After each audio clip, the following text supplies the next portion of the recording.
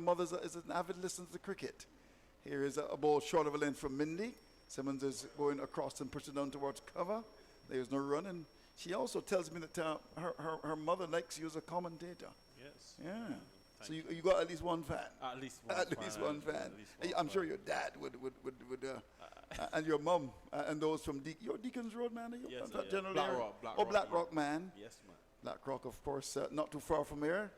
In fact, one of the only places, I think, they tell me it's represented by 4 MPs. It's so big, Black Rock.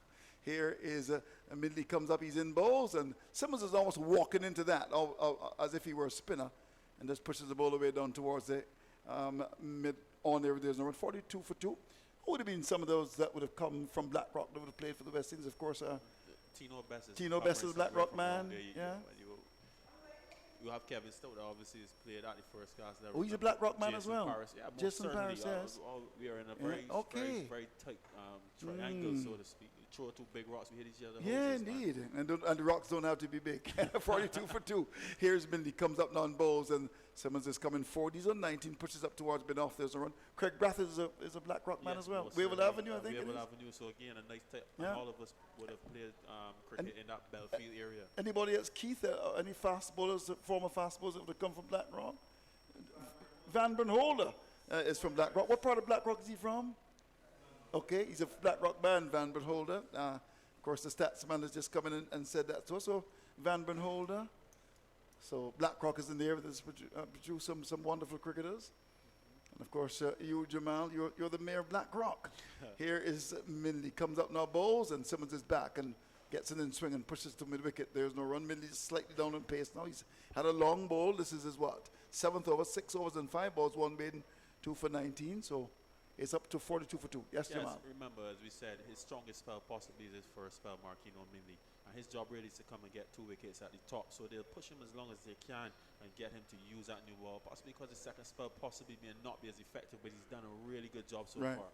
Well, he comes up now on his way, goes past the umpire. This is Minley and bowls to Simmons. And Simmons allows the wide ball to go outside the off stump, taken by the keeper. We're coming up to the first hour. And I think we've now come to the first hour. The umpires are just beginning to get the refreshment cart to come onto the field, and we'll do an assessment of the first hour. Let me remind you that the Trinidad and Tobago team, in fact, won the toss and chose to bat with Smith and Carey Pierre, as I see here, not in, and Simmons coming into the side. Barbados leaving out Cummins and Drakes from the 13 that was selected.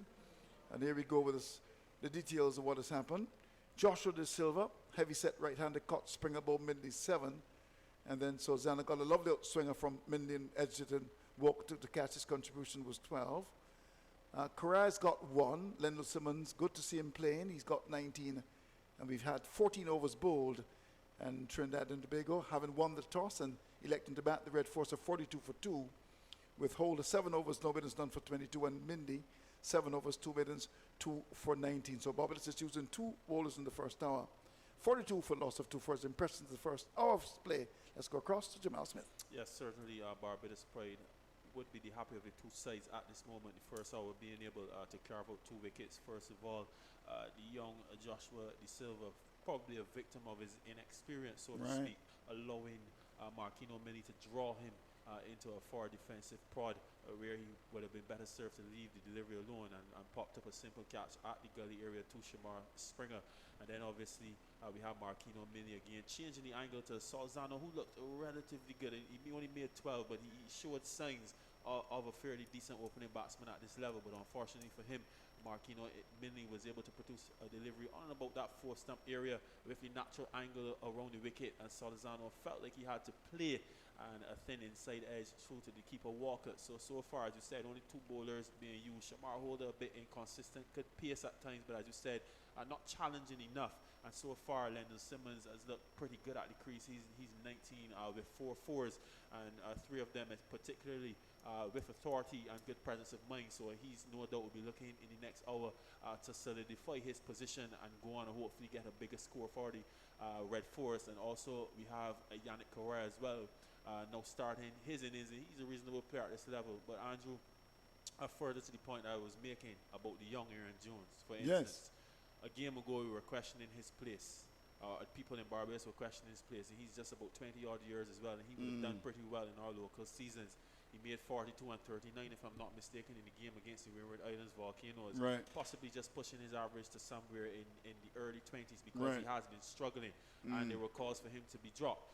What is being said of Sheehan Braffett at this moment, he's young and exciting. I remember in particular Rashidi Boucher, that's actually the name we use to describe him in the local scenes. We call him young and exciting. He's no longer that young and exciting, but here he is at 29 years old as well. And I'm saying to you, if a Sheehan Braffett comes in and has pretty much the start batting performances, that is the pattern in the Caribbean, particularly in Barbados, of young batsmen, top order batsmen especially. We say to Sheehan Braffett, okay sir, thank you very much, and then 6 years down the road when he seems to be have been maturing certainly at a local level or whatever, we don't give him another opportunity, we give it to another youngster. So are you saying that to justify the selection of Boucher? I'm saying to you we need to slow down the production line, Andrew. I'm not saying to you that the selection of Boucher is neither good or bad. I'm saying to you that there's a thought process here in Barbados and in the Caribbean that is a cancer, and we are seeing it reflecting right now in this Barbados Pride team that for the last year or so have been unable to find their feet since the senior batsmen especially particularly have gone, and we'll be looking to the Curtins and the Aaron Joneses and these guys that are out here, the Shane Moses to carry the mantle, even the Anthony Alleyns. Not been doing Anthony Allen. Yeah. So what to say of him, who had a very good season 2 seasons ago? Would you have dropped him? He had to be dropped. He was struggling. But I'm saying to you. So the answer is yes, because sometimes you don't commit yourself. No, I cannot commit myself when I'm trying to be balanced. But it's a simple question. Andrew, I'm asking you if you would drop Anthony Allen. The answer is yes or no. I will not be intimidated into of that course position. Not. Nobody would ever even entertain the thought. But I'm just suggesting to you that the production line needs to be slowed down just a bit, especially with relation to our batters. Right. It take longer to learn simply because we play less professional and semi-professional cricket in the Caribbean, and this is a point that has to be said. Barbadian public, and by extension the Caribbean public, they get obsessed with the next shiny object, and when it's no longer shiny, it becomes obsolete, and we go on to the next person. And the same thing happens. The line needs to slow down. All and that is not to say that Rashidi Boucher would come here tomorrow and make 150, but I'm just saying to you that at 29 years old, he still has a lot of cricket left in him, and if 3 games left in the season, he's brought into a Barbados Pride side to see what he can do, especially in relation to his own personal career. Jamal Smith do not have an issue. Beautiful, well said. Well, of course, it's going to generate a lot of discussion. We'll invite you. We'll invite you to send your WhatsApp messages. Stout comes up now. There's been a lot of talk about him too as well, in that people said he should not have been left out. His first ball is too widely off stump, and it goes by to be taken by the keeper. So we just get Keith Holder to come and call. Just do this last delivery. 42 for 2. Of course, you can send us your WhatsApp messages and respond to what Mr. Smith has had to say, 2534679. And I'm sure that those messages are going to be rather interesting. Here is Stout as he comes up now with his medium pace. He's in and bowls a ball which is beating the batsman outside the off stump, beautifully bowled. The batsman came forward, went past the outside edge, taken by the keeper. So it's time for me to say goodbye at the moment. Always a pleasure to talk to you, Mr. Smith. Karaz got 1. Simmons is on 19. It's 42 for 2. Another word for you, and there's going to be Keith Holder. Yes, Kevin Stokes so far starting reasonably well. In the last game, particularly against the Windward Islands, I found he was not as patient as he normally is, but so far starting in pretty good areas, Keith. So there are 2 slips and a gully, and he's over the wicket from the Garner end outside of the off stump. On this occasion, Correa picks up the line and allows it to go through to the keeper. He is on 1 from 14 balls. Simmons 19 from 29 deliveries. T and T Red Force 42 for 2 in the 15th over. Both wickets taken by the returning Marquino Minley, the fast bowler from Jamaica, in only his 2nd game of the season, and both against the Red Force. Defensively played back down the pitch by Correa. And there is no run at first. Joshua De Silva caught at gully, coming on the front foot, prodding somewhat, and a straightforward catch to Shamar Springer. He went for 7. That was 12 for 1, the last ball of the 4th over. And then Jeremy Solazana, left-hander, pushing tentatively outside of the off stump. He was caught at the wicket by Walcott, and he scored 12. That was 36 for 2, 11 overs and 1 ball. Stout again outside of the off stump. No stroke as it goes through to Walcott. The other 2 games on in Guyana, and in Dominica. Leeward Islands Hurricanes are 57 for no wicket. Here at Kensington Oval, Stout tucks up the left-handed Solozana appeal, correction, Correa, an appeal for leg before wicket. Not out, says the umpire Verdian Smith as it goes out on the offside. It's the end of the over, 42 for 2, and 15 overs have been bowled.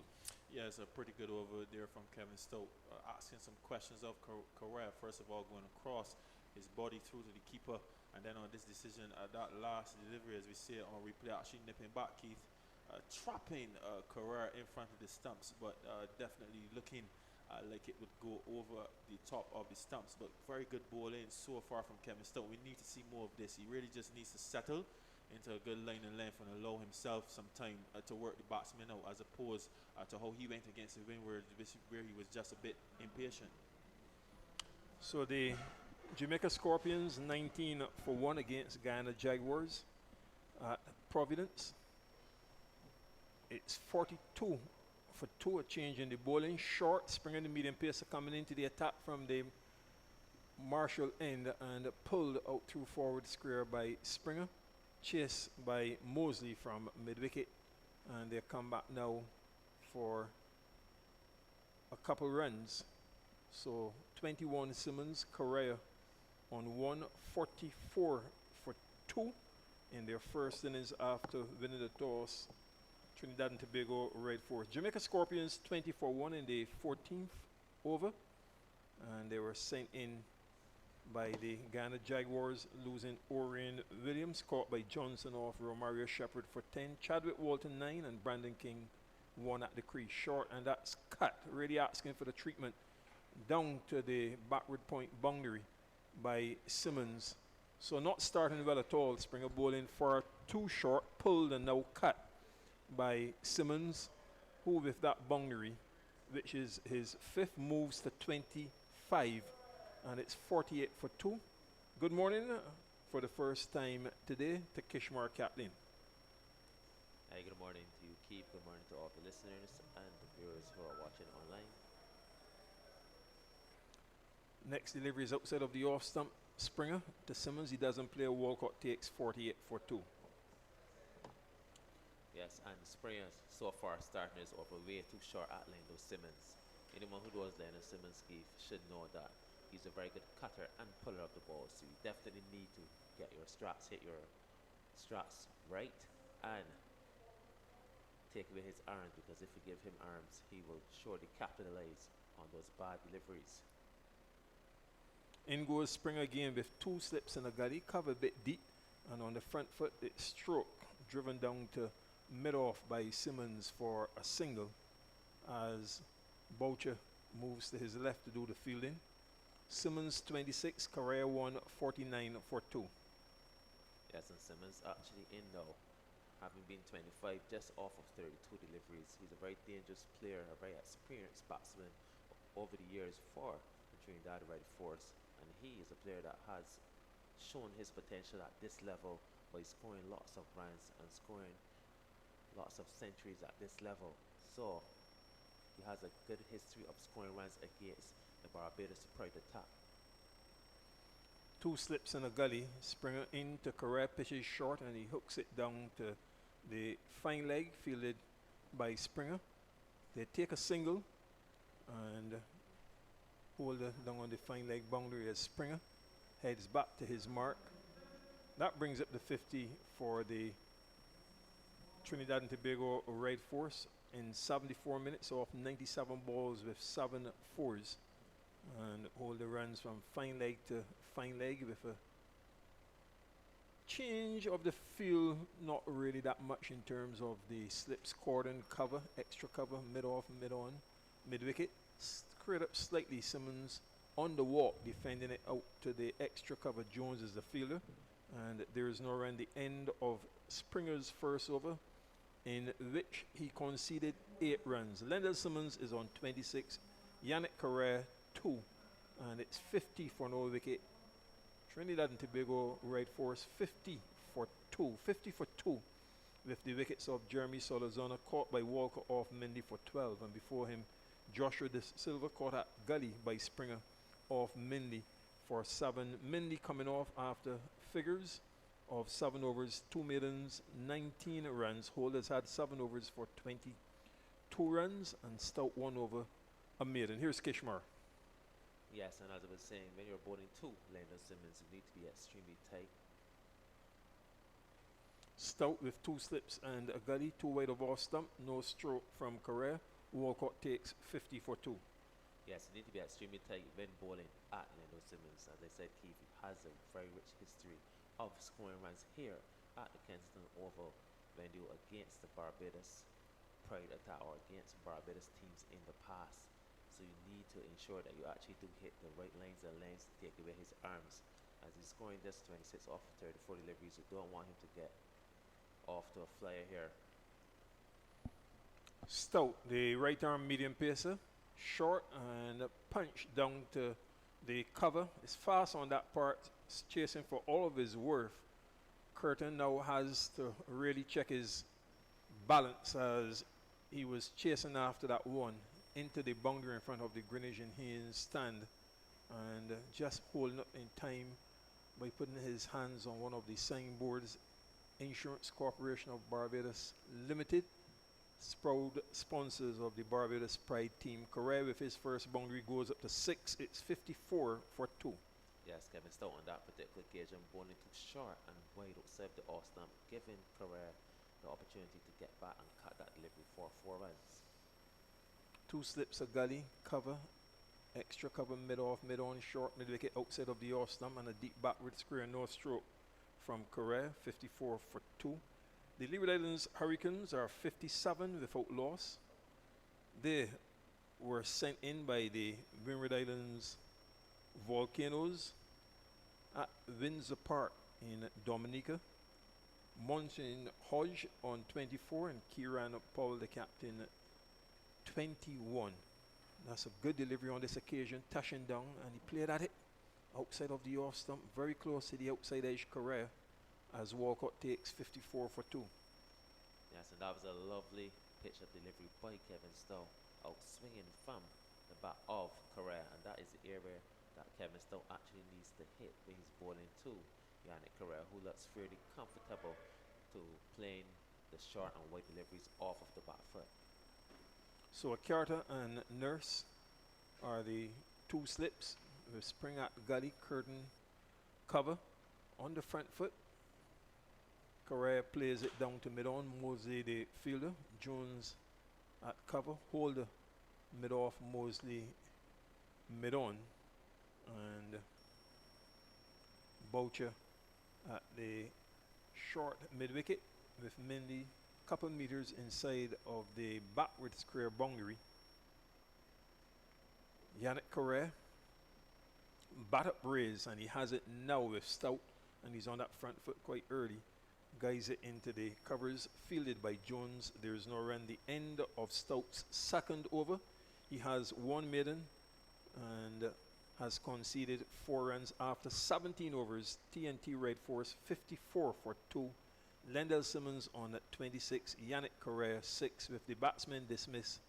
Joshua De Silva caught at gully by Springer off Minley for 7. And his opening partner Jeremy Solazano caught by the keeper Tevin Walker off Minley for 12. Those wickets fell at 12 and 36. Yes, another good over for the Trinidad and Tobago Red Force. This bowling partnership in Stoke and Springer needs to be extremely tight, like the first bowling partnership between Holder and Mindy. Springer the medium pacer with 2 slips outside of the off stump, and no ball called by umpire Reefer. No stroke from Simmons, now 55 for 2. Yes, and Springer just looking to put in an extra effort there for that delivery, actually overstriding and coming over the crease. He needs, as I was saying, Keith, this bowling partnership here in Stoke and Springer needs to be extremely tight at Lando Simmons, because you don't want him to actually get away these short and wide deliveries. The cover point is somewhat deep, and that Simmons on the front foot drives it down to mid-on for a single, comfortably taken. Minley moves to his right to do the fielding. Simmons with that single goes on to 27. The field changing over for the left-handed Correa. It's now 56 for 2. And Holder going to fine leg. Carter, the captain, is at first slip, and he wants to make a change. Nurse is in that second slip. He's asked Boucher to move from mid-on up to the forward square. Mid-wicket. Mid-on is rather straight. Mid-off. Extra cover, and the cover. So he will continue from around the wicket, short Springer, and pulled down to the backward square boundary, asking for treatment. He's really bowled too short in his first couple of overs, and the score goes up now to 60 for 2. And Correa, being given a gift, goes into double figures on 10. Yeah, so we really like to understand what is the actual bowling plan for young Shamar Springer. Then Captain Jonathan Carter actually has a very tight onside field set in, a very short, straightish mid-on, a very close mid-wicket, and a square leg, which means or suggests Keith that he should be looking to bowl the deliveries full at the batsman instead of short. Springer again, and this one wraps him on the pad, tucking him up a bit short, and it goes down to the area of gully. Picked up by Curtin. There is no run, 60 for 2. Yes, I would have just witnessed there, Keith. Springer actually now with his second delivery, pitching up that delivery and actually wrapping young Correa on his front pad. So this is the area that he needs to actually bowl at Yannick Correa, full rather than short. 2 slips he has, Springer to Correa, and a pitch on the pads. He turns it behind the square. They scamper a single as Boucher moves to his left to do the fielding. A bit late in taking off Simmons, and then had to up a gear. Has a quiet word with Nurse, who is at second slip from a distance. 27 now is Simmons coming on strike. Correa has moved to 11. 61 for 2 in their first innings red force. Yes, and Springer has been so far all over the shot. We really needs to tighten the screws here at this pair in Simmons and Correa, who are looking fairly comfortable towards these short deliveries.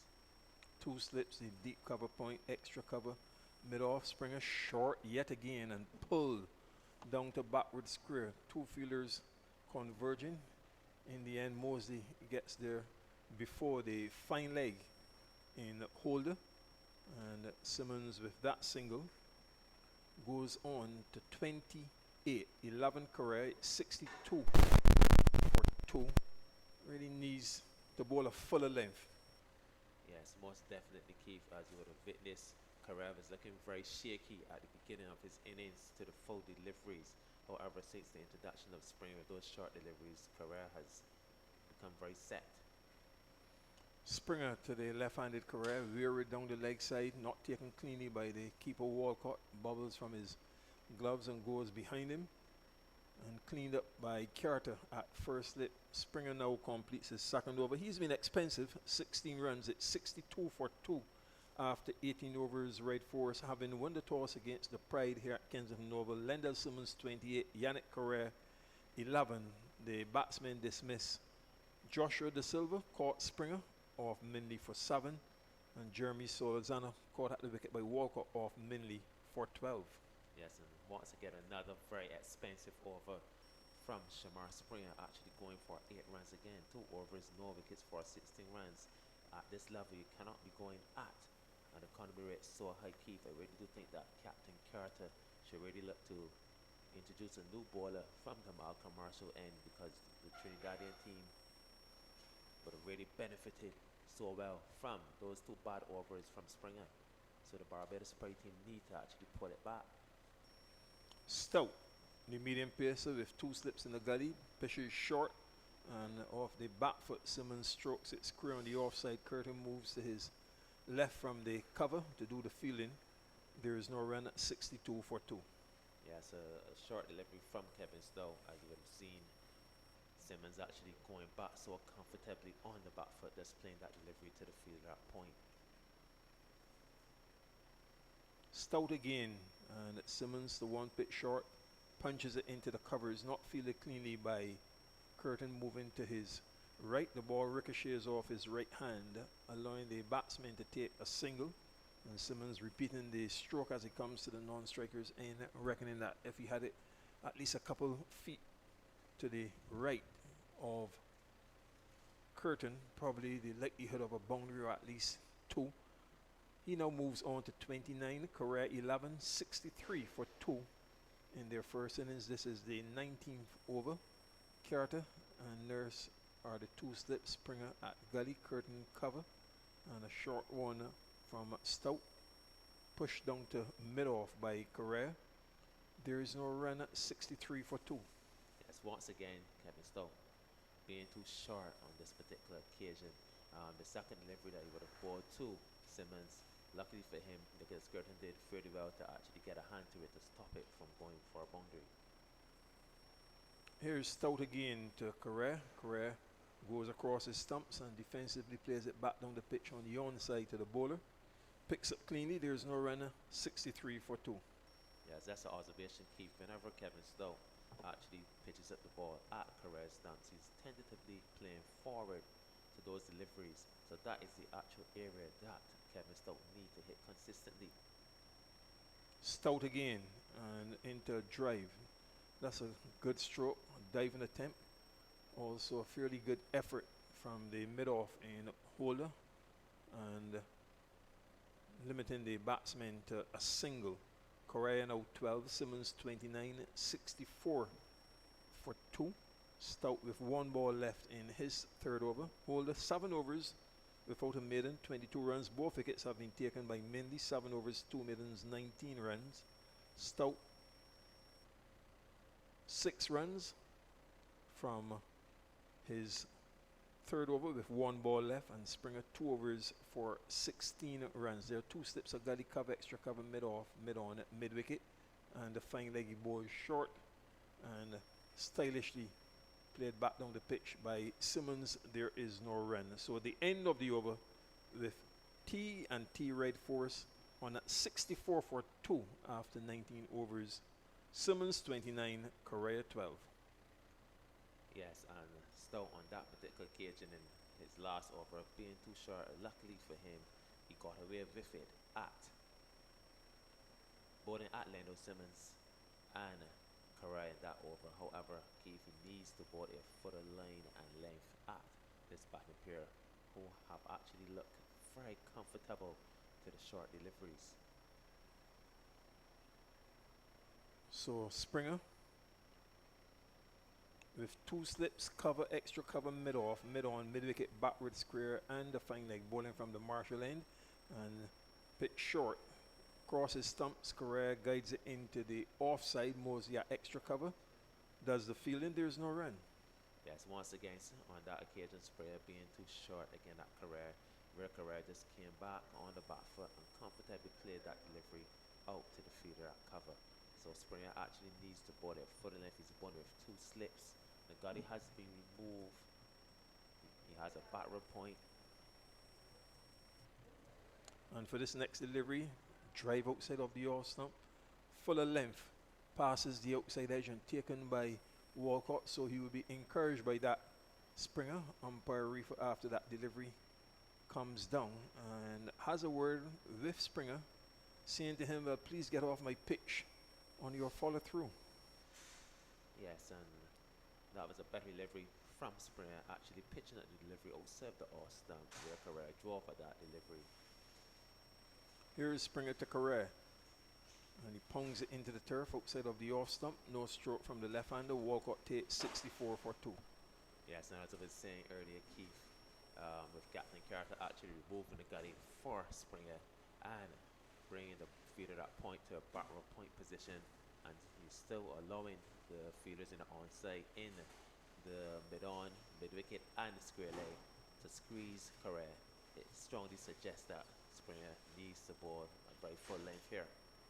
Springer again, and Correa comes on the front foot, plays it into the covers. Mosley does the fielding. No run, 64 for 2. Yes, and that was a better delivery, actually bringing Correa onto the front foot. However, once again, umpire Leslie Ruffer just checking the area that Shamar Spring would have landed in, and once again asking him to just kindly run off of the wicket when he has delivered his deliveries to Correa. You don't want to get involved or run into that danger area where then you can actually suffer the consequences of being taken out of the attack. Springer. And pitch is short. Correa goes back and turns it behind square for a single. Jones moving from mid wicket to do the fielding. 65 for 2. Correa on 13. Simmons 29. And once again, Keith Shamar Springer just easing the pressure off of Correa, who has not looked really comfortable to the pitch up deliveries that are outswinging away from his bat. But Springer on that occasion coming short into the hips of Correa, which was easily turned behind square for easy single. 2 slips he has, and ball short. Simmons back and cuts it down behind point for a single. Boucher runs around from the cover to do the fielding, and now Simmons moves to 30. Correa 11, 66 for 2. Yes, and Springer once again short to Lando Simmons, as you can see here through the monitor. Simmons actually smiling at the end of the over because those lines and lengths that Springer are at, is actually hitting towards Lando Simmons and Correa, especially Simmons. Those are the lines and lengths that he prefer to actually face from bowlers because he's a very good cutter, puncher and puller of the ball. So you're actually bowling to his strength. So Stout is about to start his 4th over, and it's 66 for 2. And after another word from Kishmar, your next commentator will be Andrew Mason. And Stout just making a few change in the mid wicket, bringing the mid wicket a bit straighter, closer to the non-striker. Stout's first delivery is short and cut down to the point by Simmons, fielded by Curtin. There's no run. 66 for 2 as Stout walks back to his mark. Word from Kishmar and then Andrew Mason. Now once again, Stout having been too short and wide at Lando Simmons. Luckily for him, Simmons did not dispatch that bad delivery, and the delivery was actually cut to the Curtin at point.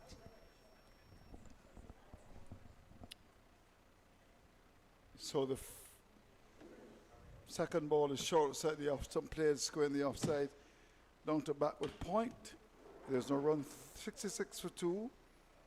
Partnership that is not bad, 30. And they wouldn't want to lose another wicket before the break here. They've lost the wickets of, first of all, De Silva and then Solozano.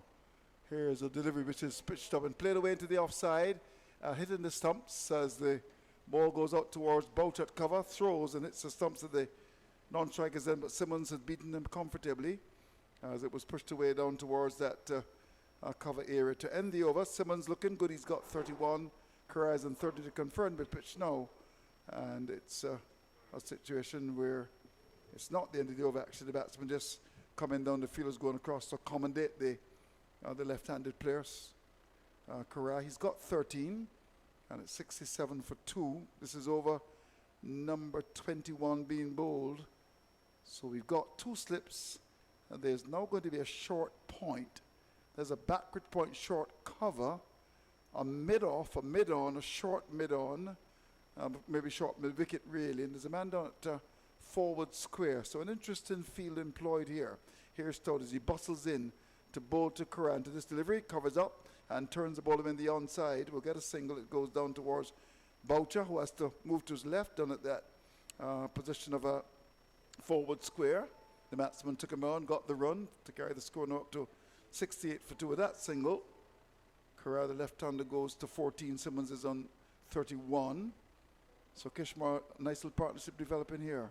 Yeah, it's a very good partnership developing here, and one that definitely needs to be stopped from a Barbados Pride perspective. Here is Stout as he comes up now. He's in both to Simmons, and Simmons is covering up to ball, which is on the off stump, and pushes from that off stump up towards bit off. Stout comes across to pick it up. There is no run. 68 for 2. Let me remind you that the Red Force won the toss and they chose to bat. At the moment, they are 68 for 2 with Kevin Stout, the busted medium pacer, to bowl his last ball of over number 40. Comes in and bowls to Simmons, and Simmons down the pitch and gets it, drives up to mid-off. There is no run, but he actually came down the pitch to Stout and stroked him as if he were a spinner up towards that mid-off area. What a shot. You don't see that. That's almost like a T20 shot. We know he's very good at the T20, but it went down towards that mid-off area. He couldn't score. So Simmons is kept in 31. Corral's got 14. And the Red Force is 68 for 2. If you complete the end of over number 21, 68 for 2 is the latest score at Kensington. Yes. How's the pitch played so far in terms of the bounce and the pace? The pitch has played very well in terms of the bounce and the pace. It actually has a lot of juice in for the seamers. However, majority of the seamers have not used the pace. Here is a delivery, bowled by Spring outside the off stump, and it's a little bit wide. And Curra comes across, allows it to go by to be taken by the keeper. 68 for 2, 68 for 2. Just another, 25 minutes or so to go before the break at lunch.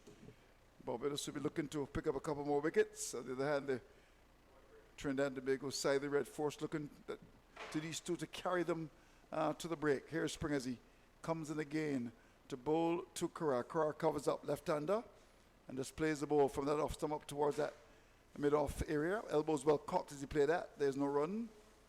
Barbados with 2 slips, a backward point, a cover. There's a mid-off, a mid-on, mid-wicket. Now, let's look at the long leg. There's also a backward square for that short delivery that's pulled in the air. Here's the range, the lanky Spring operating from the southern end, starts his run. Comes in to bowl to Curran. To this delivery short, he goes back, looks to turn the ball away, hits the top of the pad and goes very close to his leg stump. I think he doesn't want to hook here or pull, because he's conscious of the fact that Boucher has been positioned about 5 meters inside that backward square boundary. And in fact, I'd say in the last couple of minutes, he's been just looking around at that field. He's conscious there he goes again, conscious that the field is positioned for that top edge. Here he comes on his way, Springer up and bowl, short. He goes back and clips it down towards the position of a long leg for a single. That's Correa. And doesn't want to go for that hook shot, and just prepared to just work the ball neatly off of his pads for 1. He's now up to 15 with that single, brings Simmons into strike. Simmons 31's look good so far, Kishmar. Yes, very good so far, especially to these short and wide deliveries where Shamar Springer and Kevin Stout has been born into his strength.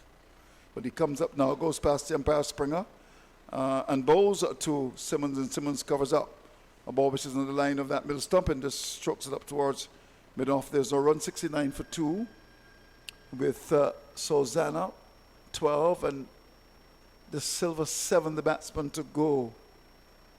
Here Springer goes back to his mark.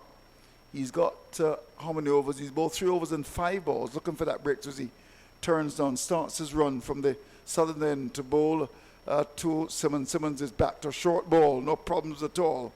And that's on the off stump, just pushes to mid-off. And the extra cover comes across to make the stop. To end the over, Correa is on 15. Simmons has got 31. It's 69 for 2. That's the latest score here at Kensington. Yes, as I was mentioning earlier at the beginning of the over, Andrew, Sinks, Marquino mainly spell, and the spell from Shamar Horder, Kevin Stout, and Shamar Springer, they have not kept the pressure on the Red Force team, especially with this lovely partnership that continues to progress between Correa and Lando Simmons, who's actually looking very dangerous here. He's in, Andrew, he's very set, as you would have seen him advancing down the track to the final delivery of Kevin Stout's over. And Lando Simmons is a player that loves to take on his opponents at any level, whether it's first class level, List A level, or T20. Here Stout comes up now in bowls to grab back. No problems at all. Too short. No problems in pushing down to cover. There's no run. Fielder coming to his left is Aaron Jones, 69 for 2. So the weather's good in Bridgetown. And fact, lovely breezes coming across the ground as well. Here is Stout as he comes in now to bowl to Karan. Karan has to get a different length. This time it's on the middle stump, but he just comes forward. Solid left-hander. Plays up towards mid-on. The bowler cuts it out. So striving with that breakthrough. They've added 33 so far. 69 for 2. Karan's on 15. This is over number 23. So far, holder 7 overs, 2 minutes done for 22. Millie 7 overs, 2 minutes, 2 for 19. Here's the ball pitched up on the line of the off stump as Stout is full. Coming onto the front foot as Karan just pushes down towards that mid-off area. There's no run. So the Red Force in a good victory against the Jaguars in the last match. That would have been not on the cards, but they won and they're quite happy. Barbados lost to the Volcanoes. Here's Stout, comes in, bows to Karan. Karan's back and chops the ball away. And it's brilliantly caught at the cover area. That's a magnificent catch taken by Springer. Outside the off stump, off the back foot. Hit it very hard indeed. And you know what? Springer moved to his right. Takes the catch beautifully taken by Springer. Karan goes 69 for 3. Yes, and that, looking back at the actual replay, that was a short, wide delivery outside of the off stump. Captain Carter actually moving Shamar Springer from cover and actually placing him in a very short cover point fielder position, Andrew. That delivery was actually cut extremely hard from Correa. However, that was a spectacular catch that was taken by young Shamar Springer, diving to his right and coming up with the catch. You're right. So he's gone back to the pavilion, caught Springer balls, Stout 15, 45 balls, 52 minutes, struck 2 fours. And this is not what the Red Force wanted just before the break. They've lost the wicket there 69 for 3. Yes, Andrew, and this is what I was mentioning. This is what I mentioned actually about 3 weeks ago in relation to Kevin Stout and what he actually brings to this Barbados Pride team. He's one bowler, Andrew, at this level so far for the Barbados Pride, who majority of the occasions actually raises his hand for his team and somehow seems to always break that partnership that always forms, or the partnership that has actually been going successful against the Barbados Pride. So it's 69 for 3. Jason Mohammed, who is a very experienced player, of course with the experience of playing for the West Indies, had a good show against the Jaguars as well. He comes out at a tricky time, really. Another, 20 minutes or so. Less than that, 20 minutes to go before the break. And Barbados would be happy with the morning's work so far, but the Red Force winning the toss and batting, 69 for 3. Barbados would be happy with this, Kishmar, I would think. Yes, they will be very happy with this, especially after gaining the scalp of Correa, who was looking really good in a very developing partnership there with Lando Simmons, who we saw advancing on the track and is actually 31 off of 48 deliveries. We all know what Lando Simmons can do at this level, and that was actually turned into a very dangerous partnership for the Red Force team. Well, 2 steps in the gully. There's a man at short cover now. There's a backward point mid-off. There's also a mid-on, mid-wicket, and a backward square. Stout to be encouraged as he will continue as he starts his run, comes in to bowl to Mohammed. He's in and bowls to Mohammed. Mohammed gets a wide ball outside the off stump.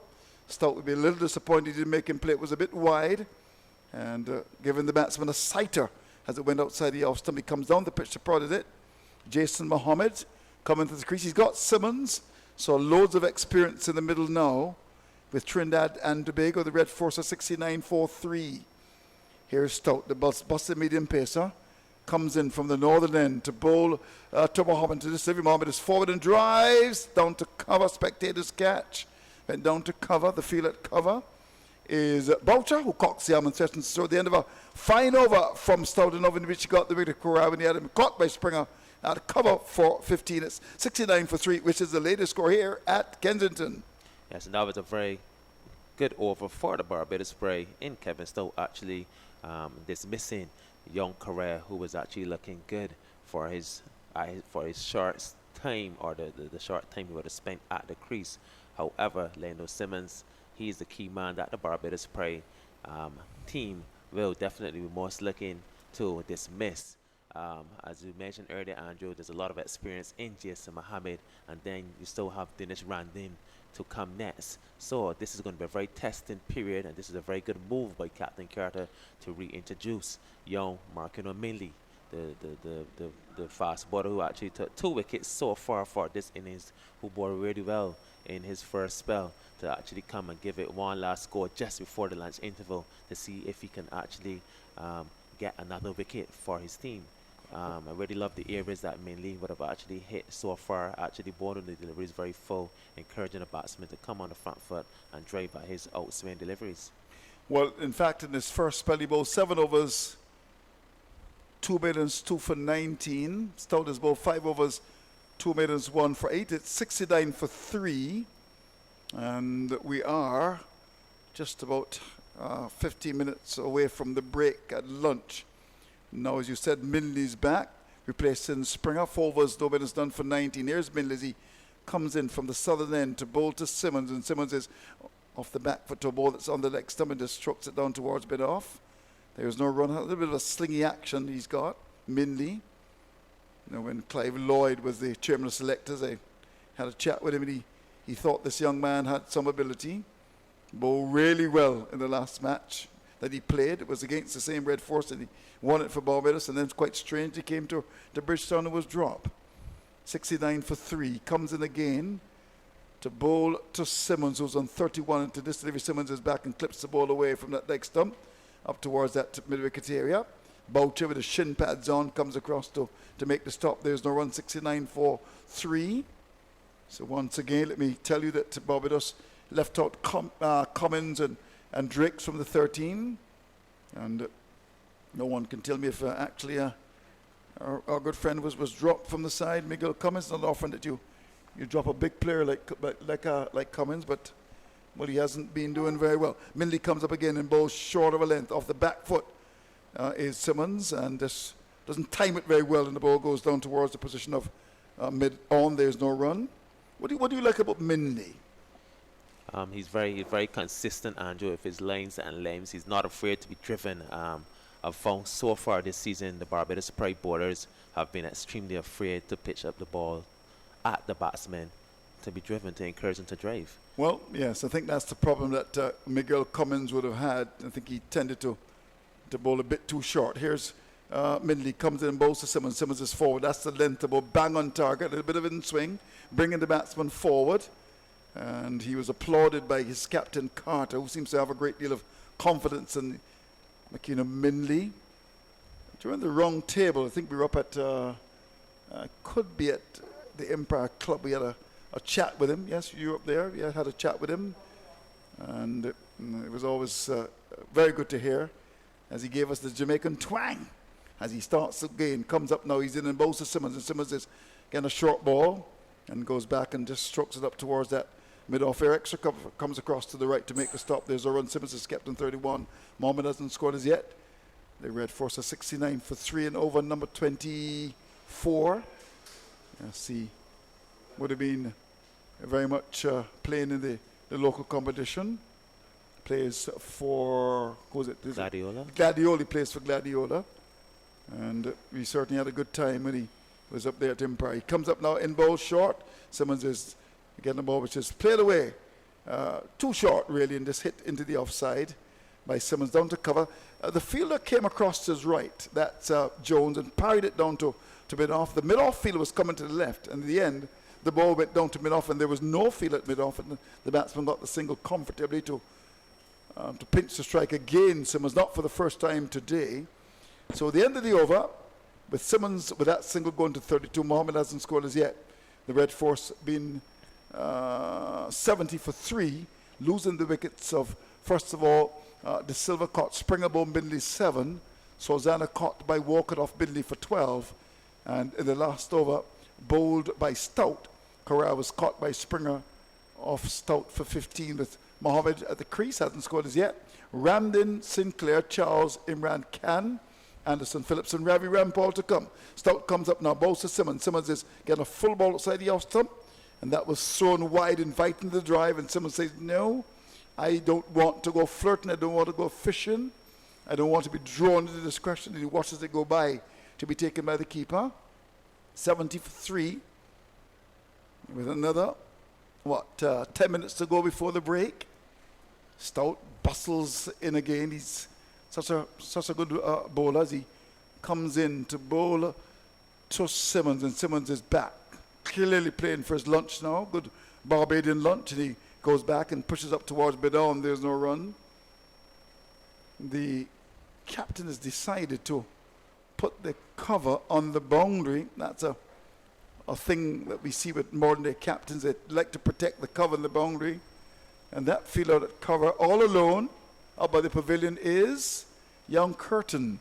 Stout again comes in to bowl to Simmons. Simmons is covering up. Ball in the off stump. Good length, good line. And he just pushes. Elbows well cocked. Look at a good picture there. And stroked it up towards Bidoff. The bowler picks it up. There's no run.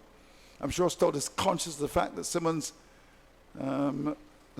is dropping anchor here. Just wants to ensure that there is no more loss as far as Trinidad's concerned. Stout comes in, bowls to Simmons outside the off stump. Play the way down to backward point for a single.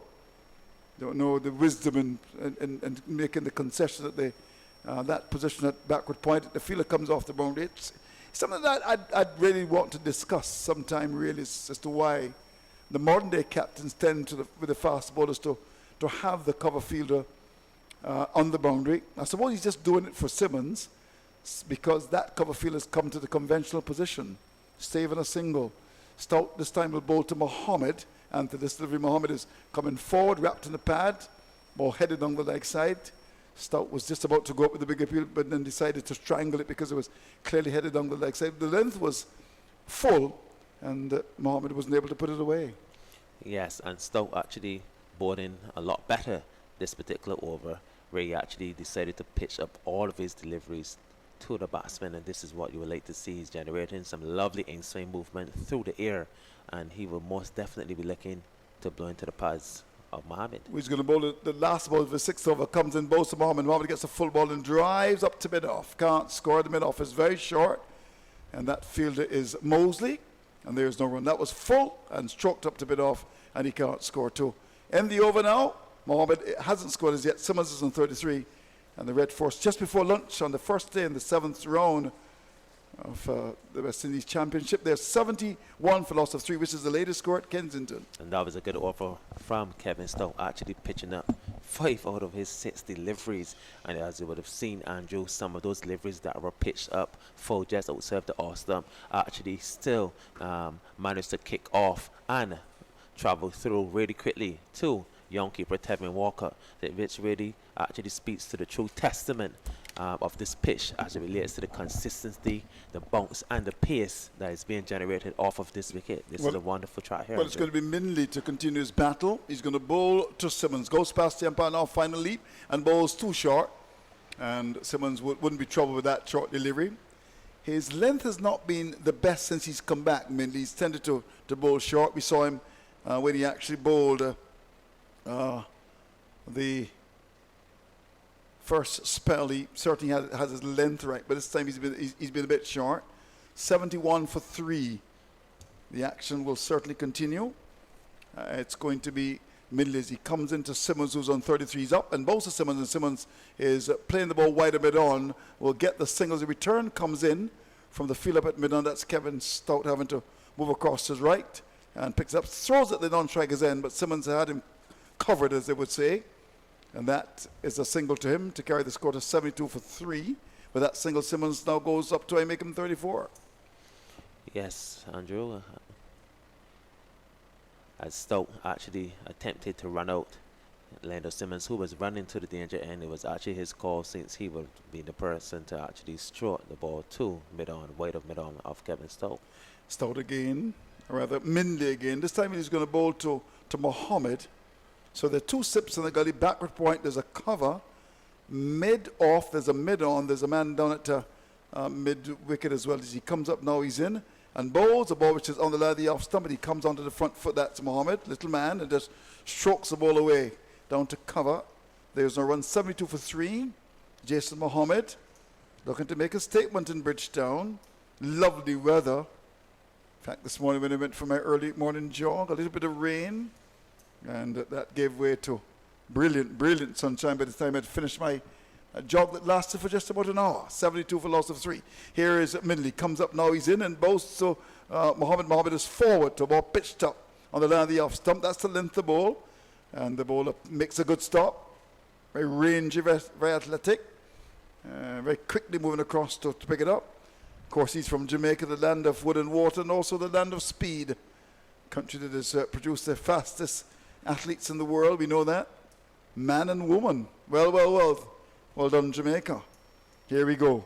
As it's going to be Mindy to continue as he comes up now on his way, goes past the umpire, now he's in, and bowls outside the off stump, played away, down towards the position of the backward point. Here it's going to head out towards the boundary, and it will be pulled back. Oh, good work there by, that's, who's it? That's Curtin to get 3 for that, but yes, the length has not been the best since Mindy's come back, really. He's tended to bowl too short. Someone must get into his ears and say that you bowled a beautiful length earlier, but now you're bowling short. And that was played beautifully by Mohammed down towards the boundary. At cover, back for the third. Yes, I mean, being too short on that particular occasion, allowing Jason Mohammed to get back and cut that delivery through point to collect 3 runs. It was a very good effort still by Curtin, who actually just managed to pull back the cricket ball just before it was going into the rope. Well, he got 3 to get off the mark. It's 75 for 3 now. Here's Minley. He comes into bowl to Simmons, goes past the umpire, bowls to Simmons. Simmons again gets a short ball, too short really. Minley, someone's got to speak to this young man really. I mean, that's really short. Banging the ball into the pitch. Pitch it up. Let it do something for you. You're not going to get Simmons out. At least you shouldn't with that kind of bowling. And he goes back and just pushes up towards mid-on. There's no run. 75 for 3 at the end of the over. Simmons, he is on, I make him 34. Mohammed has got 3. Here's Kishmar. Yes, and Bailey being too short again during his last over. However, everyone here who's actually watching this cricket game live or watching it on the stream can actually see or understand that Lando Simmons is actually just playing for time, just playing for a survival right now, just to survive and go into the lunch interval, come back after the lunch interval. And I can assure you, Andrew, that these short deliveries that he would have defended so far from Mindy, he would dispatch those deliveries. Well, so it's all about survival here for Lando Simmons. Yeah, well, yeah, it's going to be Stout to continue. As he comes up now, goes past the umpire, he's in and bowls, and good delivery. Bang on target on the middle stump. And it's the batsman, Mohammed, is coming forward. And a bit of bounce, got big on him. And went from the top of the bat down towards forward short leg. There's no run. There's no forward short leg. And the action will continue. And it's 75 for 3. And Mohammed is on 3. Simmons is on 34. Here is a ball outside the off stump, ball by Stout. Full and wide. And the batsman just watches it go by to be taken by the keeper. That's Mohammed, who's got 3. And what time do we have now? We got 11:58. So this could very well be the last over before the break. How many balls are left in the over? We got 5 left in the over. So we'll see what happens here. 75 for loss of 3. Here is Stout as he comes up now, goes past the umpire, he's in, and bowls outside the off stump, and the ball is played away down to that backward point here. Just got the feeling that Mohammed wasn't too keen to play that, and a late decision. Went down towards backward point, there's no run. Sometimes it's just part of the psychology just before the break, make a change, bring the feeling from that mid-wicket area, just put him in front of the bat at the offside of there's a forward short leg. We don't seem to get that kind of thing anymore. Maybe put the gully in. Here is Simmons. Here's Stout comes in and bowls. The ball is outside the off stump, goes down towards the third man. It's going to head out towards the boundary, and we'll get there. It was outside the off stump. He pushed it there. The field that second slip, that Nurse came across, didn't stop it. Looked rather late in moving. Went past him. Stout is not happy, and that's gone away for 4 runs down to third man. 79 for 3. So with that, Mohammed goes up to 7. 79 for 3. Wasn't able to get across to the right. That was a Nurse at second slip. And he got a boundary for that. Stout again comes in on his way to bowl to Simmons. Simmons is bowling to, that's Mohammed. Mohammed is forward to a ball which is on the off stump. A little bit of movement away from the right-hander. The ball hits the outer portion of the mat and runs a short cover. There's no run. So we've got how many balls left? One left. I make it 12 o'clock, 79 for 3. So this should be the last ball before the break at lunch, but we shall see. We'll no doubt see what umpire Smith will do. Here is Stout as he comes in to bowl to Mohammed. In bowls to Mohammed. Mohammed is off the back foot and forces the ball away. Through cover, too short. It's going to go towards the boundary and we'll get there just about now. That's gone for 4. A bad delivery, too short. And lunch or no lunch, you should put that away. And Mohammed did. Off the back foot and stroking the ball beautifully through cover. That's gone for 4. To end the session before lunch with a boundary. In fact, we've had 2 boundaries in the over with Simmons on 34, Mohammed on 11. And after some 27 overs bowled this morning, the Red Force winning the toss and batting the 83 for loss of 3. With, first of all, the Silver caught Springer ball Bindi 7. Sozana, he was caught by walk out of the bowling of Bindley for 12, and Kura caught by Springer off Stout for 15. Mohammed is on 11. Lendl Simmons, he's got 34. It's 83 for 3, and the bowling for you. Holder, 7 overs, 2 minutes done for 22. Mini, 9 overs, 2 minutes, 2 for 24. Stout, 7 overs, 2 minutes, 1 for 17. And Springer, 4 overs, no minutes done for 19. First impressions of the action before lunch on the first day of the Red Force Pride Battle. Let's go across to Kishmar Catlin. Yes, and Stout on that particular occasion, just finishing up the over with a very bad delivery, Andrew, after he bowled an over that was very full, that encouraged Jason Mohammed to come on to the front foot, despite having clipped his edge to a particular delivery that should have been fielded by Ashley Nurse, that was misfielded by Nurse, that went to the boundary for 4 runs. Kevin Stout came back immediately afterwards and bowled a short, widest delivery, having his field actually squeeze in Jason Mohammed. That was practically a gift, and Mohammed actually took it with a lot of gratitude and dismissed it to the cover boundary for 4 runs. The lengths and lines that Kevin Stout and Min Lee are actually hitting so far, they will need to actually go into to the lunch interval and really and truly try to refocus about their bowling plan to this dangerous pair in Jason Mohammed and Nedo Simmons, who are well-known cutters and players that actually love to use a lot of arms to these short, widest deliveries. So they will need to actually come aboard a full foot of length after lunch. Okay, so thanks to Kishmar. We hope you'll enjoy your lunch as well. We'll certainly enjoy our lunch. Let me tell you that the Red Force won the toss and they chose to bat quickly. Then they lost 3 wickets. First of all, it was the Silver for 7, Sozana for 12, and Kara for 15. Jason Mohammed is on 11. Lendl Simmons on 34, batting for just over 100 minutes. In fact, 61 balls, 5 fours, and playing some audacious shots. Some 27 overs bowled. The wicket takers for Barbados, Minley, 2 for 24 from 9, and the other man together wicket, Kevin Stout, 1 for 17 from 7. So the Red Force, 83 for loss of 3. We're going to come back in about 35 minutes. Please join us then.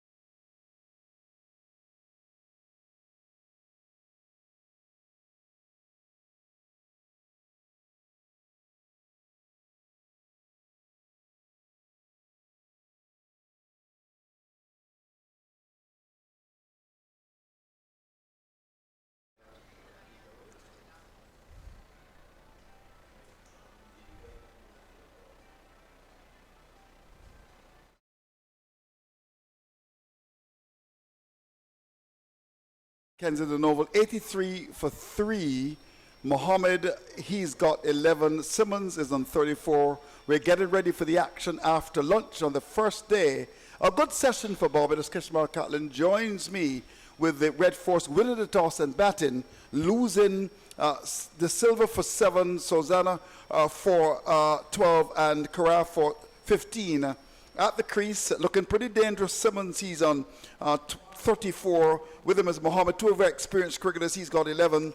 27 overs bowled. This session, Kishmar, is going to be of great importance. After you, to take you through with the ball-by-ball action for the first half an hour, it's going to be Keith Holder. Yes, Andrew, a very important session for both teams. This is going to actually help determine the direction that this first day session actually flows in. If Lando Simmons, having been on 34, just off of 61 deliveries, you would have seen just before the lunch interval, Rare Lee, who came back in his second spell after bowling so well in his first spell, taking up 2 wickets for 19 runs in his first spell. He came back way too short, so he would definitely need to adjust his lines and lengths at Lando Simmons this session.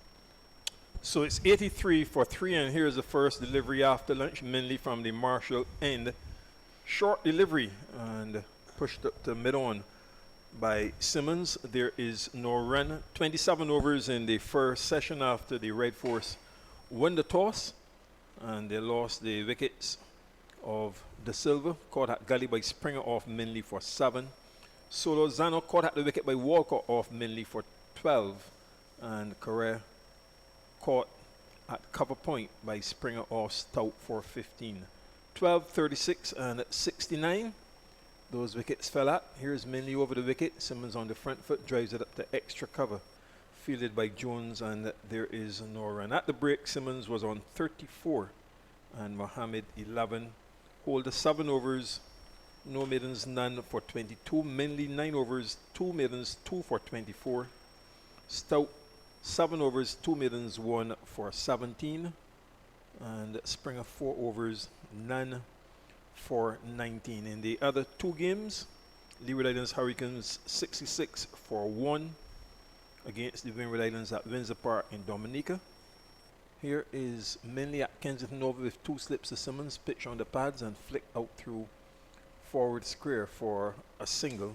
Mosley, the fielder, throws it at the non-striker's end. Simmons goes up to 35, Mohammed 11, and it's now 84 for 3. And Jamaica Scorpions 63 for 2 against Guyana Jaguars at the Guyana National Stadium in Providence. Yes, and mainly so far, Keith, starting back this session, boarding a better line and length, actually boarding a further line and length so far at Lando Simmons. With Simmons actually picking up a single that would have came about from an in-swing delivery that blew into his pads, where he just flicked it through the square leg region for 1 run. So 2 slips, the deep point, cover, extra cover, mid-off, mid-on, forward square, and the fine leg, and squared up a bit here as he comes forward, Mohammed, and plays it out to the extra cover. Jones is the fielder. There is no run. Mohammed showing a return to form in the last round against the Jaguars at the Queen's Park Oval in Port of Spain. Stout out at mid-on, as was the case before lunch when the occasion presents itself, having a word with Simmons.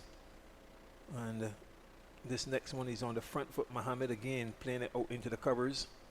The fielder moving to his left is Jones again. And that little conversation after the ball has been delivered continues, with Stout coming up to say a couple words to Simmons. And I don't know, perhaps, well, how was the lunch on this occasion? What were you thinking of in the earlier session on your return to the team? Now he's clapping away as he is at a very short mid-on, I dare say. Kishmar goes in now with the walks in with the bowler. Minley pitches up and driven just past the left hand of the bowler as it goes up to mid-off, and on the arm return coming in from Springer, raises his hand with a bit of apology as the over had been called, and Simmons was just easing out of the crease to have a word with Mohammed. After 28 overs in their first innings, Trinidad and Tobago Red Force 84 for 3. They won the toss. Lendell Simmons 35, Jason Mohammed 11, and Minley now 10 overs, 2 maidens, 2 for 25.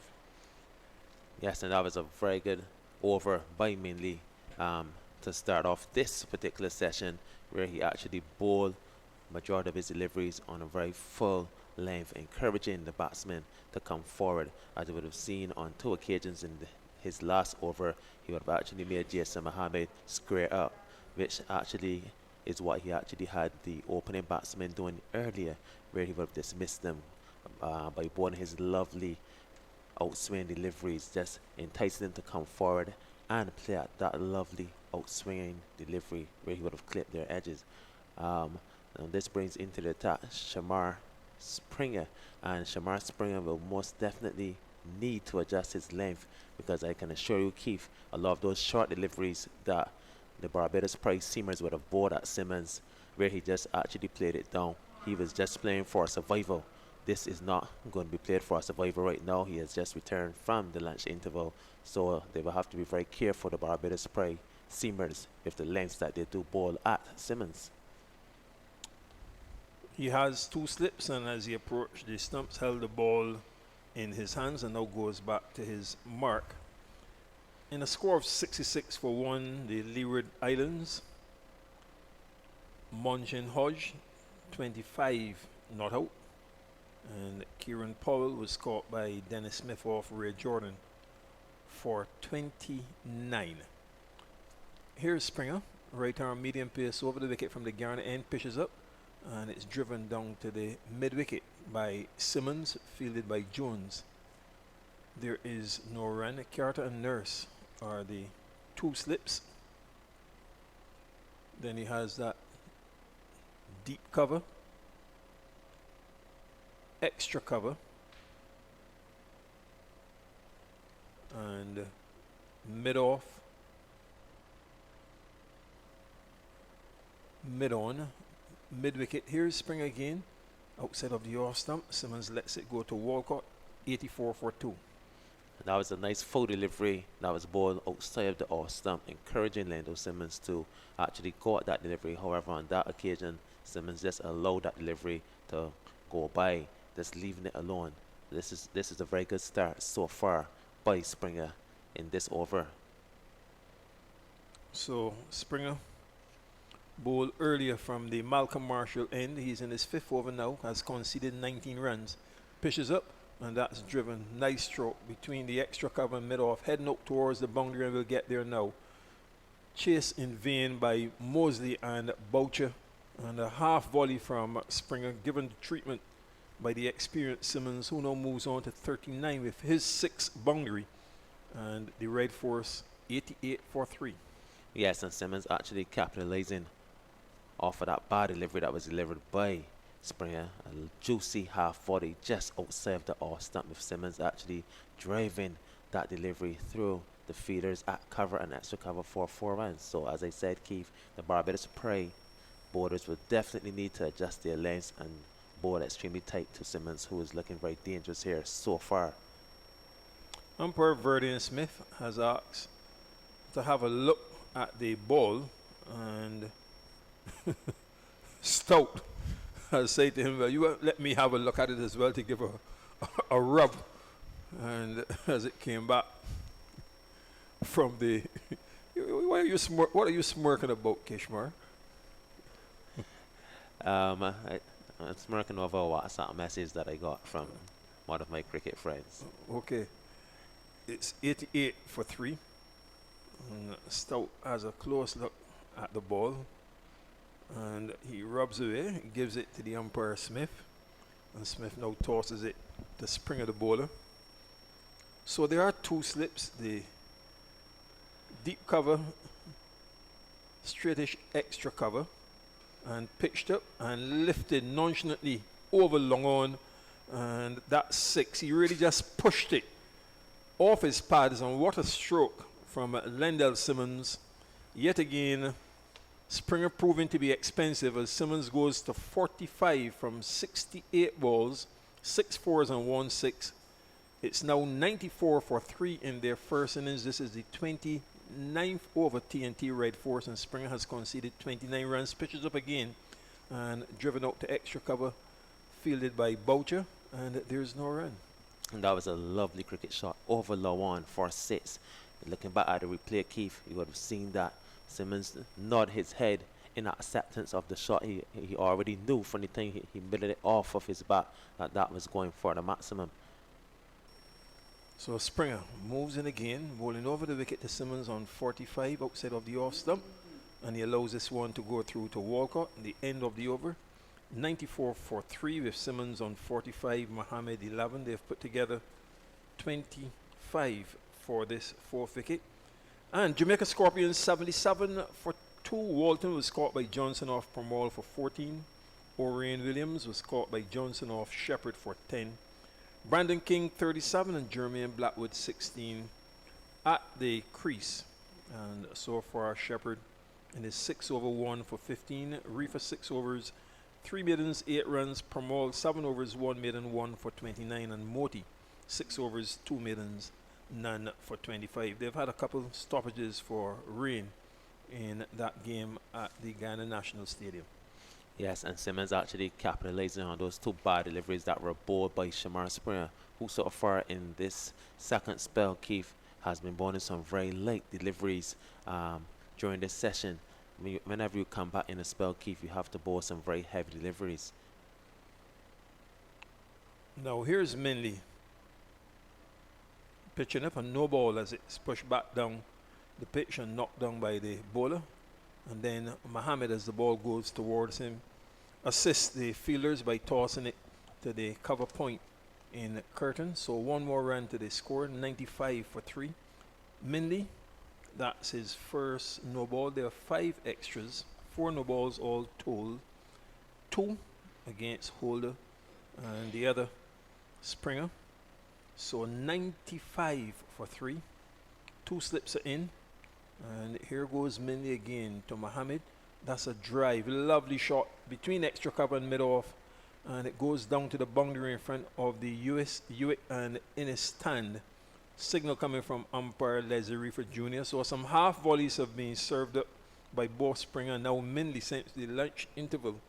And TNT Red Force moving from 83 for 3 to 99 for 3. Mohammed 15, Simmons 45. Mainly being too full on that occasion, with Mohammed capitalizing on that lovely half volley that was exquisitely driven through cover 4-4. So Mainly definitely needs to pull back his length. As I said earlier, Keith, this is a very dangerous pair here for the Trinidad and Tobago Red Force team. Mohammed taps away. In goes Minley. Pitch is short and he's behind it. Drives it out into the covers. Out of extra cover is Jones.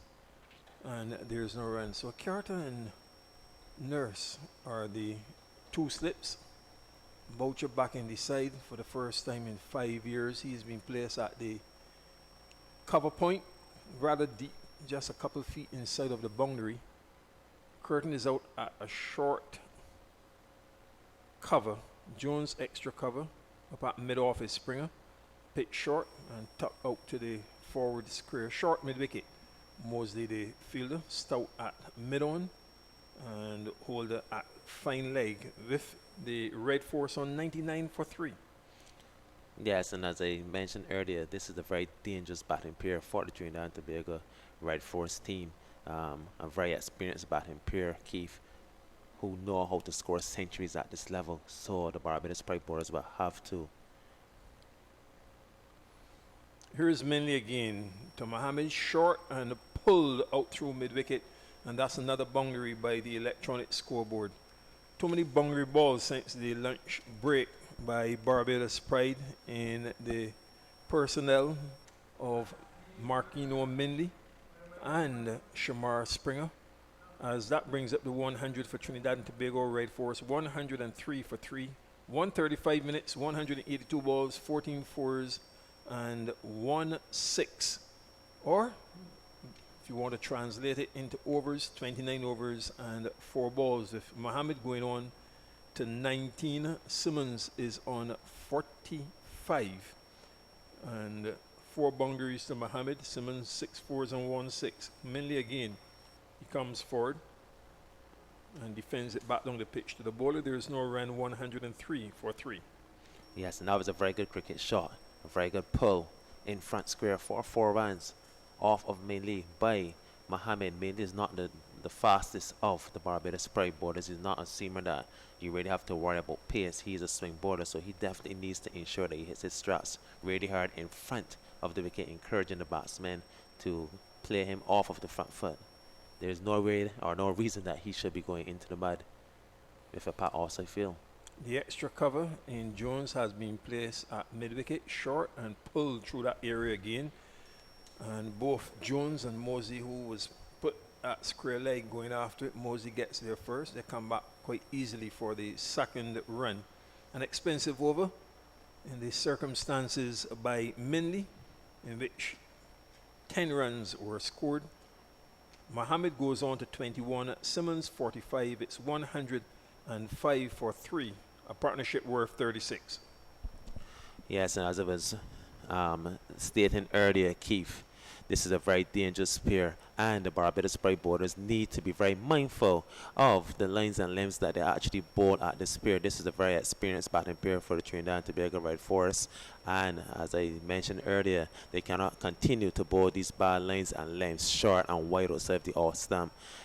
The same lines and limbs that they would have bowled last weekend against the Volcanoes, because this pair of batsmen here in Simmons and Mohammed will definitely capitalize on these bad deliveries, especially when they're playing on a pitch that is very true and very good to play your cricket shots, where you can actually last through the line of the ball and maximize on the bad deliveries.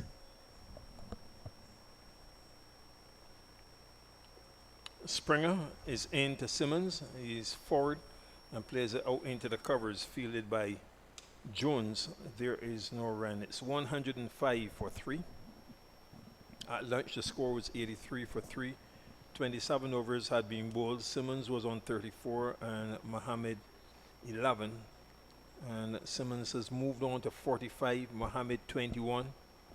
So Springer, in his 6th over, he moves in again, and for this delivery off the back foot, it's stroke down to the unprotected third man. It's a very fast outfield. Curtin runs around, makes the dive and pulls it back just inside of the boundary. And they've come back now for the 3rd run, taking Simmons on to 48, Mohammed 21, 108 for 3. Yes, a delivery that was short and wide outside the off stump, which allowed Lando Simmons to just easily run that bad delivery down to third man to pick up 3 runs, forcing Nicholas Skirden to run around from the deep point position to stop the boundary. Mohammed, having retaken his guard from umpire Smith, and it's picked short, he's off the back foot and forces it square on the offside, fielded by Curtin. There is no run. Carter at first slip, Nurse second slip. Curtin out at cover point, just seemingly winded a bit when he threw that ball, and he's down on his left knee at the moment, trying to regain his composure. Here goes Springer, the medium pacer, right across his stumps, played defensively back down the pitch to the bowler by Mohammed, and there's no run. Bowshot, the short extra cover, tap Springer on his back. A bit of encouragement. Jones is out in the covers, mid-off. Mosley mid-on in holder, and in he goes again, and it's pushed down to mid-on. There's no run as holder moves to his left to do the fielding. 108 for 3, Mohammed 21 and Simmons 48. Yes, and that was a better delivery. The last 2 deliveries were better deliveries from Shamar Springer to Jason Mohammed. Just bring him onto the front foot, allowing the delivery to actually swing into his pads. This is some very good bowling so far. Stout at mid-wicket and mainly on the fine leg boundary. Mohammed goes back and turns it down behind Square, bringing Minley off the boundary to do the fielding. a single. Mohammed now 22, Simmons 48, 109 for 3. At the end of the 31st over, Springer now 6 overs, none for 33. Yes, with Springer just easing the pressure at the end of the over once again by allowing Jason Mohammed to easily turn that short delivery that was angled into his pads just to short square leg to easily pick up a single. This is a very good partnership so far, Keith. A partnership that is worth 40 runs with Jason Mohammed on 22, just off 27 deliveries, almost going at a run of ball, and with Lando Simmons, who has actually started to extend his hands here, being 48 not off of 72 deliveries. It must be mentioned that or be admired in the manner in which they actually accelerated to the 100 score, having been 83 for the loss of 3 a few overs ago after the lunch period interval. So a change in bowling as Holder replaces Minley, and his first delivery is down the leg side. Shaping to turn it was Mohammed, misses it, goes through to Walcott. Minley's figures are 11 overs, 2 maidens, 2 for 36. And Holder bowling from the Marshall end. This is his 8th over without a maiden, none for 22, 109 for 3. In their first innings, TNT Red Force having won the toss. Holder has 2 slips and short delivery, and it's cut down to the third man boundary, bowling too short, and with that punch to the boundary, Mohammed goes on to 26. It's his 5th boundary of 29 balls, 113 for 3. Yes, once again, the Barbados Spray bowlers bowling way too short and wide. You're bowling at a pair of batsmen in Mohammed and Simmons, who are very good cutters and punchers of the ball, especially Simmons, who was a very good puller of the ball. So you have to bowl tight at these batsmen. In goes Holder again, the right arm fast over the wicket, short delivery, and in behind it, defends it back down the pitch to the bowler Mohammed, who picks up and rubs away vigorously on the right side of his trousers. Apart from the 2 slips, he has the cover point, extra cover mid-off, mid-on, a very straight mid-wicket, deep forward square, and a fine leg. Sunny here at Kensington Oval as Holder bowling from the Marshall end, and that's a big drive. He's out caught at the wicket, I reckon. There's an appeal, and seemingly confident. And Jason Mohammed looking at the turf to say, but my bat struck the turf. We'll have a look at that again, but the slip scored and the keeper were going up, and Holder begging a question of umpire Les Reefer Jr. then goes with his hands on his knees, and umpire Reefer saying, not, I think, yes, you can see a little of daylight and what Mohammed was suggesting as he drove, and the ball going inside of his bat, now pitched short after that last delivery in which he induced the batsman into a big drive just past the inside of the bat, now pitching short and guided square on the offside. It's 113 for 3. Yes, once again, Shamar Holder being very inconsistent with his lengths and lanes after beating Jason Mohammed just with a full delivery that passed underneath his bat and barely missed the off stump. Holder once again, the next delivery coming way too short. And Mohammed signaling to the dressing room. This one slightly squared up, pitch short, and he guides it into the covers. Jones is the fielder, and there is no run. Looks like Kerry Pierre. He wants a change of gloves. Mohammed goes down mid-pitch to have a discussion with Simmons, and yes, he's going to have a change of gloves. So Kerry Pierre runs onto the field. 32 overs have been bowled. TNT Red Force 113 for 3 in their first innings. They won the toss here at Kensington Oval. It's the 7th round of the regional first class championship. Yes, and this partnership between Simmons and Mohammed has just gone to 44 runs so far. As I said, this pair looks very good, very dangerous against the Barbados Praise bowling attack, who are bowling way too short and wide. I would really like to see the introduction of Ashley Nurse, try a spinner to see what actually happens here, Keith, because so far the seamers Apart from many who would have bowled really well in the first session, all of the seamers came back this second session and they're bowling way too short and wide. So maybe Captain Carrot of the Barbados Spray could introduce Ashton Nurse into the attack to see if he can actually come and break this partnership that is developing to be a very dangerous one. Springer continues from the Joel Garner end, right arm medium pace over the wicket and driven out into the covers by Simmons, not timing it that well as Jones moves to his left to do the fielding, and there's no run. And that was a better delivery that was bowled by Springer, one that was fuller, encouraging Lando Simmons to actually drive that delivery. So this is what he would need to bowl, not bowl in half volleys, but hit that nice full length, encouraging him to come forward where he actually has the necessary protection in the offside. Springer to Simmons, and he goes across his stumps and pushes it into the covers for a single as Jones moves to his left to do the fielding. Simmons now on 49, Mohammed 26, 114 for 3. Yeah, Springer on that occasion, after bringing Lando Simmons onto the front foot, actually coming short on the very next delivery, allowing Lando Simmons to just easily get back and play that ball to point for an easy single with the fielder fielding on the deep point boundary. Fairly fortified offside field, and outside of the off stump, sticking his left pad across. Mohammed lets it go to Walcott. There are two slips, but more first slip and the third slip, Carter and Nurse. Then out at the point is Curtin. Jones is at cover. Boucher, very short extra cover. Mid-off in Mosley. Then he has the mid-on holder, and the mid-wicket is Stout outside of the off stump. Springer. Mohammed again lets it go to the keeper, 114 for 3.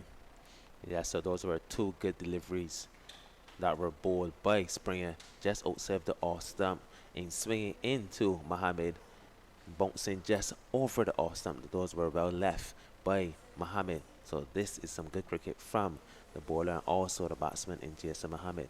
Let's see if Springer can continue. He's in his 7th over, none for 34. Again, he's outside of the off stump. This time a little closer. No stroke from Mohammed yet again. Walcott takes 114 for 3. And after that delivery, Simmons calls Mohammed down to have a word.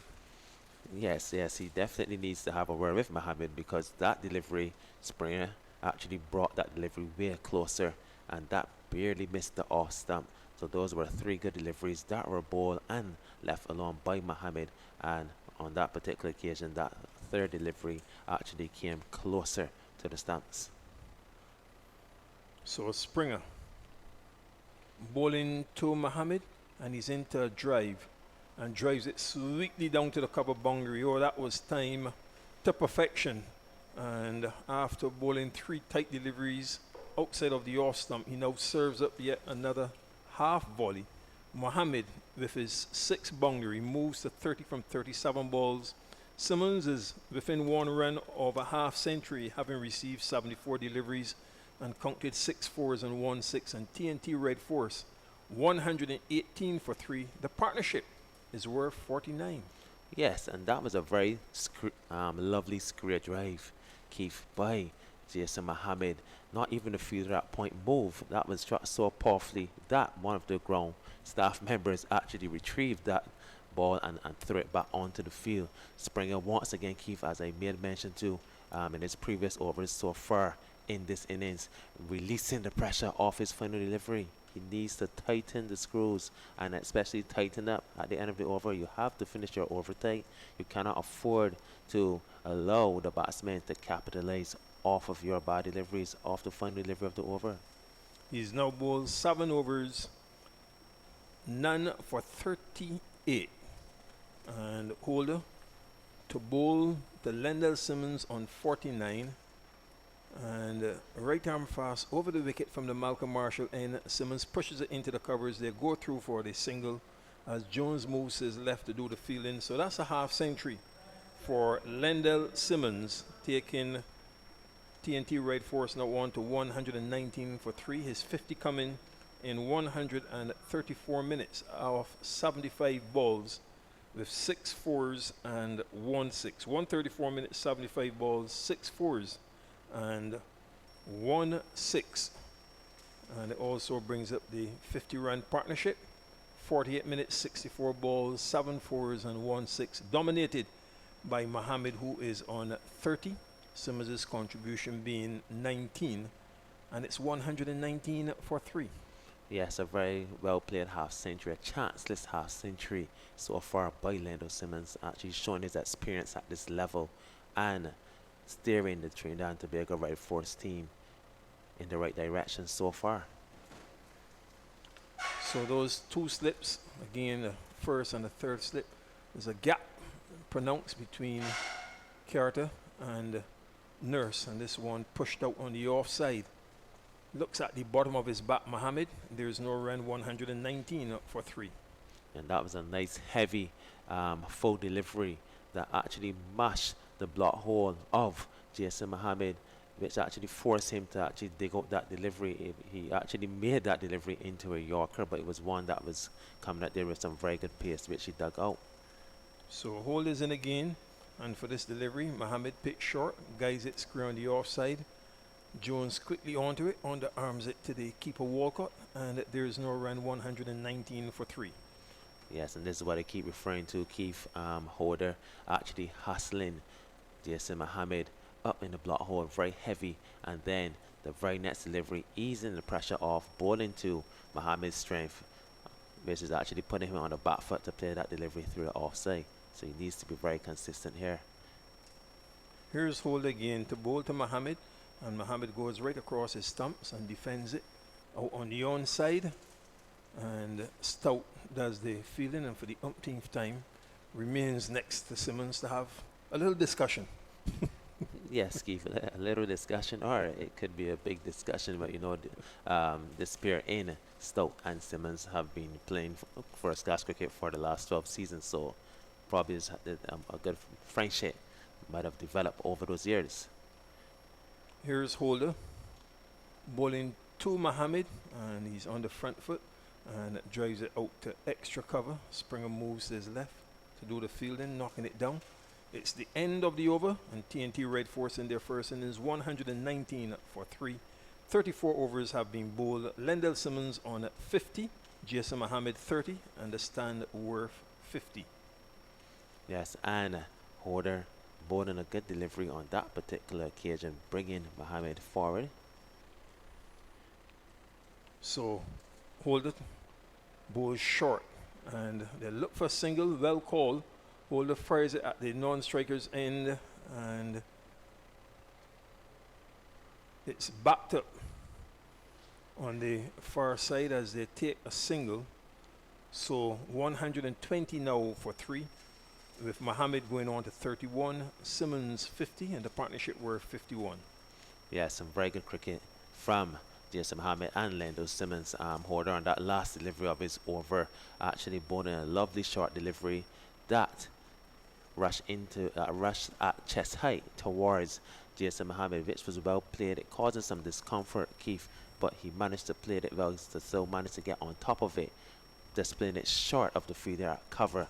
And Simmons actually seeing the opportunity that was afforded to take a single, he actually capitalized on it, and he took command and encouraged Jason Mohammed to get that single to his score. So this is some very good cricket. That was some very good alertness there from Lando Simmons, showing his true experience at this level, allowing Jason Mohammed to get a single to his score and face Shamar Springer at the beginning of his new over. So 120 for 3, and Springer into Mohammed, and he plays it out on the offside of the pitch. There is no run. Kishmar takes a break, and we welcome back Jamal Smith. Yes, hi Keith, good afternoon. I'm back, finally. Still a liaison man? No, not today, Keith. Okay. This one, he goes across his stumps and plays it back down the pitch to the bowler. There is no run. Mohammed, the batsman, on 31. Simmons, 50, 120 for 3. Yes, Keith, and these two batsmen going about the business pretty nicely. We have to say, Keith, the pitch playing very well, almost borderline flat, as they would say. So Barbados probably with a bit of work to do. Here's the medium pacer, Simmons again. And Springer again, a pitch is short. Mohammed guides it into the covers, fielded by Curtin. There's no run. Simmons is on 50, Mohammed 31. A word on Simmons' half century. Yes, well, from the way he started, his first boundary was a bit fortunate or fortuitous, but since then, the authority that he would have played with before lunch and now obviously after lunch, it shows what value experienced batter can bring, and Simmons certainly showing that. Springer, and on the front foot, Mohammed strokes it out to the short extra cover, and there is no run, fielded by Boucher, 120 for 3. The other thing too, Keith, is that this current partnership, just about 51, and Trinidad Red Force operating at 3.5 and over, so they're getting their runs at a fairly good clip. It shows that both batsmen are very well assured. Springer to Mohammed, and he's into the drive, into the covers it goes. Jones, the fielder. There's no run, 120 for 3, having lost the wickets of Joshua De Silva. Caught by Springer off Mindy for 7. Catch taken at Gully. Jeremy Solozano caught at the wicket by Walker off Mindy for 12. And Yannick Correa caught at cover point by Springer off Stout for 15. Those wickets fell at 12, 36 and 69. At lunch it was 83 for 3 from 27 overs, with Simmons then on 34 and Mohammed 11. Springer for this delivery, pitch short, it's tucked down behind square for a single to Mohammed, who now moves up to 32, 121 for 3. At the end of the 35th over, Springer 8 overs, none for 39. Yes, Keith, not much lateral movement on offer. If we're being honest, Marquino Mindy this morning session, certainly his new ball spell, he got the ball to dart around a bit, and obviously reflecting in the scorecard, having been able to pick up 2 quick wickets, so to speak, in his 11 over spell for 36 runs, 2 wickets. So he's gone reasonably well. Shamar Holder just starting back from his Malcolm Marshall end. So far, Keith a bit inconsistent again in his areas, his lines and his lengths, and it's something that he will need to improve upon going forward, because Marquino Mini has done a good job. Kevin Stout has picked up a wicket as well. Shamar Springer is there and thereabout, but Shamar Holder just really needs to get his radar right. He's not putting 4 or 5 deliveries in a particular area to ease the pressure off Captain Carter as well. He really needs to come up with the goods, because he actually would have probably gone a nod ahead of the West Indies seamer Miguel Cummins as well. So he really needs to show his worth here in this session. So Holder in to Mohammed, looking for the cut, and the ball bubbles into the ground and taken at the first slip by Carter. There's no run. This TNT Red Force side with a new coach in Mervyn Dillon, having taken over from Kevin Williams. David Furlong is the manager, and he does some work as the assistant coach. Jason Pilgrim is the physio. Barbados still with Emerson Concon Trotman as their head coach. 121 up for 3 outside of the off stump. Holder to Mohammed, he doesn't play. Wendell Coppin is the manager. They have Corey Collymore assisting Emerson Trotman. Jamal? Yes, some teams go for consistency in technical personnel. Others seek to chop and change, especially if the results are not the desired ones. I'm sure there probably will be a review at the end of the season if Barbados probably continue to play in this vein of the technical staff, and so to the players. So left to be seen, Keith. Dr. Jacqueline King is the long-standing Barbados physio. The next delivery from Hole is pushed down to mid-off by Mohammed, and there is no run. 121 for 3. Jamaica Scorpions now 95 for 3 in their first innings in the 33rd over against the champions for the last 4 seasons and front-runners Guyana Jaguars at the Ghana National Stadium. Walton 14, Orion Williams 10, and Brandon King. The batsman out, as here at Kensington Oval. Mohammed goes across his stumps and plays defensively back down the pitch on the offside to Holder. The bowler knocks the ball down. Brandon King, the last batsman out, bowled by Sherfian Rutherford for 51 from 96 balls. Jermaine Blackwood is on 20. He's just been joined by Assad Foudadin, who's yet to score. So Shepherd won for 24, Permaul won for 29, and Rutherford is only over without conceding a run, picking up a wicket, guided down to the slips, and more third slip. Nurse is positioned. Mohammed, the batsman, on 32, Simmons 50, right force 121 for 3. And Keith, as I lean over to the right, you know the question that I will ask. I think you can preempt my question. Is Ken Roy Williams playing, and what has he done? Yes, he is playing. I look for his name in the scorecard very early, so he is to come, yet to come. Okay. He's been a consistent player after he was left out of the team for the first couple of matches, representing Jamaica Scorpions for the first time this season. The St. Catherine player, former Barbados player, you dare say. The last delivery from Holder played out into the covers by Mohammed. There is no run. Holder now 10 overs, 1 maiden, none for 28, and T&T right force a 121 for 3. Yes, an over well negotiated there by Jason Mohammed. And note the field, O'Keefe. There's a third man. There's a deepish point. There's a man on the deep square leg boundary as well. As a fine leg, just one slip in the gully, obviously suggesting that Shamar Holder is not getting the movement away from the bat that one would like. But I'm wondering if it is a plan to bowl that shorter stuff. We all know Mohammed is very strong square of the wicket, but I highly doubt that a captain should be setting the field for those strokes. Springer and Simmons making a big heave at that one, as though he needed a boundary off the last ball of the match. And Mohammed at the non-strikers end, he'll just come down and do a bit of gardening, but he really had a heave at that one, miss as it went through the Walcott, 121 for 3. Yes, and a bit of byplay between Springer and Simmons as well. Springer looking at him with a pretty wide smile, and Simmons just walking out with his chest puffed up like a wood dove. You have to say a pattern, probably telling him, young man, you stay in your zone. I'm past 50 and I'm looking to press on. So maybe some interesting times to come in terms of the battle between these two. Springer again to Simmons, and Simmons comes forward and drives it down to mid-on. There is no run, 121 for 3. Yes, but as I was saying, going back to the Shamar Holder over, I know there's a third man that would have walked into the ground and saw Mohammed playing an uppercut, basically that went in the vicinity between the deep point and the third man for 4. But we know that's the strength of Jason Mohammed. My question is, probably would you be better served bowling him just a bit straighter? There's really one man in the leg side and an attacking field in a shortish mid-on for Shamar Holder, but the rest of the field is pretty much scattered. So Springer is into Simmons, and he succeeds in what he wanted to do off the first ball by advancing and lifting him over long on for 6, and this time Springer just turns and walks back, not a single word to the batsman, and that was his intention off the first ball.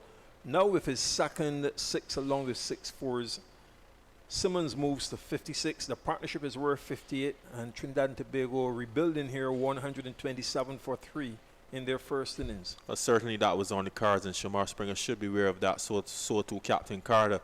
Leonard Simmons is a batsman, exciting batsman by nature. He's past 50 and obviously fancying his chances against Shamar Springer, who's medium pace to medium fast or thereabout on a surface that's relatively flat. And the ease that he's been playing so far, he's looking to stamp his authority.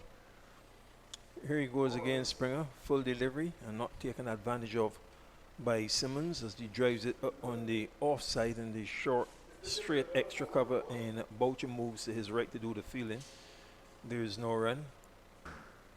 Springer continues to be expensive. He's in his 9th over, has conceded 45 runs without taking a wicket. So easily going at 5 runs and over. And he bowls to Simmons, wrapped on the pad as the ball goes down towards gully. Nurse does the fielding, and there is no run. And now he goes down on his knees, struck in the area where it hurts most. And Simmons on his back as the physio in Jason Pilgrim runs on to the field to administer treatment. It's 127 for 3. And a couple of the Barbados players getting a big laugh out of the wounded Lendell Simmons.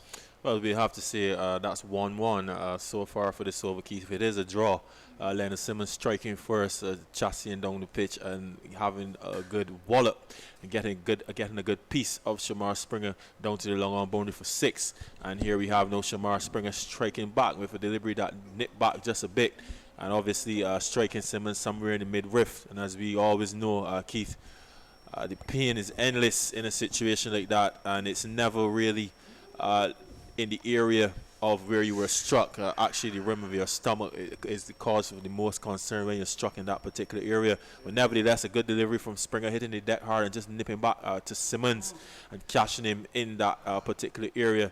So obviously a bit of discomfort for him.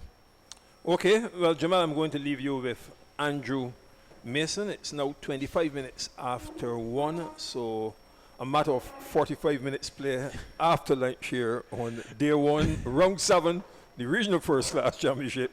Red Force 127-3. I see a cheeky smile from you there, Keith, if suggests that Mr. Mason and I will continue our little sparring match. And he has some news for me as well. I'm sure he'll enlighten the listeners. So we have a bit of a sparring match here going on between Mr. Mason and Mr. Smith. Well, I'll tell you the news I've got for you is that, do you know that Hayden Walsh has call it Wally? Have you heard about that? Where was that? Yeah, well, Keith, I didn't see it in a press release. So no, Keith, you need to put this on the BCA website that Hayden Walsh has written to the Barbados Cricket Association. He's called it Wally's gone back home. He's unhappy. Did you know about that, Keith? Oh, good. Well, that's what I heard. Have you heard that in the news? I didn't see it in the news. Okay, wonderful. Keith, did you put it on the BCA website?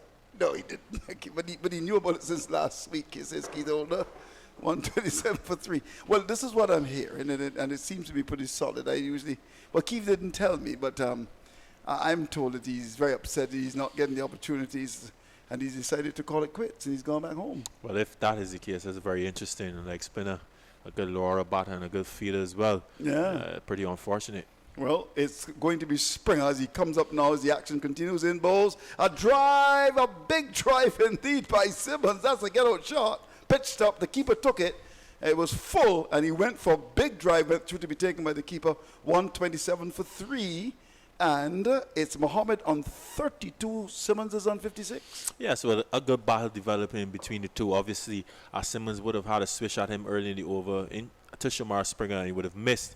And Shamar Springer following up with a decent delivery that caught the inside edge of the bat, and then Simmons taking him on by advancing and giving him a wallop down to the long on boundary. Shamar Springer then responding in kind with a sharpish delivery that nipped back and struck him in the mid-riff. And there was Simmons once more again advancing down the track, this time to a delivery that was angled down the leg side, Andrew. But I tell you what, it had on a fair bit of pace and actually nipped back a bit. Some aggression. Yeah, you're right. Yeah, so this is a good battle. Young Shamar Very Springer good battle. Responding in kind. And it's going to be Holder, who's given Mohammed a couple of deliveries short and has troubled him. Outside the outside, off the back foot, forced away 4 runs. That's a long hop, really.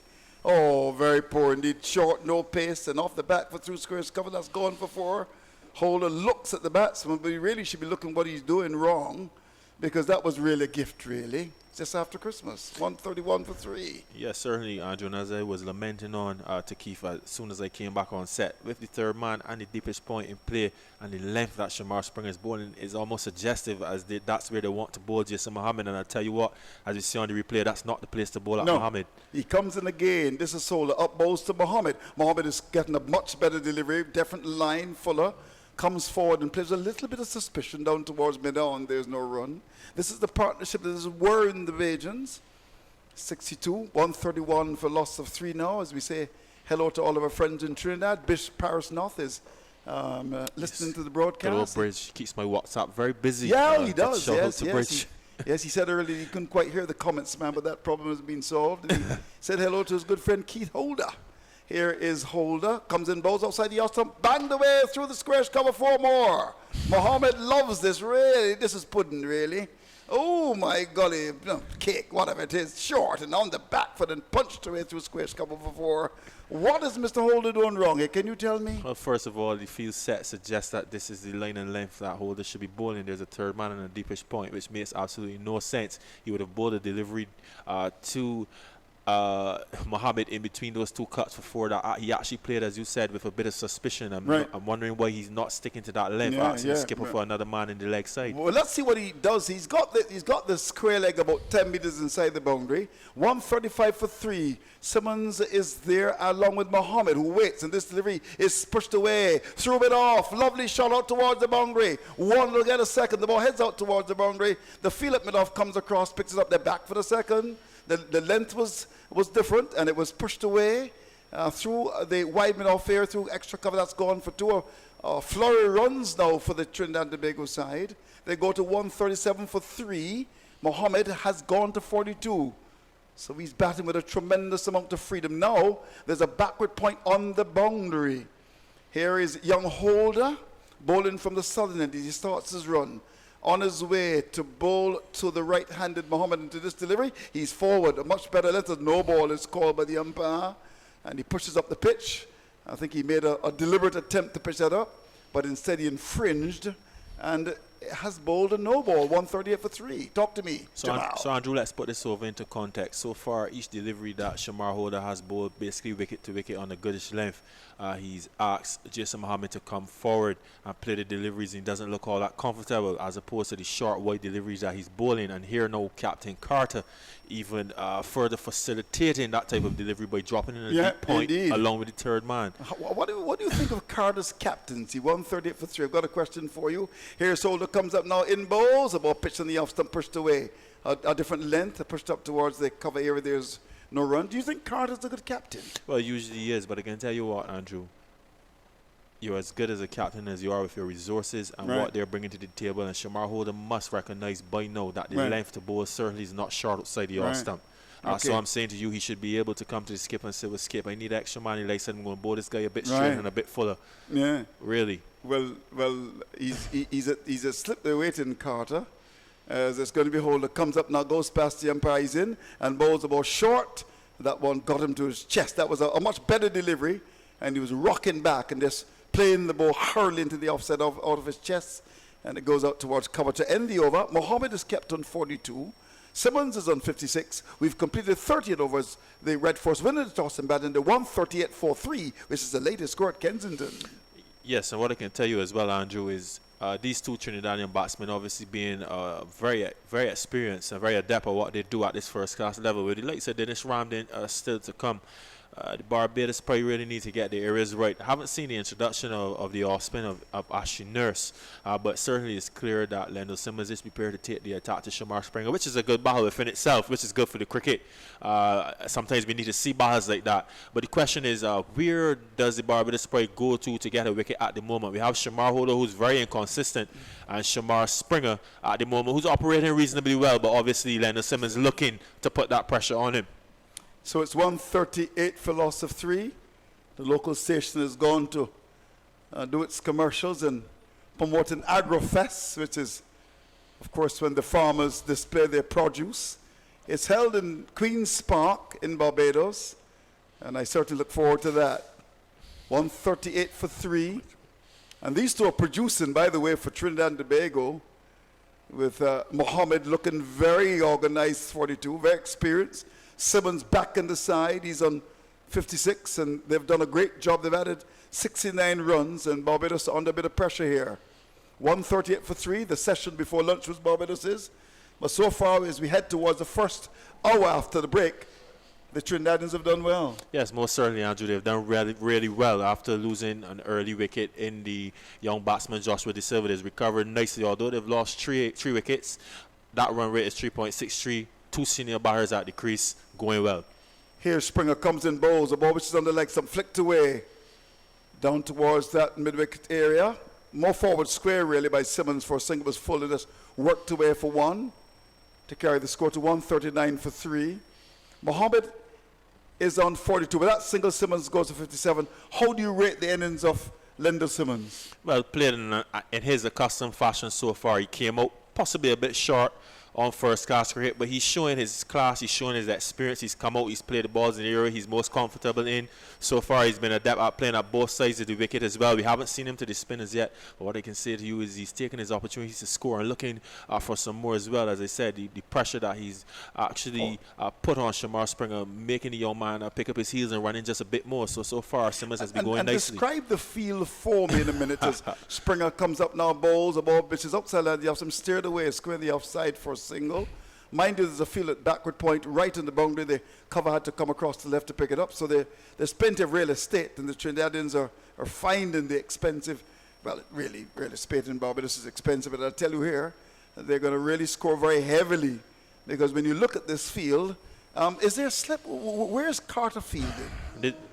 Andrew, this is really not a good sign when probably just after lunch you only really operating with a man at gully. There's no slip. So the question is, how are you looking to get Leonard Simmons out? And I'm sure Simmons will be aware of this as well. Well, here's Springer. He comes in 140 for 3. He comes in to bowl to Simmons. Simmons is driving up towards mid-off. Will get the single.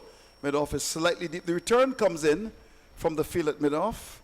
And that looks like Mosley, but it's going pretty well for the Red Force. 141 for 3. Talking about Bridge, he's certainly listening. He's watching and taking in some of the commentaries. Of course, it's on radio as well. Yes. Has he sent you WhatsApp? Yes, he just sent me a WhatsApp. What did he say? He sent Good 2 old for the Bridge? day already. He said he's hearing both parties very clear, good levels. Good levels. Yes. Great job. Keep it up, gentlemen. Thanks to Mr. Graham Bell, the man with the famous name. Ring my bell. 141 for 3. Springer comes up, bowls a ball which is on the line of the middle stump, and Mohammed is forward and pushes down towards mid-on. Early said he wasn't quite hearing you, but he's happy now. 141 for 3. Hello to Bridge Parish North, the Guyanese born, has been living in Trinidad and Tobago for quite a long time, and a man who knows his stats very well. Hello to you, Bridge, there in Trinidad and Tobago. Here is Springer, comes up, bowls to Mohammed. Mohammed is chopping the ball down to third man 4 runs. As easy as that. Outside the off stump, there's no third man, there's a man at gully, that's gone for 4. And something tells me that you may smell another 400 or more. Remember, the Guyanese made 546, and the Volcanoes made 470 for 8 declared. They know 141 for 3, make that 145 for 3 now. Simmons is on, I make him 58, and Mohammed has gone to 47. Well, certainly testament to the good squares being produced at Kensington Oval, or one could say a testament to the fact that the Barbados Pride bowling has not been up to the mark this season. But once again, Shamar Springer wide outside the off stump, and I can tell you every single time that happens, Jason Mohammed will capitalize. Well, he's going up now with that 4 to 47. Here Springer comes in, bowls to him outside the leg stump. The ball goes by to be taken by the keeper. The Barbados side looking very flat here. It's 145 for 3. Mohammed is on 47. Simmons is on 58. 145 for 3 is the latest score at Kensington. But certainly, Andrew, they will have to look at the introduction of the off spin of Ashley Nurse sooner rather than later, because Shamar Springer not really getting much out of it at the moment, and both batsmen being able to get boundaries on either side of both his overs he's bowled so far here from the Joe Garner end. And obviously Shamar Holder not going as well as we would like him to, fairly inconsistent as we see the bowling change now. With Ashley Nurse coming into the attack, and this is a critical time for Ashley Nurse as well. He needs to start well, because I can tell you Leonard Simmons will be looking to apply the pressure to him. Leonard Simmons in particular. Obviously Jason Mohammed is in a very good flow as well. He's been striking the ball really nicely, so a tricky period for Ashley Nurse to be introduced. But having said that, there's also opportunity possibly for him to pick up a wicket, because I suspect that Leonard Simmons will look to get after him in the early exchanges. Well, there's been a lot of discussion in Barbados about the selection of Nurse, and some people reckon that perhaps the time has come for Barbados to look elsewhere in terms of an off spinner. You agree with that? Well, what I'd say is he's not been bowling as well as we would like, a bit inconsistent, but I'm wondering if that's to do with the duties basically of the 50-over cricket, bowling a fractionally shorter length. Right. Noted last game, he wasn't bowling badly. His economy isn't bad, Andrew, but he's not picking up the wickets. He's not in those areas as consistently as you would like him, bringing the batsman forward, bringing the short leg into place, and so on and so forth. But obviously Shem Holder comes to mind as a guy who could step up to the plate. Certainly a beautiful off-spinning action, and he bowls pretty well at the local level, and pretty tall as well, and he would have had a decent stint for the Leeward Islands. Well, there's no doubt that the selectors have been under pressure this year, and quite rightly too. I mean, our very good friend Henry Wallace. I think he's been around as chairman for about, 6 years now. I understand that there's going to be a change in April. Have you heard anything? The selectors are going to be changed? I don't sit in the same corners I as you, Andrew. You don't know these things. I don't know anything. Ask your friend Keith. I understand there's going to be a change. I think the term is up in April. Outside the off stump, first of all, bowled by Nurse, and there's Simmons looking to cut that goes by to be taken by the keeper. But, to be honest with you, though, I mean, we cover our local cricket here. We see the cricketers, and we've been very surprised by some of the selections this year. The non-selection of someone like a Roshan Primus. I mean, Minley dropped in the last game. Here's Nurse comes in bowl short. He's on the back foot. There's the batsman looking to turn the ball away. That's Simmons, and it goes out to forward shortly. Was that in the air? Possibly. We have to see it on the replay. Short leg. If we get a chance to see that, could. Might have just dropped out of the fielder's hand at that position. And I'm sure that Mr. Bell may be able to bring it up for us. Here is Nurse comes up, bowls, and Simmons is forward. Ball in the off stump, just pushed up to extra cover. There's no run. In fact, there was a former Barbados cricketer that was saying when you play against the Volcanoes, you would want to at least have your leg spinner, which has been the case in the past. Here's Nurse comes up, bowls, short outside the off stump, hit into the pitch, and down towards cover. There's no run. That's Simmons. He's kept on 58. Mohammed is on 47, 145 for 3. Nurse again from the southern end comes in to bowl to Lendl Simmons, and Simmons is going back. No problems at all. And pushes up the onside. The pitch, the bowler comes across to pick it up. There's a slip. There's a backward point on the boundary, extra cover mid-off. There's a long on. There's a mid-wicket straight. There's a fielder down that backward square on the boundary and a forward square on the boundary. Here's Nurse, comes in bowls. And there's Simmons coming forward to a ball that's given lots of air in the off stump and just pushes up the pitch. The bowler comes across to pick it up. So Nurse's first over comes to an end. It actually was a maiden. Good work to him. 145 for 3 is the latest score at Kensington. Yes, a good start from Ashley Nurse. Leonard Simmons just a bit circumspect, obviously having to get accustomed to the pace of Nurse, but as I said, I'm looking forward to Leonard Simmons probably taking the attack to Ashley Nurse in this session now after this first water break, after the luncheon interval. But yes, Andrew, I'm not privy to the information that you would have. Well, this is what I heard. I mean, this is unconfirmed, but I'm hearing that there will be a change of selectors. I don't know if Keith has got any information. He tends to know these things, as he did with the situation in terms of young Walsh. You didn't hear about Walsh either? No, unfortunately. Where are you living in Barbados? But unfortunately, Andrew, I only really know the cricket that's in front of me as I see it unfolding. Okay, you don't look behind, do you? No. Yes, I certainly am not in circles that you would well, be I mean, you pick up these things along the way. I think he was. Okay. I'm hearing that he was very unhappy. The situation in terms of non-selection and a couple of other things. So he wrote and said, "Look, I'm going home," and he reckons that he'll be able, young Walsh, to maybe get an opportunity when he goes back. He's from Antigua. Well, fair enough. But what I'll say, Andrew, is that you're quite right. You made a suggestion about the leg spinner playing against the Wayward Islands, an older cricketer telling you that. And I can tell you playing with Floyd Reefer is something that he would have lamented on, especially in an early CCC team that wasn't as talented or experienced as the other sides. He played the Wayward Islands. You're looking to get someone to take the ball away from them. Just those little things. And we've realized so far that the Barbadian attack, especially in the last 2 games, only Ashley Nurse really is the real spinning option. That is true, yes. And then we have gone in with the 2 seamers. Last game, Barbados went in with Miguel Cummins and Shamar Hood as the 2 frontline pacers. Then you had Stout and Springer as backup. Here today now we have Marquino Minley, who adds another degree of difficulty to the attack from the Barbadian captain perspective, simply because Marquino Minley, as we can see, is very useful with the new ball. Will get the ball to move around, but he's just about fast medium stuff at best. So now this particular period where you may be looking to him to bring him back for a second spell, what Carter had to do was overcompensate because he got 2 wickets. He pushed him all the way to 11 overs.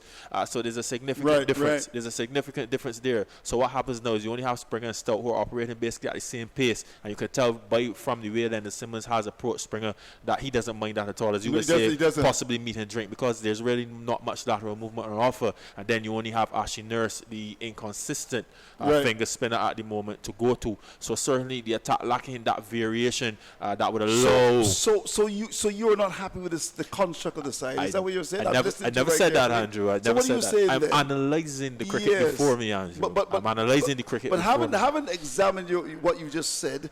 Well, I think one can conclude that you're not happy with the selection. Well, you may conclude that, but I'm just. So what am simply- I to conclude? I'm simply pointing out. I'm simply pointing out the factors that would probably negate Captain Carter and the Yeah. Barbados Pride from restricting teams to bet Yeah. totals. Okay, fair enough. We won't grill you any more than that. If you could try, 145 for 3.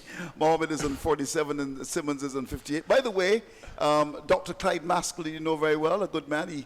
We spoke this morning. He says he's quite enjoying your work. Oh, that's You know, nice. Mr. Maskell. Yes, that's nice to know. You're Black. He's a Deacons Road man yes, as well. is he? yes, I probably would have voted for him sometime back. I would think Andrew. so. Well, yeah, long time ago when Possibly. he ran. When he Says probably he's was on finished the with other politics. side. Yeah, yes, on the other side.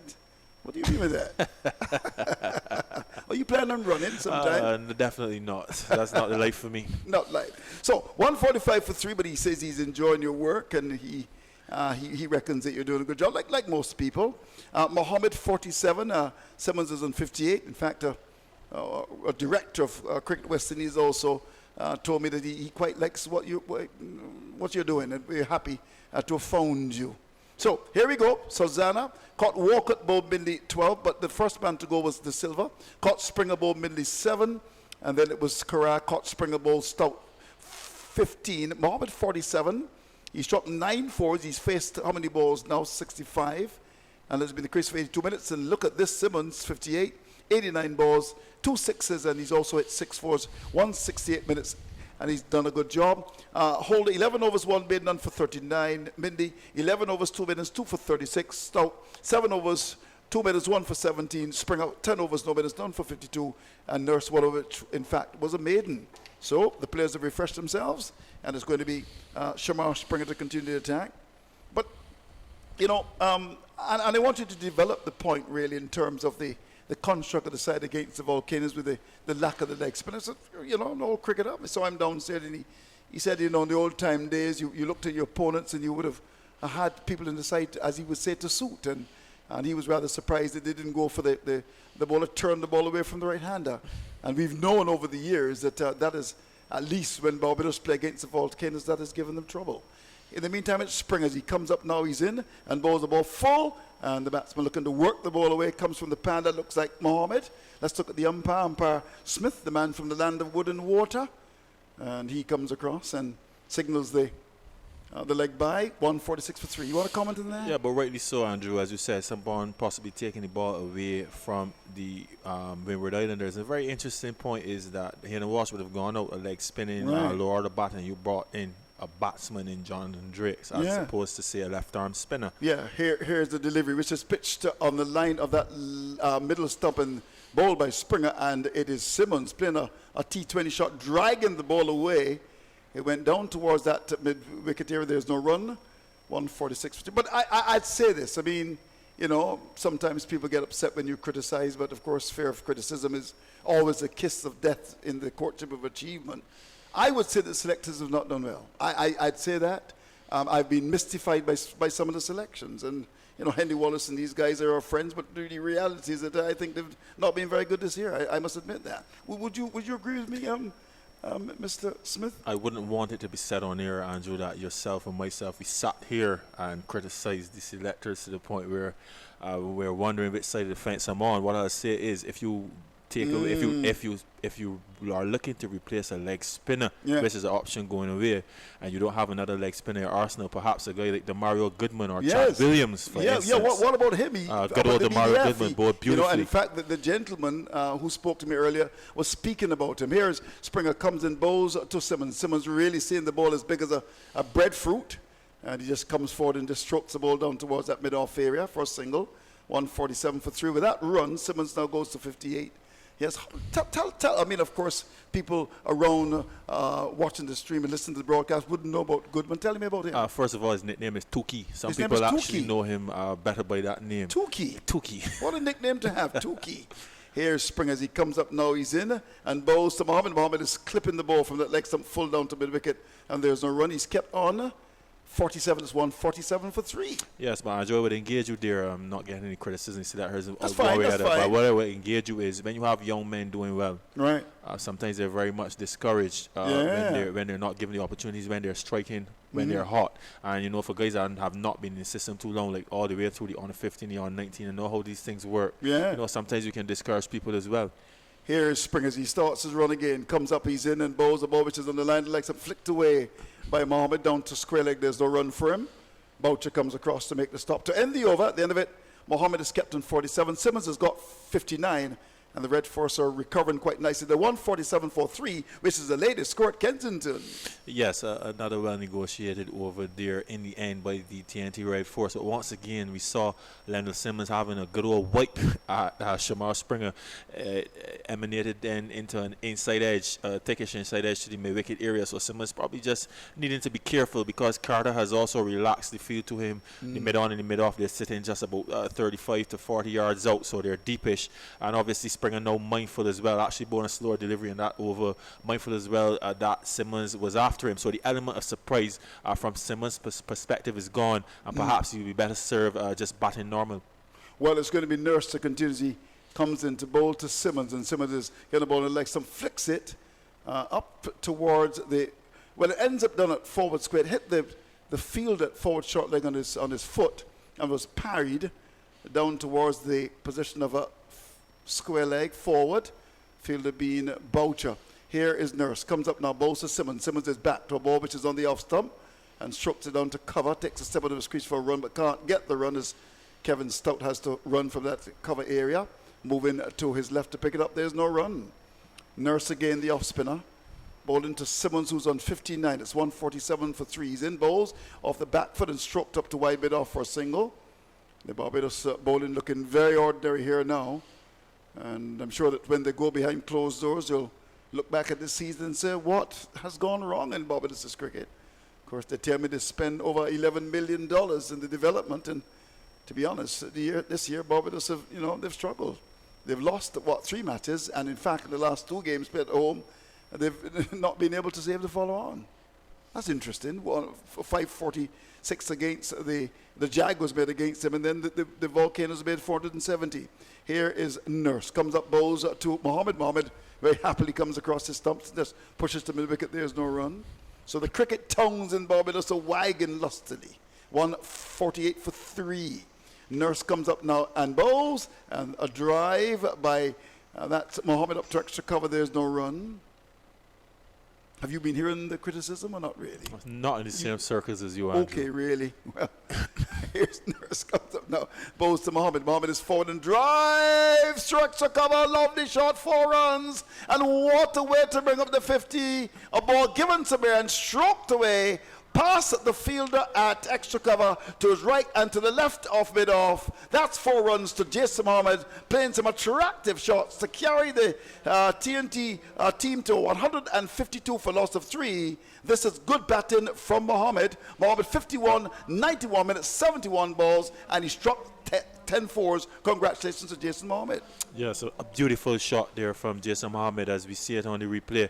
Just a little shimmy away from his stumps in order to play that delivery just on the up, because it was by no means a half volley. It spun probably just a little bit, but Mohammed just gave himself that extra bit of room to be able to carve that delivery to the offside, and he did it so with great effect, just to the right of cover, which is to the left of mid-off. So a beautifully executed stroke there for 4. And that over from Ashley Nurse, you could see he was reluctant really to flight the ball to Lendl Simmons, but the last 3 deliveries opting to go to the flighted option to the batsman Jason Mohammed. He defended with the first delivery, the second one he pushed out the cover, but the third one he got it right to the effect of 4 quality runs. Here Springer comes up now, in bowls to Simmons. Simmons is back to a short delivery and pushes from that leg stump up towards mid-on. There's no run. Simmons is now on 60. Mohammed has gone to 51. They've added 83 for wicket number 4. At lunch it was 83 for 3. Barbados had a good morning. The first hour has been all Trinidad and Tobago. And certainly not only are they added 83, their run rate is just about 3.6, which is very healthy. Very healthy indeed. Springer looking for that breakthrough. He comes up the medium pace. He's in and bowls to Simmons, and Simmons gets a short ball and swings it. Whereas that ball, that's gone for 4. That's a long hop, really. You can't bowl. That's a baby bounce, as we're saying. Just swung the ball through that forward square. But the fielder at backward square did have a chance, and that looked very ordinary in terms of pace. And I'm sure he's enjoying this, Mr. Simmons. And that was as sweet as a Julie mango, and he just helped it, as we saw in the replay. It was short, and he just spunks on that and swung it through forward square. That's gone for 4, 156 for 3. Have a look at that on the replay. Yes, that's that exaggerated back lift and swing. And Simmons putting everything into that shot as it thudded in to the ICBL signage just in front square. Here is Springer again, comes up, bowls to Simmons with 64, and he's forward and hits the ball over the top of long on. Where is that gone? That's gone a long way. Well played indeed. That's gone for 6. Beautifully played indeed. Well, he's enjoying this Barbados bowling. The ball before was short, and there was Springer with a different length, and Simmons said thank you very much indeed, and he carts it over the top of wide long on. That's gone for 6. Well played, Lendl Simmons. Yes, I share a little joke about that, Andrew. The doctor, she's actually sitting on the top floor there, Yes. just in the corner away from the sun, and she was probably asleep. And no, I tell you, she's very much awake as that delivery struck into the glass just opposite her. So she definitely got a scare. But I tell you what, Andrew, that shot is reminiscent of a shot he would have played agast Tino Best sometime back in the T20. I remember that as well. Springer getting the cane and comes up now, bowls to Simmons. Simmons is driving for more. Over the mid-off area. Well, he's really going into second gear now. A ball pitched up a big drive, and that was it with a wash span of disdain. Here we go, bang!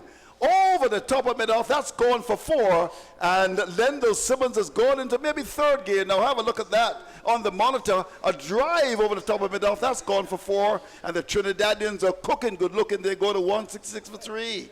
What a shot. What a shot. What a shot, Andrew. What a shot. Here is Springer. How will he respond to this onslaught? Call the fire truck here as he starts his run again. Comes in to bowl to Simmons, in bowls to Simmons. Simmons gets a short ball and swings it. Where's that gone? It's going through mid-wicket. That's gone for 4. This is unbelievable.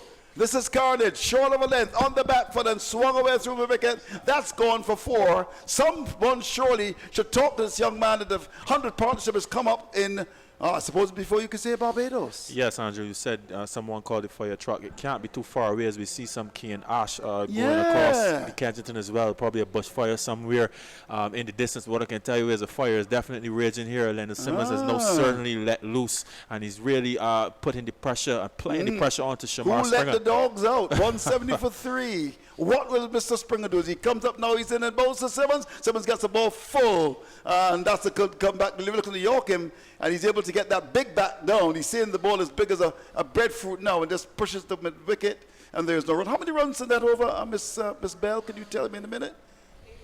18 in the over. And we are not playing a T20 match. 170 for 3 is the latest score at Kensington Oval. Well, we always felt, Andrew, that Simmons was looking to let loose against Shamar Springer. And what is so interesting as well is the manner in which he would have played his strokes. The shorter deliveries, he would have pulled them just in front square for 4. And on both occasions, as Shamar Springer came up searching, as we would say in Bajan parlance, he was deposited either side of the wicket, first over long on and then over to the mid-off area. But what this does as well, Andrew, is it just signals that little bit more to us that Shamar Springer, certainly in terms of his effectiveness as a medium fast bowler to an international batsman, so to speak, you can see he has some work to do. Well, you got Keith Holder with you, and I'll just do this first ball. Chomping at the bit. Yeah, well, I mean,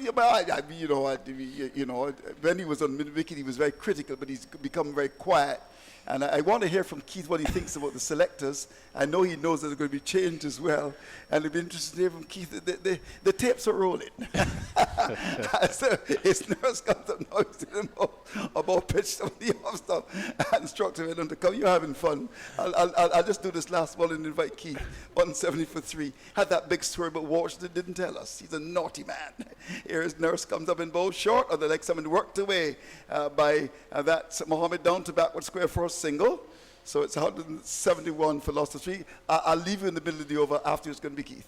Yes, Keith is chomping at a bit, so I'll let him get right in, Andrew, as the TNT continue to progress here at Kensington Oval. I don't know. We were all here at Kensington Oval last week when Jonathan Drakes was drafted into the squad, and we would have seen him as a substitute, and he was drafted in for Wars. So I don't quite understand why there's so much emphasis. He wasn't hiding. He was very much on the field as a substitute, and it was mentioned that he had been drafted in the 13 on the eve of the game for Hayden Waj. It's 171 for 3. I think the tactics here of The skipper, Jonathan Carter, in persisting with Springer, must be brought under the microscope. That's a drive by Simmons down to the long off boundary of Nurse, the off spinner. And he now races on to 84 with his 10th boundary along with 3 sixes, 177 for 3. But Jamal, look at the bowling here of Springer. 12 overs, 9 for 71. At lunch, she'd bowled 4 overs for 19 runs. So you work it out since the break, 8 overs. And here's Nurse again with a slip on the forward short leg. Simmons stylishly going back and playing it up on the onside of the pitch. There is no run. Nurse completes now his 3rd over. And 1 maiden, 12 runs. It's 177 for 3. Yes, another well negotiated over there from a Trinidad perspective. Once again, Simmons taking the opportunity when Ashley Nurse presented the length. Just a deposit delivery wide of mid-off for a couple bounces into the boundary for 4. But Keith, as you rightly said, we can sense that Simmons was getting a bit impatient as far as getting after Springer is concerned, and he finally held on to him in that previous over. You're saying that the tactics of Captain Carter possibly leaves a lot to be desired at this moment, but I tell you what, Keith, he's severely limited and hampered with what he has to work with simply because Kevin Stout is medium fast stuff, Shamar Springer is medium fast stuff, Marquino Minley is medium fast stuff, and maybe I'm a bit gracious with the term fast as well. And you only have Shamar who's been inconsistent. That would get up the deliveries just past 85 or so. And now we see Carter himself having to take up that ball. And remember what I said to you, only the one real spinner in Ashley Nurse who's been a bit inconsistent as well.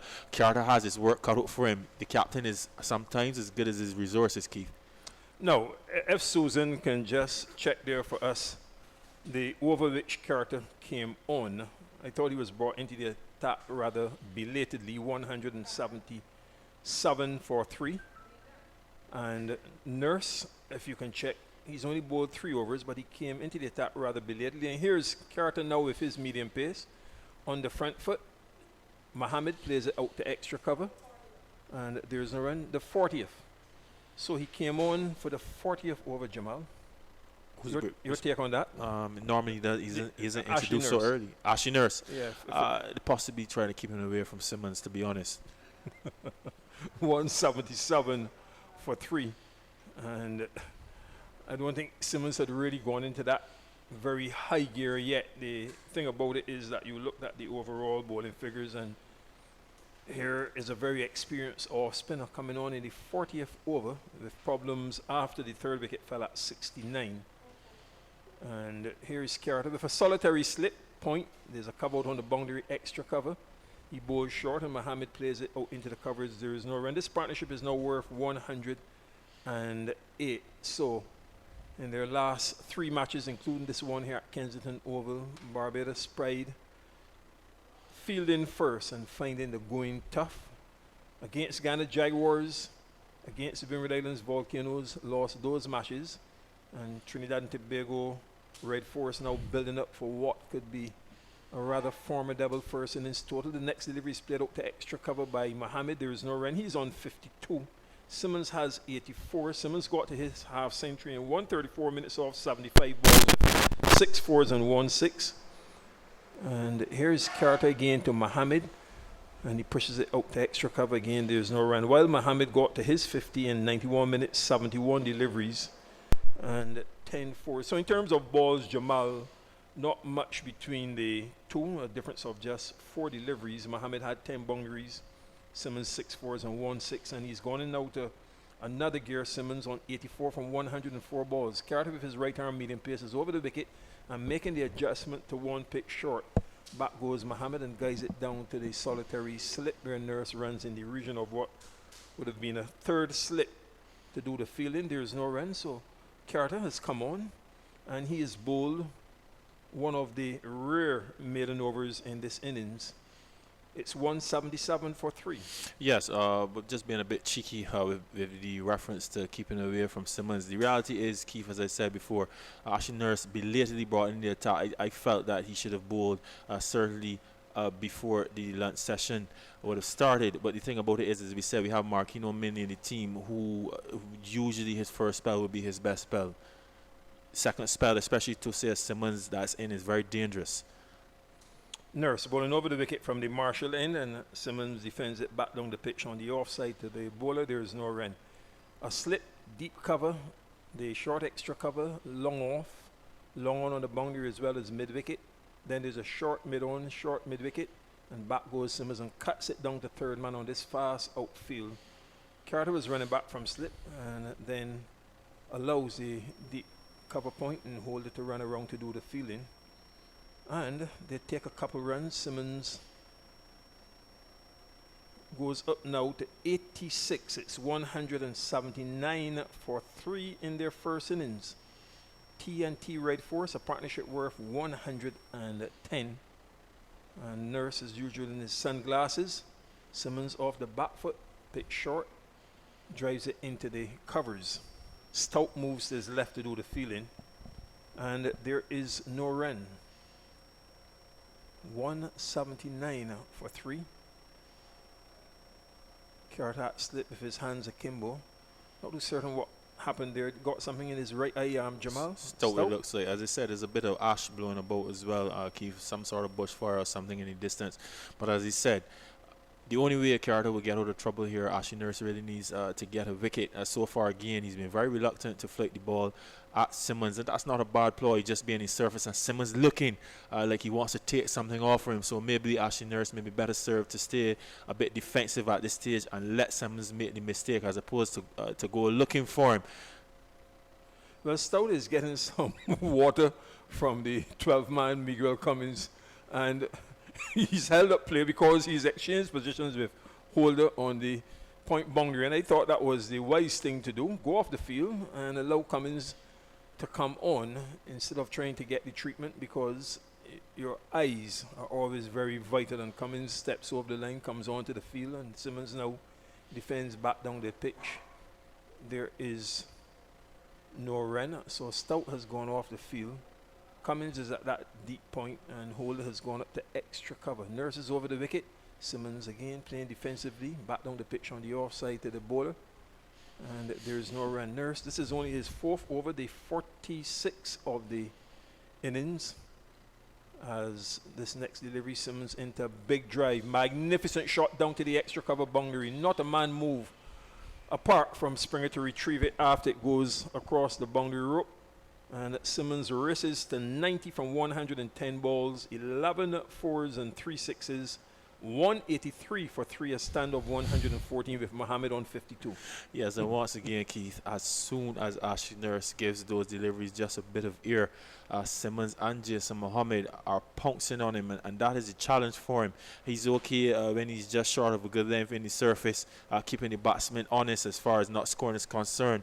But every time he gets a bit close, these batsmen who are very, very expansive to the offside, particularly Mohammed, plays some lovely strokes off Ashley Nurse so far, and there we see now Simmons getting into the act as well. So it is a very dangerous partnership from a Barbados perspective, because we have Ashley Nurse operating who has to be defensive at best, Keith, really looking to a mistake from Simmons or Mohammed to get the breakthrough. And we have John Carter, who's just now starting to bring over his hand and work his stuff. So it's certainly not a good time for the Barbados Pride. And we have Holder, who would have gone already, and Marquino Minley and Shamar Springer getting a bit of a walloping. So really, Carter's options are limited at the moment. Well, with his medium pace, he starts his second over, pitches short, and Mohammed goes back and drives it down to the mid-on, fielded by Holder. There's no run, 183 for 3. That's the score for T&T Red Force in their first innings, having won the toss here at Kensington Oval, round 7 of the Regional First Class Championship. Now Mohammed is on the front foot and pushes it out to the extra cover.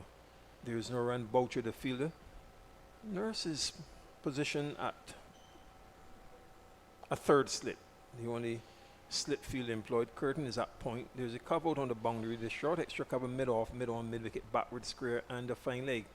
And he bowls short Carter from the Garner end, and it's guided square by Mohammed, shadowed by Nurse, and fielded by the point in Curtin. There is no run. So Jason Holder is to join Northamptonshire at the start of the English county season. Here's Carter bringing Mohammed forward, and there is no run, and that has been confirmed by the club. And Holder will be available for the first 2 championship matches against Middlesex from the 5th of April and against Glamorgan from the 11th of April, as well as the opening 6 one-day cup games. Carter bowls short and off the back foot, cut down to the deep cover for a single. Mohammed the batsman, Jones the fielder. Now on to 53 with Simmons on 90. It's 184 for 3. But it says that Holder's involvement is subject to Cricket West Indies granting a no objection certificate in a move aimed at protecting him for the World Cup campaign in the wake of a shoulder injury he suffered last year. Now Simmons on the front foot drives it out into the covers. Boucher moves his left to do the fielding. And there is no run. And Holder is expected to join West Indies when they travel to Ireland in early May as part of their preparation for the World Cup, which starts on the 30th of May. The over has been completed, and Carter now 2 overs, 1 made and 1 run. TNT Red Force 184 for 3 in their first innings with Simmons 90, Mohammed on 53, half an hour before tea. Yes, two intelligent overs so far from Jonathan Carter. Taking the pace off the deliveries, bringing the batsman forward and not giving him much room, Keith, and he has the field to support it. But you kind of get the sense Barbados Pride are in one day more now, and they're virtually waiting for the batsman to make a mistake. And the TNT Red Force, they're continuing merrily along at 3.91 runs and over.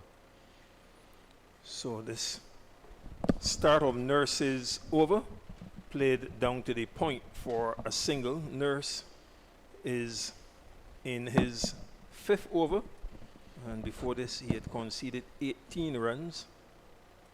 Carter with 2 overs, 1 maiden and 1 run. And again, this one down to the boundary, and 189 for 3. Simmons goes on out to 94. Jamal. Yes, and that delivery was turned down the leg side by Simmons. A depth touch this on this occasion, showing that he has all the range instead of brute force, and so obviously some exquisite timing in between. This time Simmons just came inside his wicket and just tickled that ill-directed delivery from Ashley Nurse using the pace, and it sped away down to the boundary for 4. So 4 more runs to his total as he approaches within 1 strike, really, of bringing up a century. And Lendell Simmons playing for the first time in the 2018-19 first class season. And pitches short. Nurse goes back, turns it behind square. Mosley runs in hurriedly off the boundary. That's another single. Simmons now up to 95 and a score of 190 for 3. Yes, and once again, Simmons just coming inside his wicket and turning that delivery away. Once again, Ashley Nurse being forced really to be defensive in the middle of the surface. Now, interesting information on Lendell Simmons as Mohammed plays back down the pitch to the bowler. His last first class game before this one was back in 2014. And this next delivery is played out to mid-wicket, fielded by Curtin, and there's no run. This is his 95th first class game, having made his debut back in 2001, 2002. And his last match before this was against Guyana in Port of Spain, December 2014. So he's had a long layoff, and the next delivery played down to point for a single. Mohammed 55, Simmons 95. It's 191 for 3. But T20 leagues around the world, he was one of those players very much part and parcel of that, Jamal. Not only that, he's able to transition here although we could say that he's been batting in fairly attacking fashion, he's been able to transition all his experience around the globe. Keith, and it really doesn't matter when a player gets to this stage.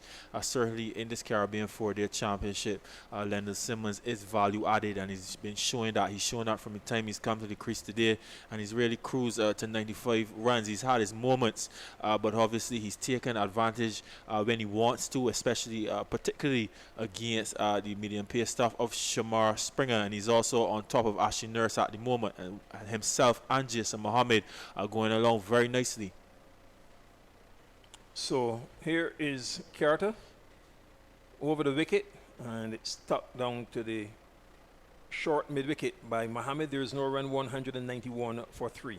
Yes, and Carter certainly a defensive mode. As I said, Keith, it really looks like a one-day game. We can look out and see how many men are actually outside the circle, Keith. But Carter just bowling well within himself, using the pace, looking for one of these batsmen to make a mistake. The Barbados Pride captain is over the wicket, bowling from the Garner end on the front footed stroke down to mid-off by Mohammed, fielded by Mosley. No run. Mohammed 55, Simmons 95, 191 for 3 TNT Red Force. Listen, Carter continues to take the pace off his deliveries and bowling relatively straight to Jason Mohammed. So intelligence being shown so far from this medium pace stuff. Here he goes again, sleeves buttoned down, and searching for the drive out on that front foot down to the deep cover as Jones moves his right to do the fielding. A single, taking Mohammed on to 56, Simmons 95. It's 192 for 3.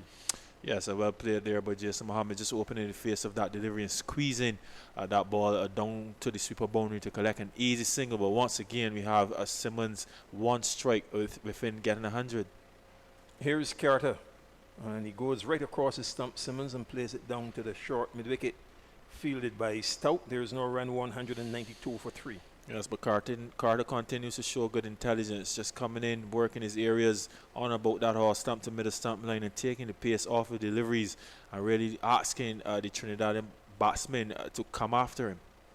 Carter again to Simmons, and Simmons forward, head over the ball, mindful that he's 5 runs away from 100, strokes it out to the extra cover, fielded by a player who's also playing his first class match in 5 seasons. That's the opener, Rashida Boucher, and the ball is back with Carter, bowling to Simmons on 95, and Simmons comes forward again. Boucher moves to his right from that short extra cover to do the fielding yet again, as Carter now completes his 3rd over, 1 maiden, 2 runs. It's 192 for 3. 49 overs have been bowled. Lendl Simmons 95, Jason Mohammed 56, and here is Jamal Smith. Yes, another steady over there by Captain Jonathan Carter, but really and truly, Keith, Lendl Simmons possibly valuing getting to that century before he changes another gear again, and I'm certain if he gets to this century, he probably expand his range once more. And this is the way how batsmen approach scoring hundreds, and Lendl Simmons, for any young people around that are obviously watching the stream as well, or the young batters, I hope they really take a heed and heart from how he's approaches innings. He's basically gearing down as he approaches that landmark, and I'm sure he'll be more expansive if he passes that landmark again. Nurse, the off-spinner bowling from around the wicket, and on the front foot, Mohammed plays it out into the covers. There's no run. The batsman out, Joshua De Silva, caught Springer ball Minley 7. Jeremy Solozano caught by the keeper Walcott off Minley for 12. And here's Nurse bowling short. Back goes Mohammed, tucks it behind square for a single as Boucher runs around to do the fielding. Mohammed 57, Simmons 95. It's 193 for 3, and the other batsman dismissed. Yannick Correa caught by Springer off Stout for 15. At lunch, it was 83 for 3 from 27 overs. Now 193 without further loss. This is the 50th over. And Nurse, the off spinner, from around the wicket to Simmons short, and he drives it back down the pitch to the bowler. There is no run. He has a slip, the deep point, extra cover. Long off, long on, mid wicket, all on the boundary.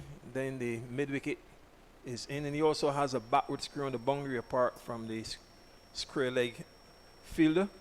Next delivery, played out on the offside towards mid-off. Stout moves his right to do the fielding, claps away, There's no run. Nurse with a couple balls left in his 6 over bowling to Lendell Simmons on 95. If Trinidad and Tobago Red Force 193 for 3 in the first inning, short, and he pulls it out through square leg, and that's another boundary. So Lendell Simmons now moves to 99 as he looks for his 11th first class 100, and it's his first game since 1990. Since 2014 at this level, since 2014.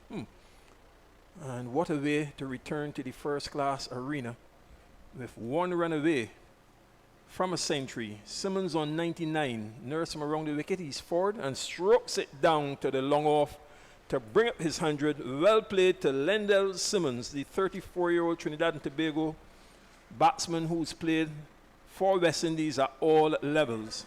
And he brings up his 11th first-class 100 in a score of 198 for 3. It has come in 202 minutes of 120 balls with 13 fours and 3 sixes. 13 fours and 3 sixes.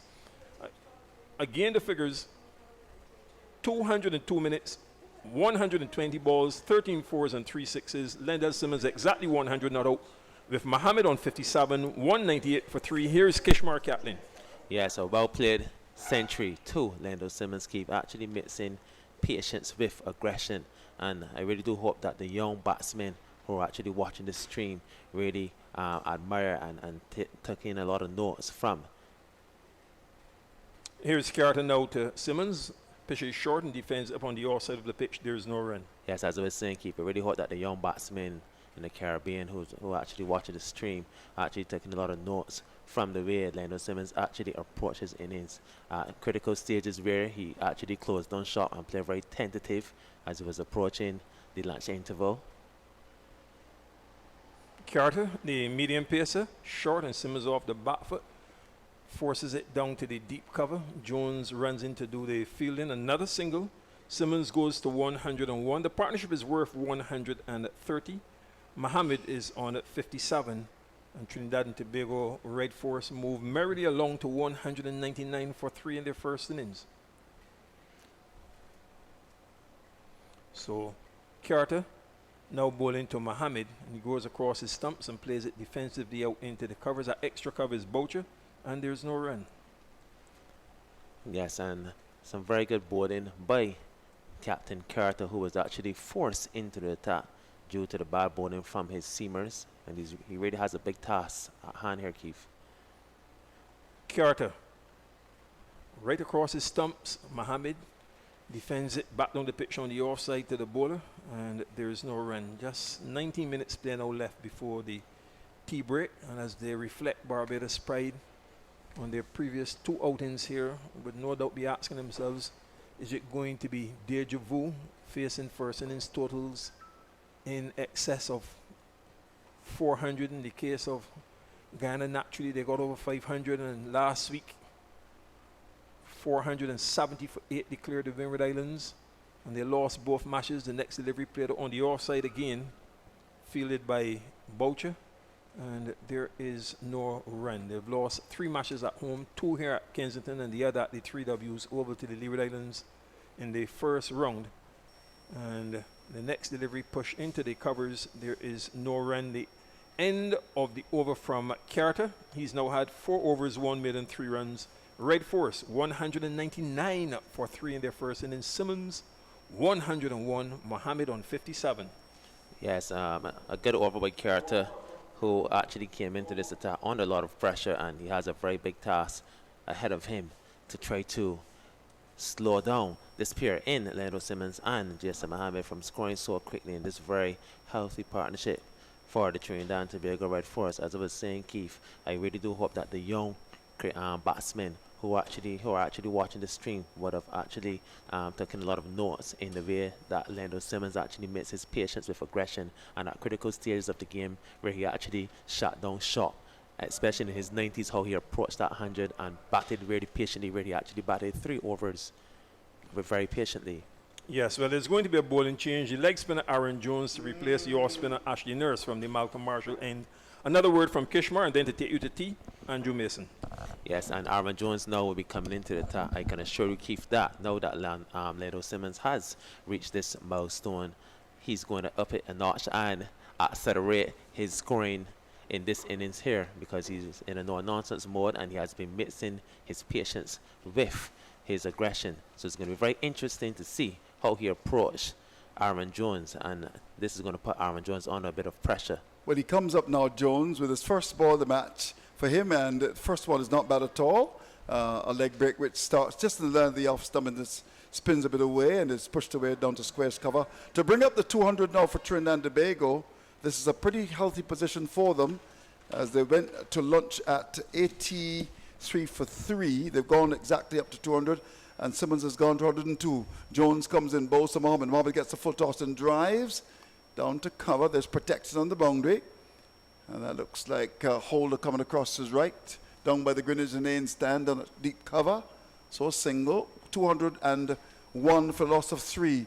Here is Jones, comes in and bowls a full toss, edge, and a chance. Well, it would have been a good catch, really. There was a batsman going for the drive, hit the edge, went past the field that slipped in the air, but they've got his hands to it as well. And, well, that would have been a reflex action catch. I'm sure we'll see it on the monitor. But that was a full toss. There was the big drive. The edge found and went past. Is that Carter that slipped down behind, but that's gone for 4. Here we go. Full. Getting lots of battle into that. And it went to his right, Carter. It wasn't there, but it might have just dropped in front of him as well. Yes, it did. Here's Jones. Comes in, bowls. A ball pitched up. And there's a batsman going forward and looking for that big drive. That's Simmons. The ball is taken by the keeper. Whips the bails off. That one was thrown up outside land, the off stump, the bowler being Jones. 205 for 3. Mohammed 100.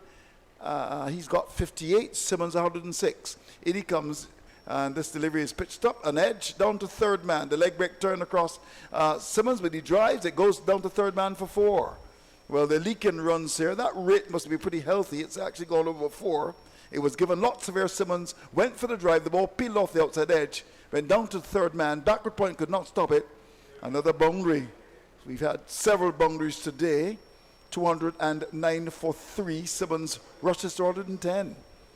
Barbados is bowling not being penetrative at all in the matches played at Kensington against Guyana. They conceded 546 runs in the against the Volcanoes, 470.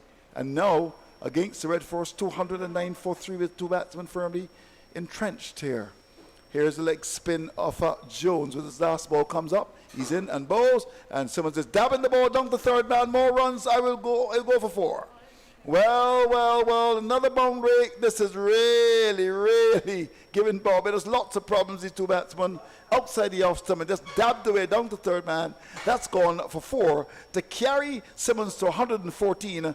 And the Trinidad train continuing here in Bridgetown, 213 for 3. Here we go as we look at the monitor. That was steered beautifully. Lovely shot there. Late cut. Don't see that very often. And it went down towards the wide third man. That's gone for 4. So Simmons 114, Mohammed 58, 213 for 3 as we head towards tea on the first day.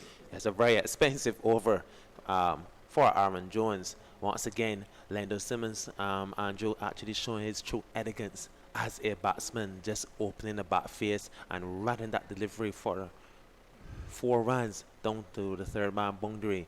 Jones once again coming to full and wide outside of the off stump, giving Lando Simmons plenty scoring options. However, on that occasion, he just decided to open the back face and run it down to the boundary for 4. Carter will continue to attack the gentle medium pace. Looking very frustrated, Jonathan Carter. Just trying to tell Jones to come a bit close at short cover.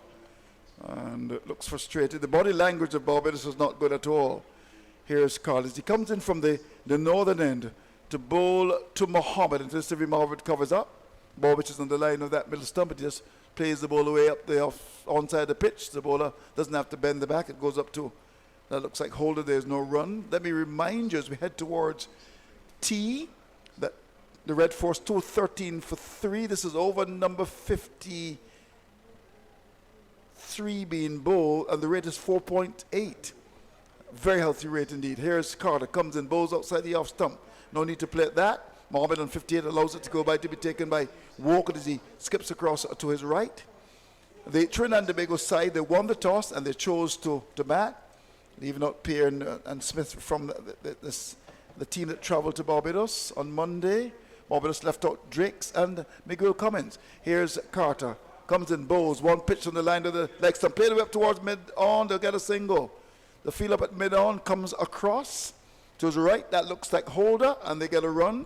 A push and run there as Holder was not able to stop the single. Mohammed goes to 59 and 214 for 3. The Red Force won the toss and they chose to bat. And here we go with the scorecard. Sozana, well, he was not the first to go. It was Joshua De Silva, heavy set right-hander, caught by Springoff Minley for 7s. So Lozana was caught by Walker off Midley for 12. And Kerr was caught by Smith off the ball of Stoke for 15. Here is Carter comes in, bowls to Simmons on the back foot. To a shortish delivery and plays it down to cover. There's protection on the boundary. They'll get a single. Boucher comes off the boundary, 215 for 3. So another serious examination of the Barbados bowling. Yeah, it's a very serious examination, and a lot of questions will definitely be asked here about Barbados' performance here in this innings. So 215 for 3. Carter goes back to his mark, scrubs the ball in his trousers, now comes in up to the wicket and bowls to Mohammed. Mohammed is going back and stroking the ball nicely. Too short outside the off stump, down towards cover. Boucher's had a lot of work to do, comes forward to collect it, and the batsman will get the single. It looks as if he's got the shin pads on as well, Boucher. 216 for 3 with that single. Mohammed now goes up to 60. Let's look at that partnership. A partnership that has realised 147 runs in quick time. Well, well, well. Carter scrubs the ball in his trousers again. Starts his run, operating from the northern end to bowl to Simmons. And this every Simmons is covering up. Ball in the off stump. No problems at all. Just pushing out towards cover. 4. Jones to pick it up to end the over. And at the end of it, Mohammed is on 60. Simmons 115. 216 for 3 is the latest score at Kensington. Yes, another good over by Jonathan Carter. However, this pair, Andrew, as I mentioned earlier at the beginning of this partnership, that if the Barbados Pride team did not dismiss this pair here, this pair would have actually be involved in a very dangerous batting partnership. So far, a batting partnership of 147 runs. This shows the real experience and caliber of these two players who are accustomed scoring plenty runs at the first class level. Leonard Simmons now making a return after 5 years, showing that he still has it. He still is hungry at this level to score very big totals. Well, it's going to be Jones as he comes up now. He's in and bowls to Mohammed. Mohammed is forward and drives. Ball in the off stump down to cover. Can't score. Picked up by Nurse, who's in the cover position. Not often that you see him at cover. 216 for 3. Here's Jones, the leg spinner. Comes in, bowls to Mohammed. Mohammed is coming onto the front foot and will get a single as the ball goes out towards the cover area. Extra cover comes across to the left. Can't stop it. And the ball goes behind Nurse down to cover. Coming off the boundary is Holder. They get a run. 217 for 3. Now Simmons comes to strike. Mohammed goes to 61 with that single. Simmons gets another run. Ball which is on the off stump. And he just strokes it down to cover. There's protection on the boundary. It's so easy here, really, for the Trinidad and Tobago side. 218 for a loss of 3. The question being asked, where will Barbados get the next wicket? The answer is I really don't know. Looking very ordinary here, the Barbados bowling. Now it's 216 for the loss of 3. Make it 218 for 3. Here is a delivery which is outside the off stump as the leg spinner continues. Jones bowling outside the off stump. Ignored by Mohammed. There's no run. 61 he's got. 218 for 3. Jones comes in, bows to Mohammed. Mohammed gets a short ball and swings it through the wicket. There's protection in the boundary. That was a long hop. Went back and could have hit that anywhere, really. And he chose to hit the ball through the wicket for a single. So the partnership of 150 has come up as well. So they've added 150. This is very good going from these two. 219 for 3.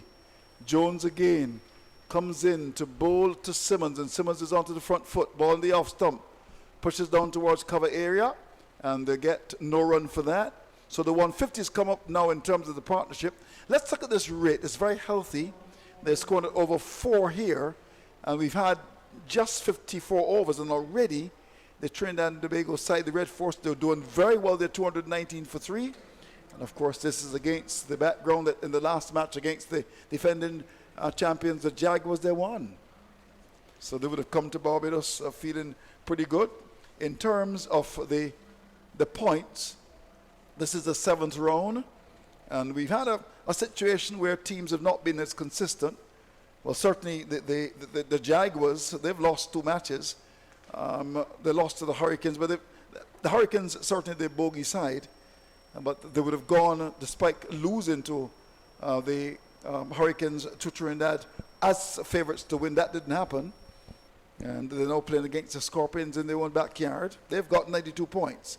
They're top of the stack comfortably as well. Second is the Volcanoes. They've got 69. The Hurricanes 64. Here's Carter. Comes up now in bows to Mohammed. Mohammed is on the back foot to a ball into the like stomach, strokes it to mid-on. There's no run. Barbados are in 4th position on 54.2 points. The Scorpions in 5th on 51.2. And the Red Force 50 points. They are in the 6th position. They're last. 50.2 points. They've lost 3 matches. The Windies have lost 3. Leeward have lost 3. Barbados 3 as well. Here is it. Carter comes in, bows to Mohammed, who's on 62. Goes back and pushes to mid-on. There's no run. So let's look at the Jaguars. 92 points. 6 matches they've played. They've won 4. They've lost 2. In terms of batting points, they picked up 11. And that's interesting. Bowling points, 18. So they're doing pretty well in that area. They always pick up those batting points. Here is Carter, comes in, bows to Mohammed. Mohammed is covering up to ball on the leg stump, pushes to mid-wicket. There's no run. The Windwards 69. They've played 6 matches. They've won 3. They've lost 3. Batting points 8. Bowling points 17. So that's interesting. And we look at the Leeward's Hurricanes in a minute. Carter comes up now in and bows to Mohammed. Mohammed is going across the off stump and just strokes it. A ball in that off stump down to mid-off. There's no run. The Hurricanes, 64.4, 5 matches they've played. And in fact, in terms of the matches, they've lost 2. And they've picked up 7 batting points and the bowling points 14. Here's the delivery from Carter, which is on the line of the off stump. Stroked away by Mohammed down to squares cover. Cover comes off the boundary, get a single comfortably to carry the score up to 220 for 3. With that single, Mohammed goes to 63, brings Simmons' strike is 116. The Pride in terms of batting points 8, bowling 12. They're 54.2 points. They've played what? They've lost 3. They've played 5 matches and they've lost 3. Well. They would have defeated, of course, the same side they're playing now, the Red Force, and they also had a tight victory against the Scorpions up at the 3Ws Oval. Here is Carter, comes up now, bows up to Simmons. Simmons with the bat, broad as Toko in Trinidad, comes right across the stumps and pushes up towards that mid-off area. And the fielder extra cover comes across to make the stop to end the over. I think clearly he's now playing for his tee or whatever they serve at the break. He is on 116, Simmons. Mohammed has got 63 and starting after lunch at 83 for the loss of 3. At that stage, Mohammed was 11, Simmons was on 34. Well, Simmons has gone to 116, Mohammed has gone to 63. They've added 151 and an unbroken stand for wicket number 4. And the Trinidad and Tobago Red Forces have pushed on quite nicely with some 55 overs bowled. They're 220 for a loss of 3. Yes, and as Aaron Jones is at the top of his mark, getting ready to bowl, he's under a lot of pressure. Has really been expensive, having gone for 7 runs in his last over and 10 in his first. Well, he's going to start again as he comes into bowl to Mohammed. Mohammed allows the ball to go outside the off stump. That was one that didn't really turn.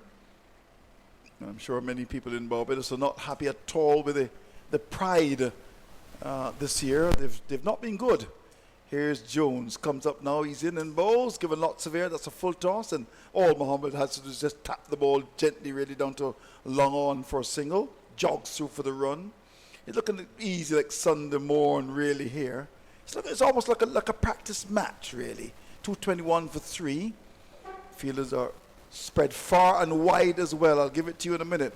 Jones comes up ball, short outside the off stump, ignored by Simmons, taken by Walker. There's a slip, a backward point, extra cover, but there's a man at cover on the boundary, long off, long on. There's a man at straight mid-wicket, there's a man down at mid-wicket, and a backward square. Here's a leg spinner. He's up and bowls. That's Jones. That ball spun and bounced, but carefully playing the ball square in the offside is Simmons, who's got 116, 221 for 3. Jones again comes up now, bowls to Simmons into this delivery. He's allowing the leg break to go outside the offside. That's thrown up, inviting the drive. Simmons knows that we're just at 2 minutes away from the break. He wouldn't want to give his hand away here. Jones comes up now and bowls to Simmons, and Simmons is on the back foot and just steers the ball away down to backward point for, looks like Curtin to come across the right to pick it up to end the over. At the end of the over, Mohammed is 64, Simmons is 116, and the Red Force win the toss and bat in with 1 over to go before the break at T. They're 221 for 3.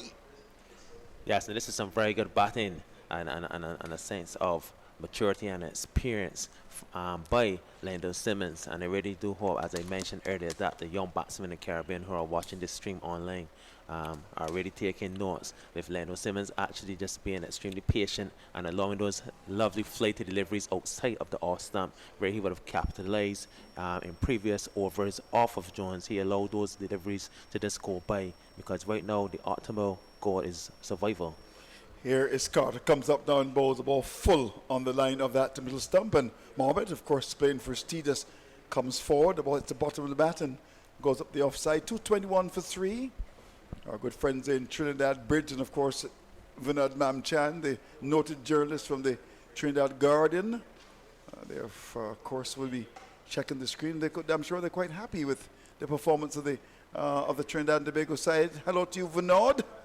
Some people that we know very well call him Vinod. 221 for 3.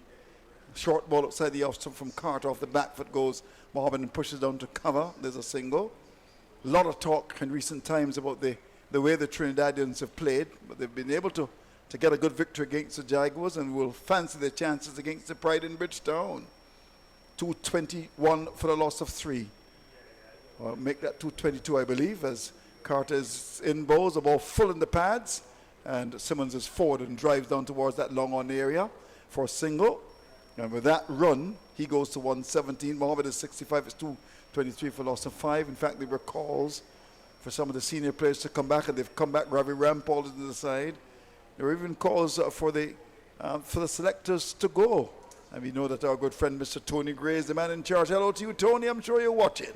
Here is Carter comes up. He's in and bowls a ball which is on the line of that middle stump. Coming forward is Mohammed. Strokes it down towards that mid-on near. A tumbling save by the field at mid-on. That looks like Holder. And we'll get a no run for that. And looks as if we got a fire somewhere in the air. Lots of smoke is coming across Kensington. It's not time for the crop seasons to start pretty soon, as this delivery is on the line of the middle stump as Carter's in. Bowls to Mohammed on 65, just playing for his tee now, pushes up towards mid on. There's no run. How many balls left? I've got 1 left, and I've got what time now? 2:41 Eastern Caribbean time.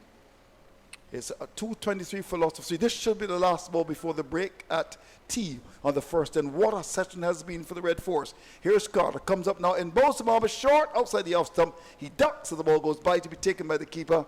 And the umpire comes up and remove the bails. So at T, on the first day of the Red Force Pride Battle in Bridgetown, after being 83 for 3 at the break, this has been all Trinidad and Tobago. They've rushed to 223 for the same 3. Mohammed has gone to 65. He was 11 at the break. Simmons was on 34. Brilliant 100, his 11th at this level. 117 to him in a partnership of 154 unbroken. The rate is 3.91. Barbados have both 57 overs. Trinidad and Tobago, they're doing very well at the break. They're 223 for a loss of 3.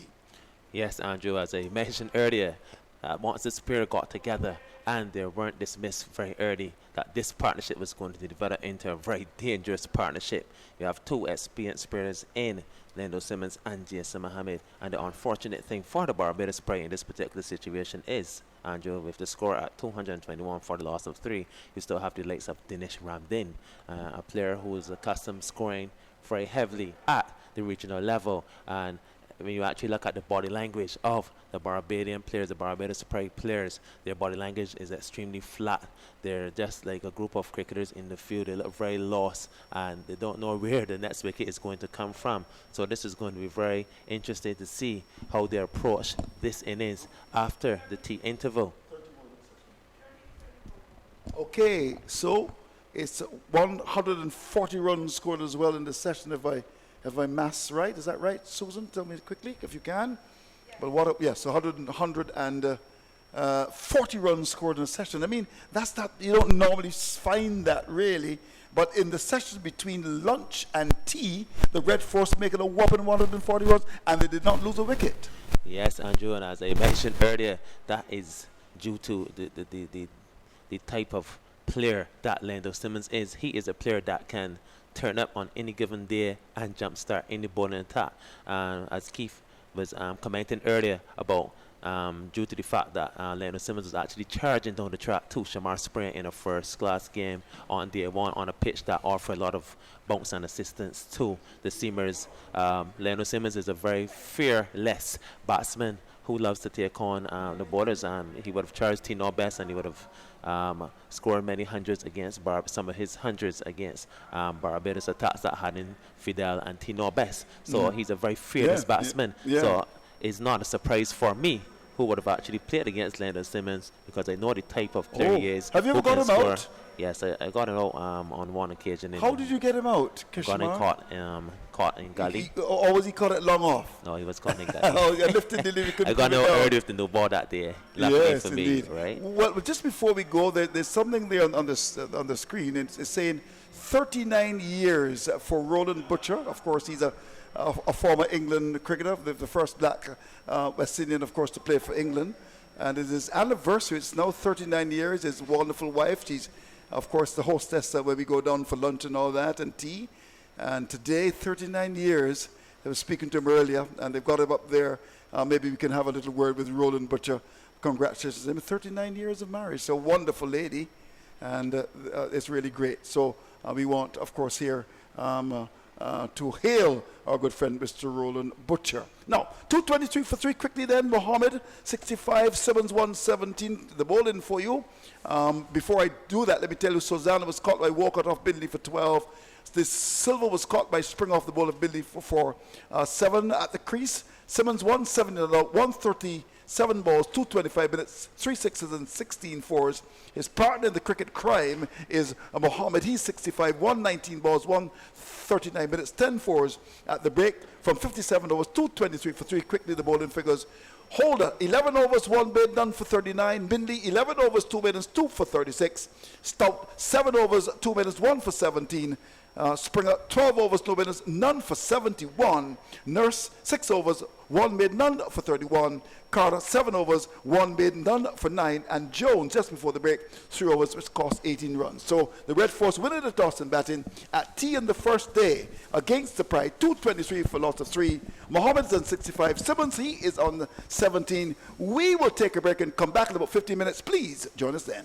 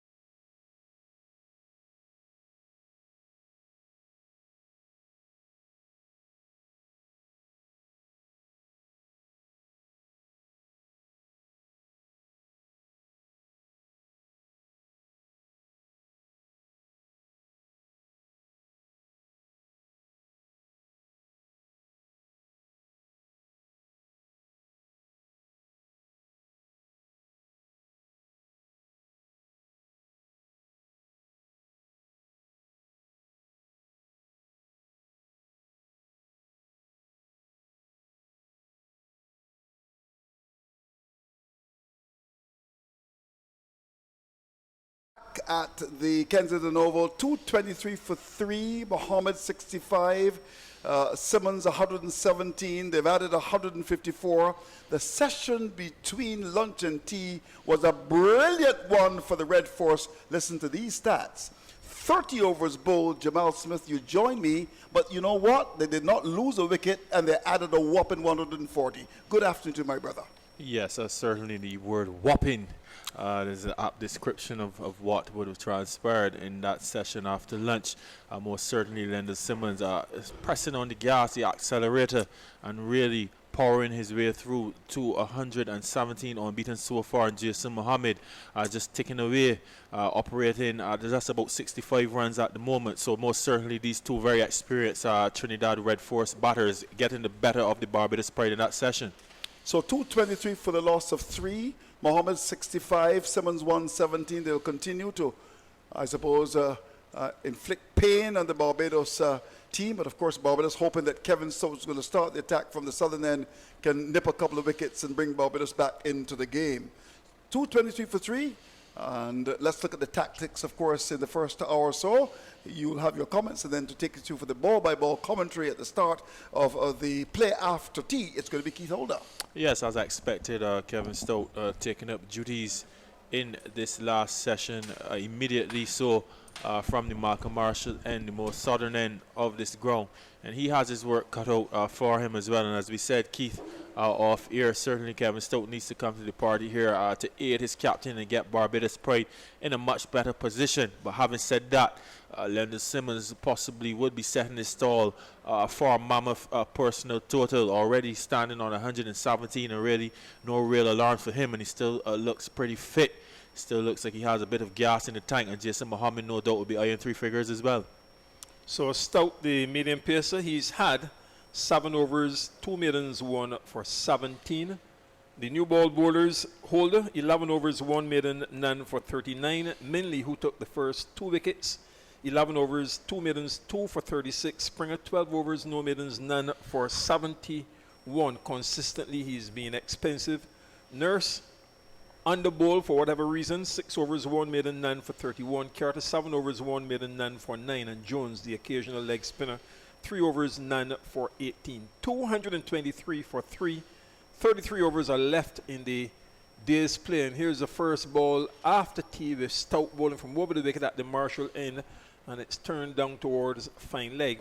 They've gone for one. It will come back quite comfortably for the second run as Simmons now moves up to 119. 225 for 3.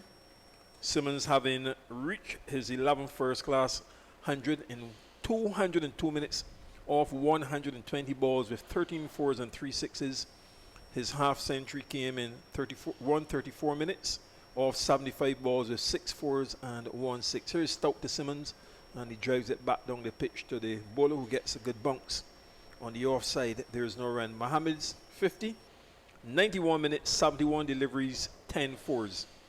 And the batsman out, Joshua De Silva, caught at gully by Springer off Minley for 7. That was 12 for 1, the last ball of the 4th over. His opening partner, Jeremy Solozano, caught at the wicket by Walcott off Minley for 12. Stout to Simmons using his feet, and with disdain, he lifts it over the top. Whoa. And that's another 6 now being signaled by umpire Leslie Reefer Jr. And he really came down and clouted that one over the straight position. And Simmons now moves up to 125 with Mohammed 65, 231 for 3. You enjoy that stroke, Bert? What can I say? Keith Simmons dancing down the wicket as if a spinner was in operation and just smashing that delivery back over the head of Kevin Stout. It landed just above the signage, the Malcolm Marshall end signage, just to the lower end of the glass section of the media center. But I'll tell you what, if that media center was not there, it probably would have gone into Hanshall Innes. The trajectory was flat, with his hit with some power. It still had a bit of way to go, but I can tell you this, Leonard Simmons has signaled his intentions here very early. Yes, well, that Malcolm Marshall signage is virtually by the second floor to give some indication. It's a building with 4 floors. And there's Stout, pitch short, and Simmons drives it down to mid-off. There is no run. The thing about it, Jamal, is that when he makes up his mind to advance, often you find, more often than not, that Simmons, when he hits the ball by advancing, he hits it extremely cleanly, and he clears. It just is not a question of pushing it, hitting it over the boundary, but he does clear pretty well. As Stout is in again, and he goes back and turns it out through square leg. Mosley's after it, makes a slide, and a single, taking Simmons on to 126. 65 is Mohammed, a partnership of 163, 232 for 3 in their first innings, Red Force. Yes, he has a very impressive bat speed, Keith. When he makes connection, there's a lot of force behind his strokes, and that's part of the reason why he hits some mammoth sixes, especially when he advances down the turf. You rightly said, but he always seems to give it his all when he's about to strike the ball, Keith. So a slip point, cover is out on the boundary, extra cover. Here is Stout from the Marshall end, and this one clears Mohammed up, but nevertheless he gets it down behind point. Curtin is fast across the outfield, and he pulls it back just inside of the boundary as they come back now for the second run. Carter from slip intercepts before the ball can get to the keeper Walcott, and the first over after T has been completed, with TNT Red Force 234 for 3. 58 overs have been bowled. Simmons 126, Mohammed 67, and before Jamal comes in, Jamaica Scorpions 196 for 6 in the 59th over against Guyana Jaguars at the Guyana National Stadium. I know you want me to take a look to see if Ken Roy Williams. Thank you, Keith. Thank you. Leeward Islands Hurricanes 148 for 3. Yes, but a very productive over there for the Red Force once again straight away on the resumption of this session. Some 11 runs in that over, and again, Keith, it really tells a signal of how these two batsmen are going about their business. Simmons very authoritative, and Jason Mohammed just working the ball around and collecting his runs as well. So basically, both batsmen started the session pretty much in the same vein that they would have left off, and the run rate is now up to 4. Here's Carter, right arm medium pace over the wicket, ball short. Simmons goes back and strokes it into the covers. They take a single, and Simmons now on to 127. Mohammed is 67, 235 for 3. Yes, Jamal. Kenroy Williams is at the crease on 11 with his captain Paul Palmer 18, 196 for 6. Walton 14, Orion Williams 10. Brandon King got 51. Blackwood 44 from 65 balls, footed in 23. And Robin Powell 17, 196 for 6. Paul Palmer on 18 and Kenroy Williams 11. He's faced 29 balls if you are interested in his strike rate. Just interested in his numbers at the end of the day, Keith. Yeah. Shepard 1 for 32 from 10 overs. Reefer none for 26 off 12. Permol 2 for 49 from 13 overs. Moti has had none for 34 from 9 overs. Rutherford 3 for 38 from 8 overs. Carter on the pads and turned down towards fine leg for a single. Mohammed the batsman, and he now goes up to 68, 236 for 3. Rutherford, as I say, 3 for 38 from 8 overs, 2 maidens. Barnwell none for 8, and Leon Johnson 1 over for 5 runs. So again, that score 196 for 6 in their first innings. The Jamaica Scorpions against Guyana Jaguars. Here at Kensington Oval, Carter is into Simmons and right and early was advancing and then skillfully turns it down towards fine leg, challenging for the second run, and he will get it as well. So they've come out here in the final session with a purpose, and you can clearly see that Simmons is going to keep attacking, but when he makes that advance, as Jamal and I were discussing, rather pronounced, he moves to 129. It's now 238 for 3. Carter has moved the cover. Now he's asking fine leg to go around as well. One of the cover fielders going behind that square. There's a mid wicket. He has a slip point, deep cover, extra cover.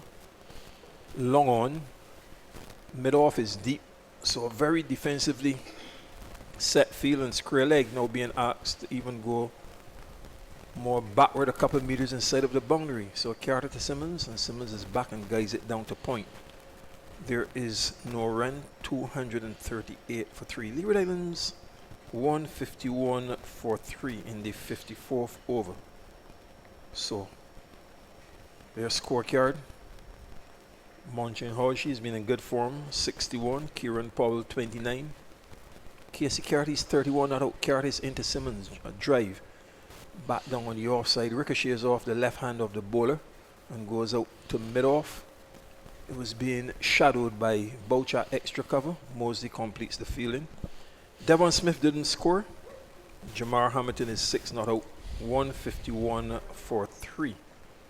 So, yeah, Devon Thomas was caught by Dennis Smith off Larry Edward without scoring. The over is completed. And it's 238 for 3. Yeah, in the last game with Devon Smith and Dennis Smith, and sometimes a slipping saying Devon Thomas. Well, today, Devon Thomas caught Dennis Smith off Larry Edward without scoring. How about that, Jamal? I actually reached over to have a look when you said Devon Smith didn't score because he's in such wonderful form. I couldn't believe it. Yeah, so no, we see that there was a batting. Monson Hodge again, Keith. Carving out some 61 runs. He's had a very impressive season so far. I don't know what his overall tally looks like, but I would suggest that it's probably the best season he's had in his career. He's really going really well. Has been around for some time. And here is Stout. A drive back down the pitch to the bowler. Mohammed, the batsman, he's on 68, 238 for 3. And the Windward Islands against the Leeward Islands. That's a grudge match over the years. Used to play as a combined unit. Very powerful at the turn of the 80s, the combined islands. As Stout, next delivery, pushed defensively up to the short mid-wicket by Mohammed, who is on 68. There is no run. Has been in for 149 minutes, 10 boundaries, 123 balls.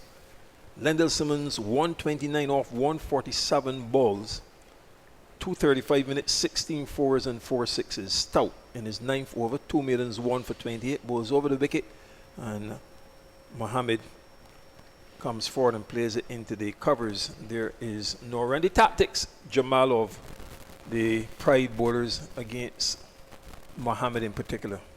Much different to the ones against the Simmons. I can tell you, first of all, Tevin Walker was under the stump to Kevin Stout in the last over. He's standing back, and a short delivery cut down to the point boundary, and given the whiff and the treatment ultimately by Jason Mohammed, who goes into the 70s on 72 with his 11th boundary.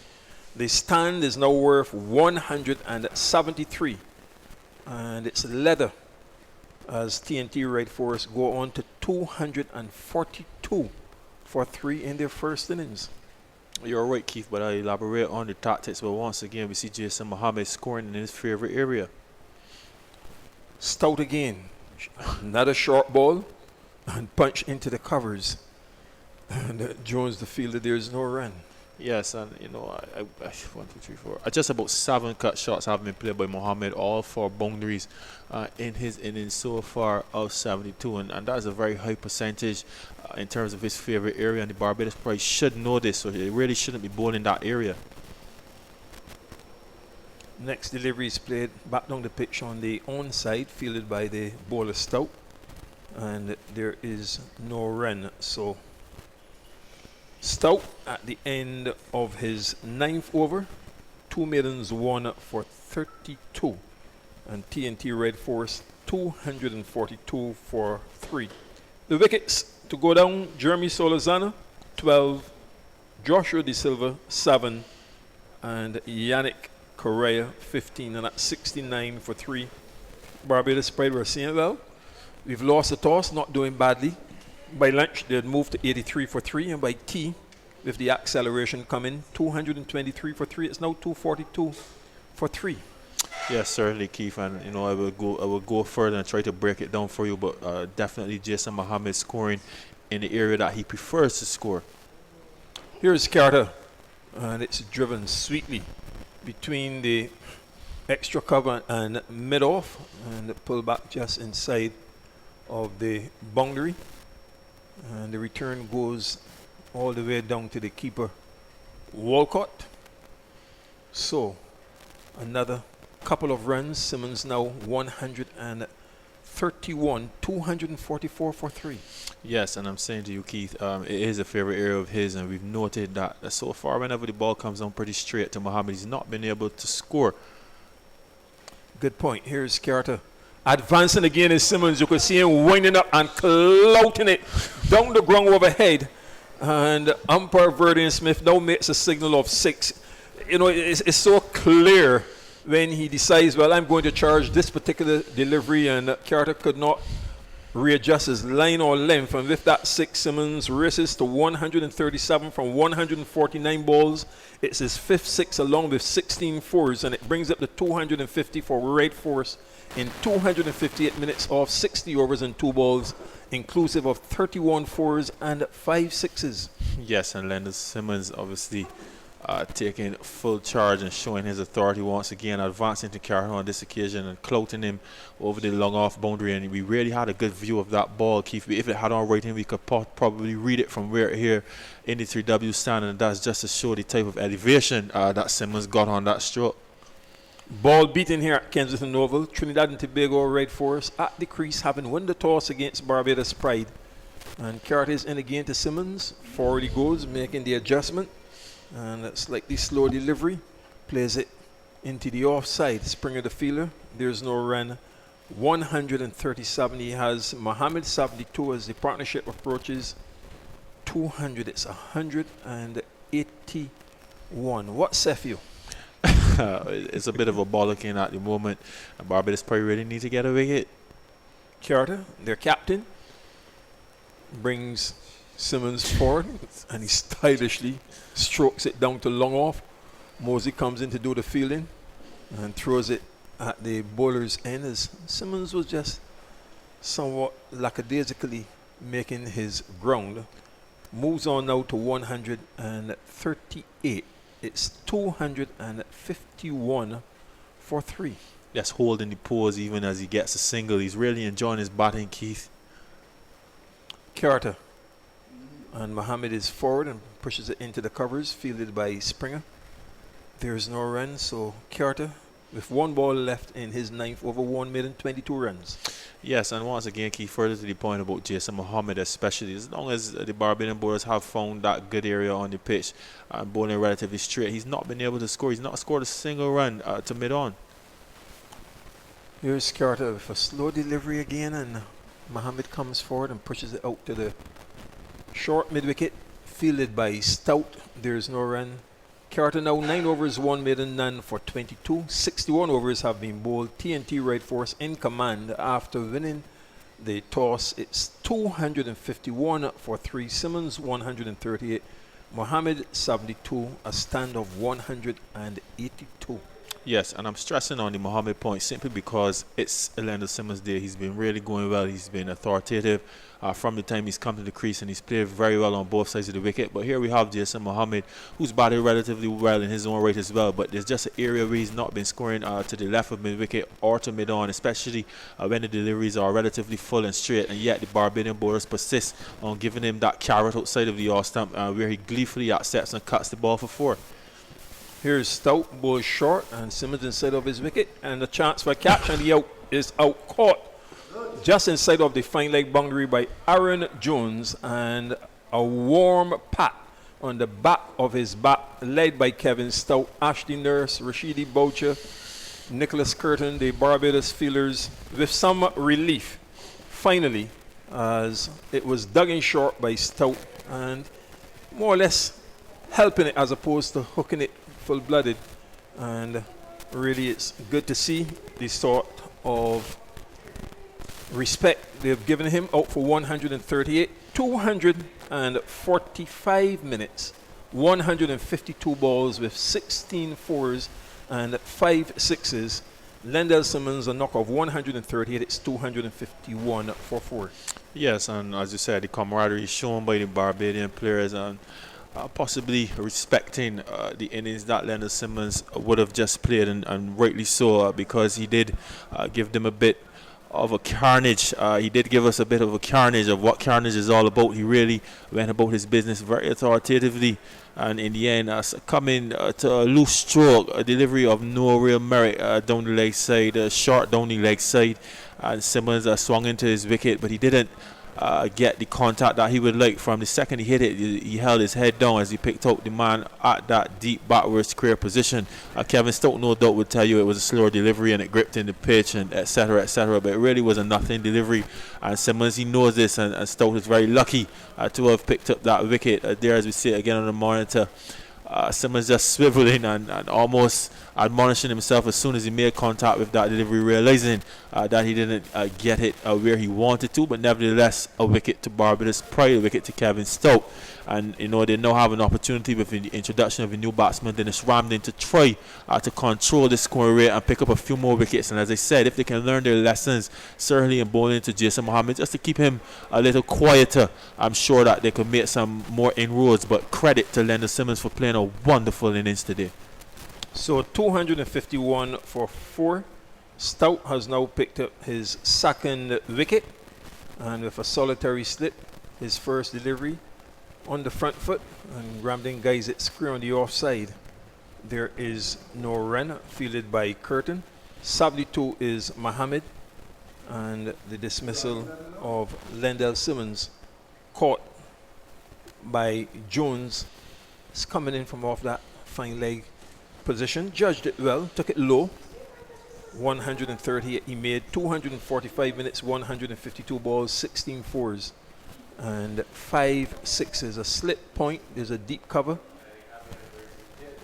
and here's Stout as Ramden defends it back down the pitch to the bowler, and there is no run. A new batsman has come in, Jamal, still the solitary slip. It's an excellent pitch for batting. The point, the sweep is out, cover, extra cover, lots of protection on the offside. He also has the mid-off, mid-on, the short mid-wicket, and fine leg.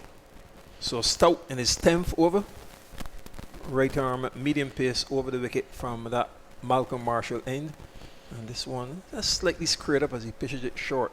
Ramden defending out on the offside. Nurse at the extra cover does the fielding. There's no run. Yes, Kevin Stowe starting pretty much bang on target to Leonard Simmons. Just good length deliveries on about that middle stump area. And Ramden is a batsman as well that loves room to cut deliveries and drive through the offside. So this is not a bad ploy, but they really need to bowl more stump to stump on this surface. Still that smoke around the rung, a short one and cut down to point by Ramden. And took a couple steps out of his crease as Curtin did the fielding, moving to his right, and then fired it at the keeper's end. Still that smoke across the ground, Jamal? Yes, and when I was outside sitting down, Keith, you could see it coming across the valley there, somewhere in the vicinity, I guess, of the Wildy area or so. Not that good, but somewhere around there, there's a vast smoke, and you've seen the ash have been floating across there earlier in the day as well. 251 for 4. Stout is into Ramden, and he plays it defensively into the covers, fielded by Nurse. There is no run. The end of a successful over in which he had the century maker Lendell Simmons caught. Fine leg by Jones for 138, 242 minutes, 152 balls, 16 fours and 5 sixes. Mohammed is on 72 and Ramden yet to score.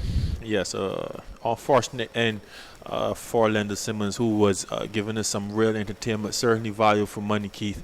He played really well on both sides of the wicket, and he struck some lusty blows, some exciting sixes, and he was not afraid to use his feet to the medium pace stuff of Carter, Stout, or Shamar Springer. So all told, it was a wonderful innings. Having said that, the Barbados Pride now, they have their moment of opportunity to get themselves back in this game, Keith. At 251 for 4, can easily be 300 odd for 7 if they do the right things.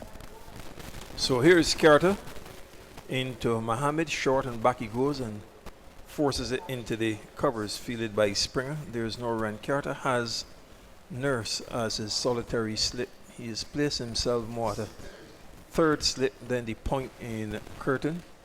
Jones is out on the cover boundary, extra cover Springer. Mid-off in Mosley, and he's short again.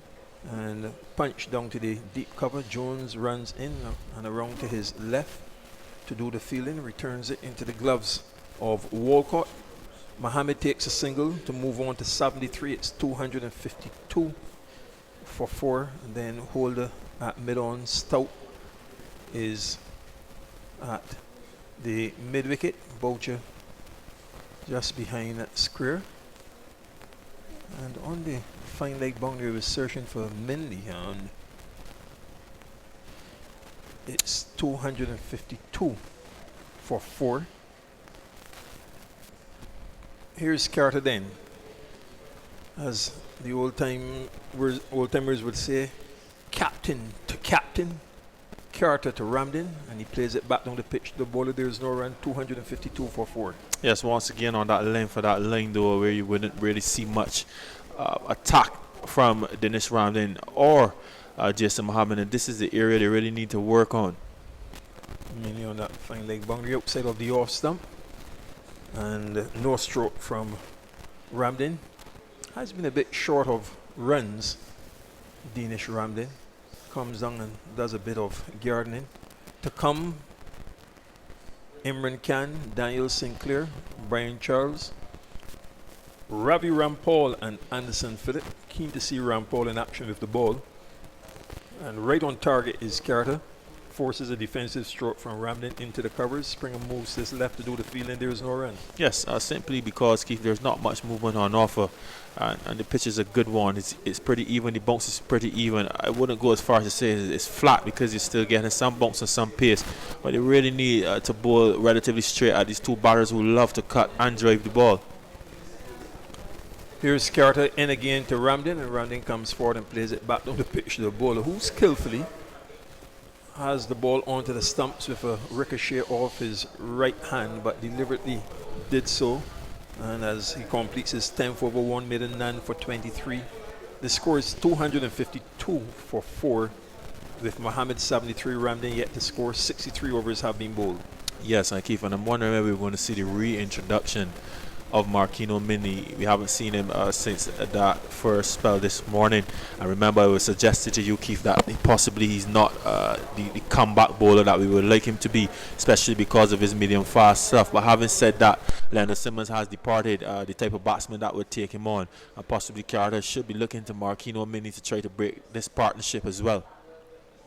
So here's Stout with that solitary slip, or the second slip outside of the off stump, after it goes through to Walcott. A cut shot essayed by Mohammed, who is on 73, 252 for 4. Yes, and again, avoid delivery outside the off stump, but this time Mohammed doesn't oblige himself. And again, Keith, he doesn't oblige, and I'm saying, that is his favorite area. You have a deep point, you have a man at a deepish gully, and you have a gully as well, but that's not the area you really want to be bowling to Mohammed. You really want to keep him honest on the stumps. Stout again, and Mohammed back, and guides it into the covers. There is no run. Boucher running to his left to do the fielding. So you look at this field, especially on the offside, Jamal with the slip. The point is in. The deep cover. More of a deep point, Keith. Yes. Based on that angle. Then the cover, an extra cover.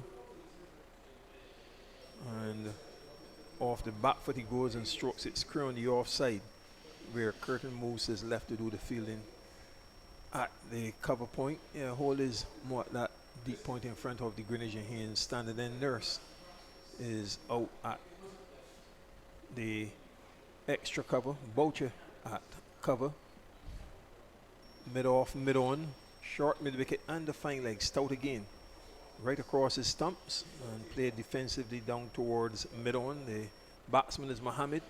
Has been relatively quiet since the tea interval on 73, so it's come up to the first half an hour's play since the break, and he's added only 8. And Simmons, who was on 117, quickly added 21 before he was scored at fine leg by Jones off Stout. 138 he made his 11th first class 100. Short one, and off the back foot, Mohammed forces it down to the deep cover point. Hold of the fielder. A single. He's now on 74. With Ramdin yet to score, about to face his 10th delivery, 253 for 4. Yes, Kiefer, he's now added 9, and what I can tell you about that 9 is one was a ferocious cut shot for 4, the other was a cut shot as well for 2, where the deep point had to come into play, and once again he just cut that ball down to the point region again for another run. So 4 and 2 is 6 and 1 is 7. 7 of the 9 runs has been scored square of the wicket. Short delivery from Stout, and it's played up on the offside of the pitch towards the area of mid-off, and the fielding done by Nurse. The end of the over. Stout now 11 overs, 3 maidens, and he has 2 for 33. After another word from Jamal Smith, your next commentator will be Andrew Mason. Yes, Keith, and once again, Jason Mohammed going about his business relatively quietly. Obviously, eyeing a century, just on 74 now. A little way to go, but nothing that's beyond him. Certainly, he's played well so far in this innings, and no doubt he'll be looking to carry on to 3 figures as well on a pitch that's relatively good for batting. And Dennis Ramdin now looking to get into his stride as well. Carter comes up now. He's in and bowls the ball, which is full on the line of that leg stump, and Mohammed is forward and just pushes down towards mid-on. There's no run. So 253 for the loss of 4. Finally, Barbados getting the wicket of Simmons. Yes, finally, and luckily so as well, because that was an innocuous delivery really, and Simmons just managed to pick out the man at deep square leg. Here's Carter, comes in, bowls outside and the off stump. Mohammed is back and just plays it square in the offside down to backward point, too short, and got on top of it and played the ball away. This session is going to be of great importance. It's 253 for loss of 4. You could see the red force really turn the screws. Barbados, on the other hand, looking to get a couple of wickets and get back into the match. Carter's in, bowls on that off stump. Bang on target. Mohammed covers up, plays through a cover.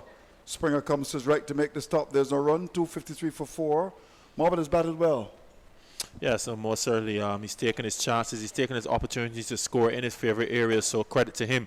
I really would like to see the Barbadian bowlers make him work a bit more for those runs. Here's Carter, comes up now, bowls. The ball in the off stump, pulled up towards mid-off.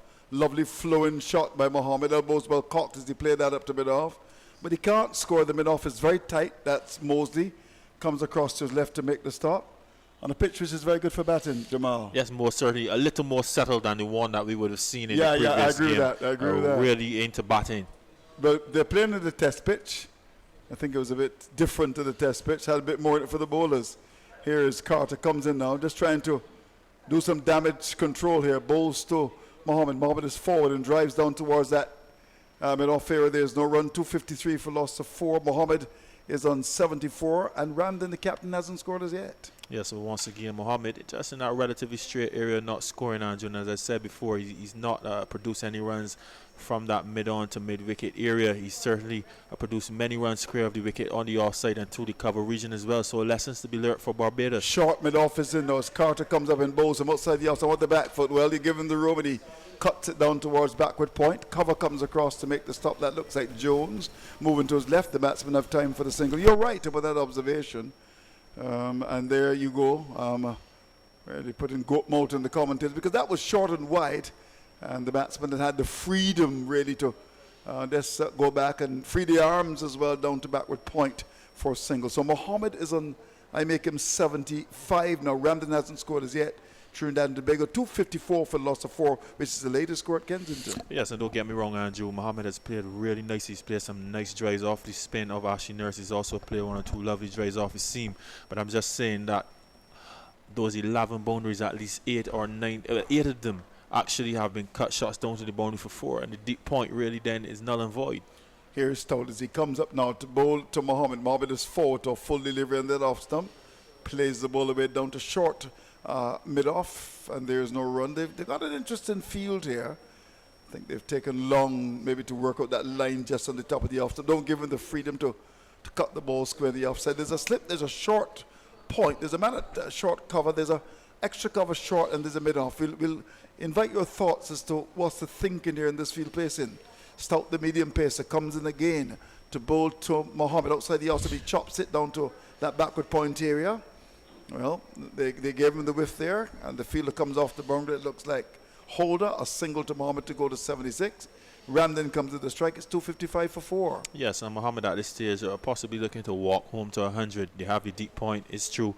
But as you said, Andrew, they have the cover and the extra cover, and every time the ball comes on relatively straight and full, Mohammed is not scoring, but they're not creating that pressure by doing this consistently. He's still getting the single in his favorite area. Here's Stout as he comes in to bowl to Ramden into this delivery. Ramden is coming forward to a ball which is a full length and pushes down towards the cover area. Nurse came across, didn't pick it up cleanly. The ball actually ended up down at extra cover, and it was Boucher coming across to his right to tidy up for Nurse. 255 for 4. Last man to go was Simmons. He made 138. Here's Stout as he comes into Ramden into this delivery. Ramden is covering up again. Ball bang on target, just on top of the off stump. He just strokes the ball down to cover. The fielder coming across to make the stop at cover. That looks like Nurse. There's no run. Carter's at almost like a third slip. And there's a short third man. There's also a cover on the boundary. The extra cover short cover. There's a mid-off, mid-on, mid-wicket. He comes in now and bowls outside the outside off the back foot. Goes Ramden, cuts the ball down to short point. And Curtin, who normally fields in that position, just drops to the ground to make the stop. There's no run. Ramden has now faced 13 balls. He hasn't scored as yet. We're into over number 66. It's 255 for the loss of 4. It's been a good day for the Red Force in Bridgetown. Stout to continue, bowling the last ball of his 12th over. As he comes in to bowl to the Red Force captain, who to this delivery is not going to get his first run as he goes back and hits the ball into the pitch, and it goes bouncing down to cover for Boucher to come across to make the stop, and there is no run. So that ends the over. Mohammed is on 76. Ramden hasn't scored as yet. And Trinidad and Tobago winning the toss and batting. They're 255 for 4, which is the latest score at Kensington. Yes, Keith, and Kevin Stout and John Carter continuing to do relatively well since our break for the tea session. It was interesting, Andrew. There are 24 overs remaining. I'm wondering if we're not going to see the introduction of Marquino Mindy, and Captain Carter may save him, I guess, for possibly for the second new ball. It's still a fair ways off. But Carter and Stout are doing a relatively good job in terms of containing the scoring, and the pride kind of getting it right now in terms of the field placing. The areas are much more disciplined, but still needs a more tightening to Mohammed, who at the moment is probably just looking to walk his way to 100. Yeah, you're right. He's 76 now, and he's faced as many as 144 balls. Here's Carter to continue. 11 overs, 1 bid, none for 24 as he comes in from the northern end in bright sunshine, goes past the umpire, bowls to Mohammed. Mohammed is forward and drives the ball full in the off stump. And he just, not the full, but a drive, more of a check drive, if one case to describe it like that. It goes down to mid-off. For Mosey to come forward to collect it, there's no run. It's 255 for loss of 4.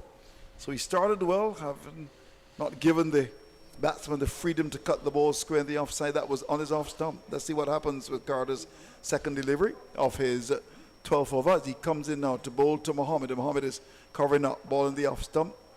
And there's no run as he just plays it down to short cover. Field in that position looks like Springer. And there's no run. Mohammed is 76. Ramden hasn't scored as yet. 255 for loss of 4. And the action will continue.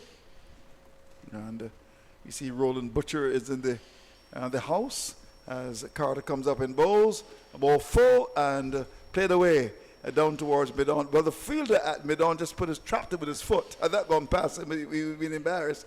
And that's Holder, and they can't score, but he decided to use his foot and not his hand. Yes, Holder, in typical old-time fast bowler style. Yeah, indeed. He's up at mid-on, just trapped it with his foot. He would make the side the Baton Rockets. 255 for the loss of 5, the football team. Here is a delivery which is on the line of that middle stop again. Carter trying to keep things tight here.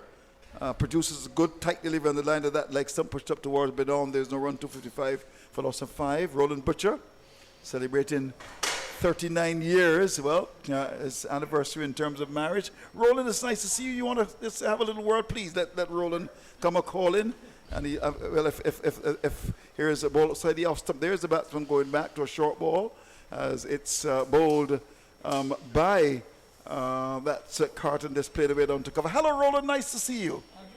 Good afternoon. A very special day to you. It is a special day, yes. Very special day. Okay.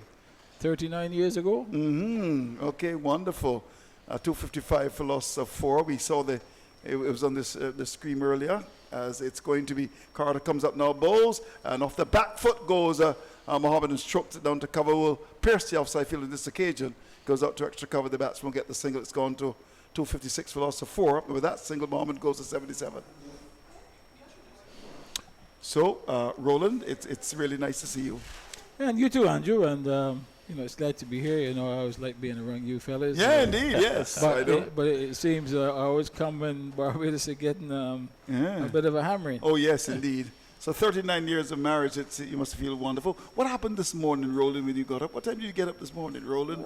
Normal time, Andrew. My grandson have to get to school, and my wife have to get to work. So Okay, good. Of Wonderful. course, I'm up nice and What early. did you say to your wife this morning, Roland? What I do all the time. Good morning. Good morning. Oh, wonderful. It's wonderful, really. And, of course, it's good. It's really good to have you and just to look at what has happened in this game as well. Here is Stout continues. He's in and bowls to Barbados in 77. Just pushes the cover, and there is no run. Going out to Sandy Lane tonight, Roland? No, because I have a very early leave, so I will. No, my grandson has training tonight, so I have to make sure he gets there and pick him up. What kind of training? What is he involved Well, in? he's badminton and personal training he's doing right now. So Yeah, he's that big guy that they know. Here is Stout comes in, bowls full and driven through the middle off air extra cover. That's gone for 4. It was pitched up. There was a big drive, and it went past the outstretched hand of Nurse, moving to his right. That's gone away quickly. Wide mid off. That's gone for 4. Beautiful shot by Mohammed to go to 81, and the Trinidad and Tobago side up to 260 for loss of 4. Well played. Yes, certainly well played by Jason Mohammed again. Favorite area of his, just to the right of cover, the extra cover on this occasion. He loves the deliveries in that area, and there once again punishing the Barbados pride. Indeed, and lovely work by Bellimitry as well as he comes up now. Stout in bowls to Mohammed outside the off stump. The ball goes by to be taken by the keeper. Roland, of course, we want to congratulate you. 39 years. You were married where? It wasn't in Barbados. No, in England. You were married in England. Yes. Why didn't you come back and get married in East Point, where you were born, Roland? You're a naughty man. Well, because I was living in England. So Okay, you should have come back home and get married. Okay, these things happen. Is your wife Bajan? Yeah, she's Barbadian. Oh, wonderful. So it's the Bajan connection. Jamal Smith is waiting for the question. He thinks I'm a naughty man. I won't be naughty. He's a senior. I wouldn't. Trust me. But it's really lovely to have you, Roland. And it's great. 39 years. And how many kids, Roland? Just 2. Just 2? 2 kids, yeah. 2 And kids, 2 grands. That's Okay, fine. wonderful. A big grandson. He's doing, of course, some personal training and doing a great job. Well, how many years did you spend in England, Roland?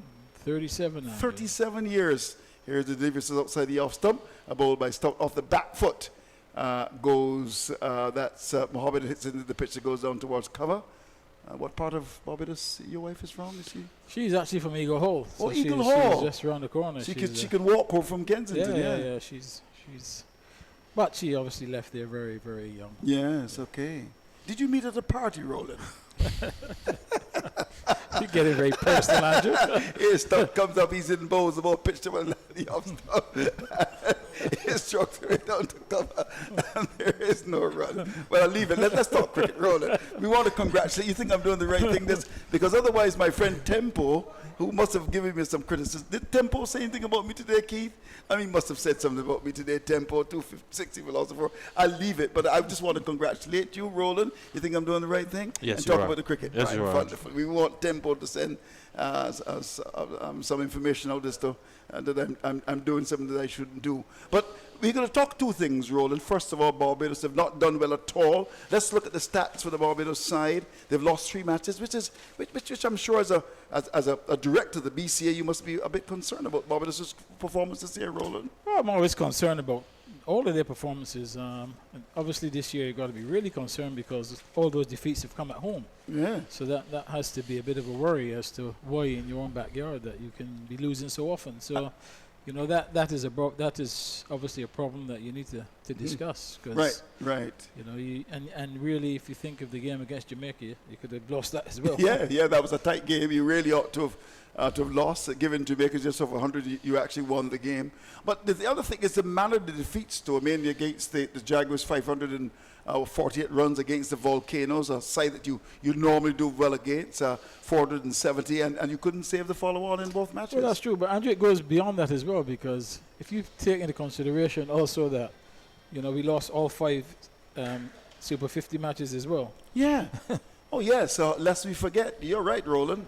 Here is Carter continues, he's in, and bowls to that's Ramden pushing down to mid-on. There's no run, 260 for loss of 4. So this has not been a good year for Barbados. Not at home, I think.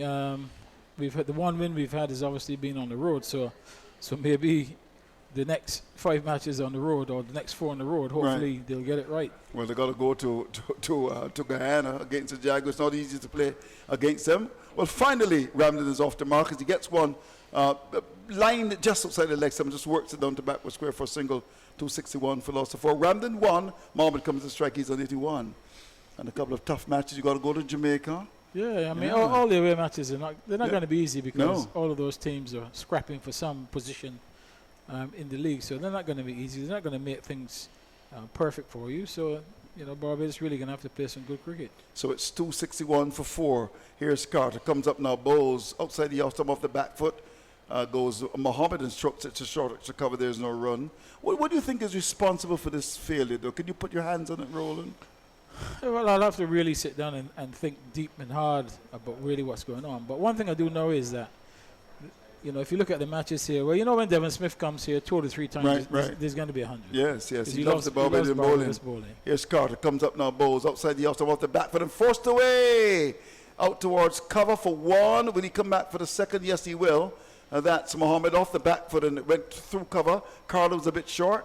It meant that Jones had to move from cover to extra cover about 15-20 meters to his right. The batsman came back for the second comfortably to carry Ramden up to 83, and the Red Force doing a good job, having been energized with a tremendous victory against the Jaguars. They've come into Bridgetown and they're presenting problems to the Pride. It's 263 for loss of 4. This is over number 69.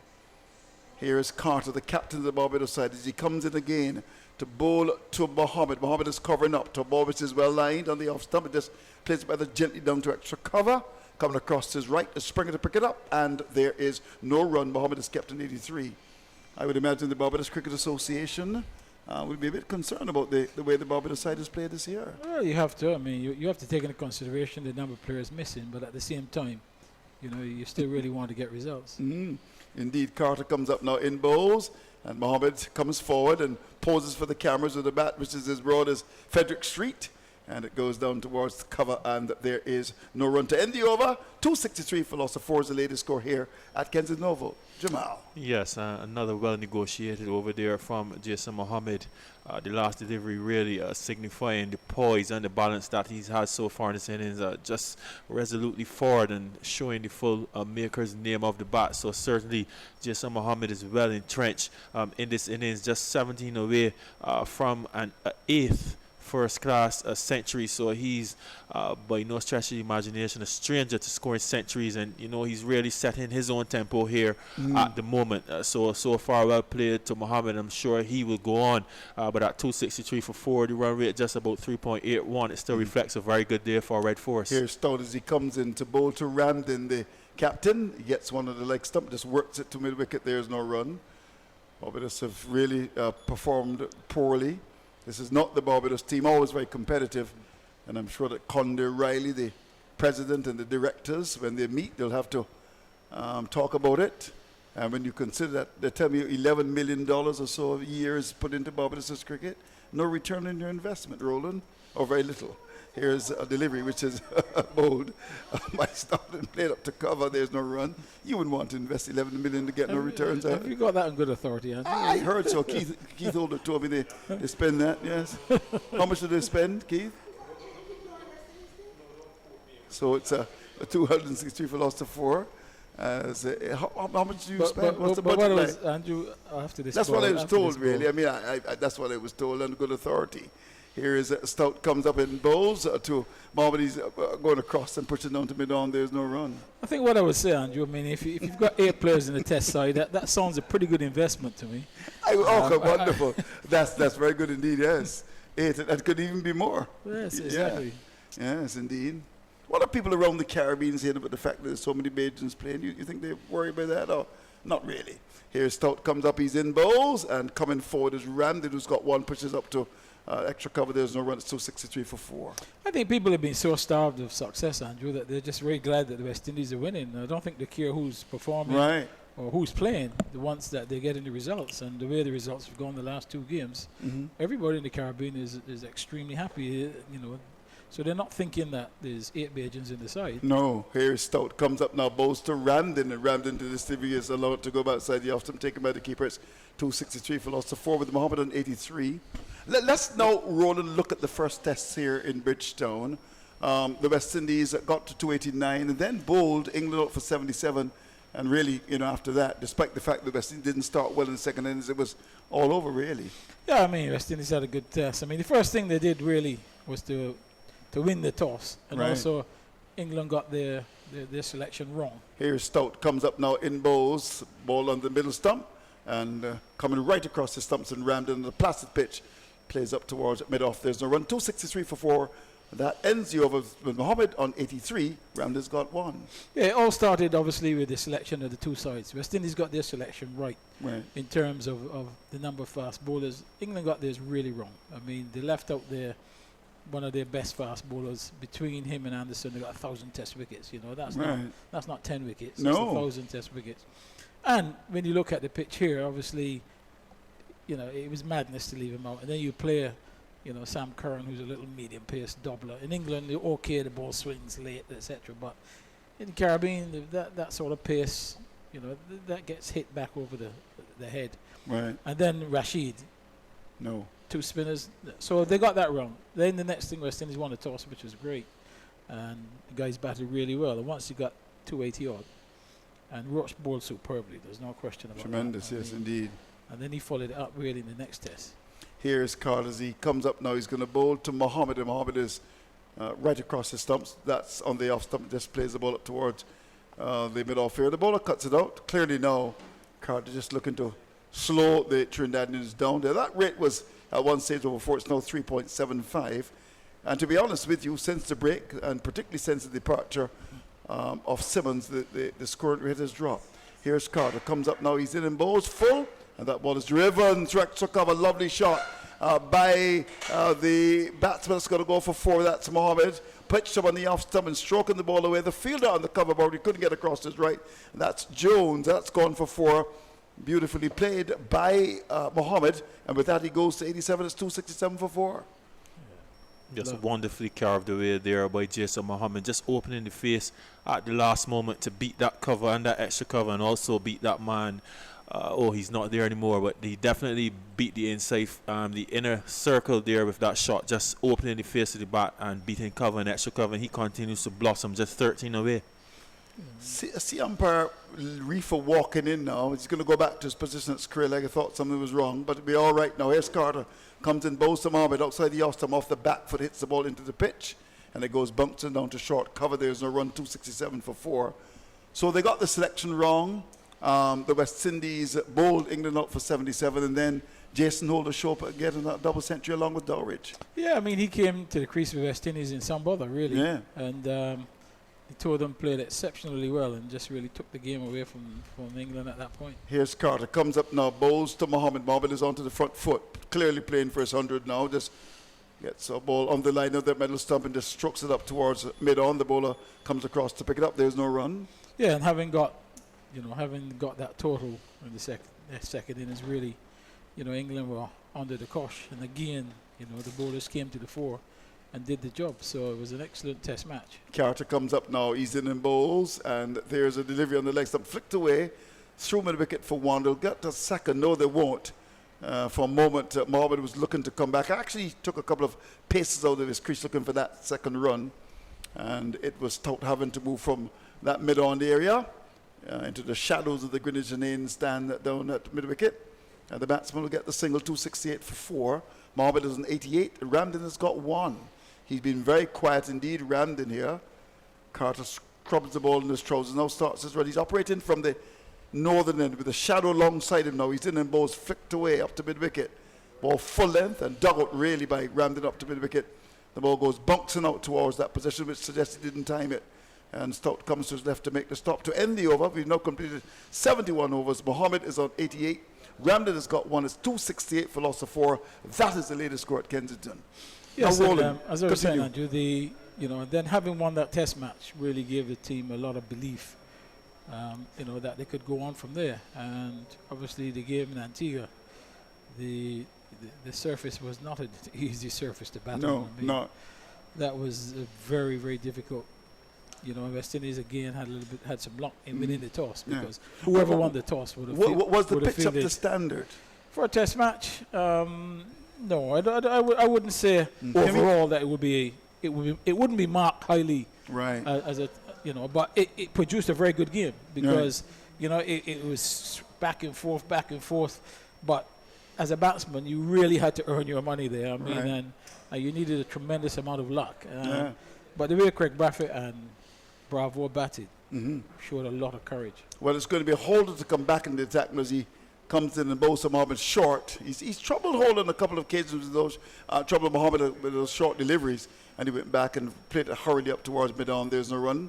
So Mohammed is kept on 88. It's 268 for loss of 4.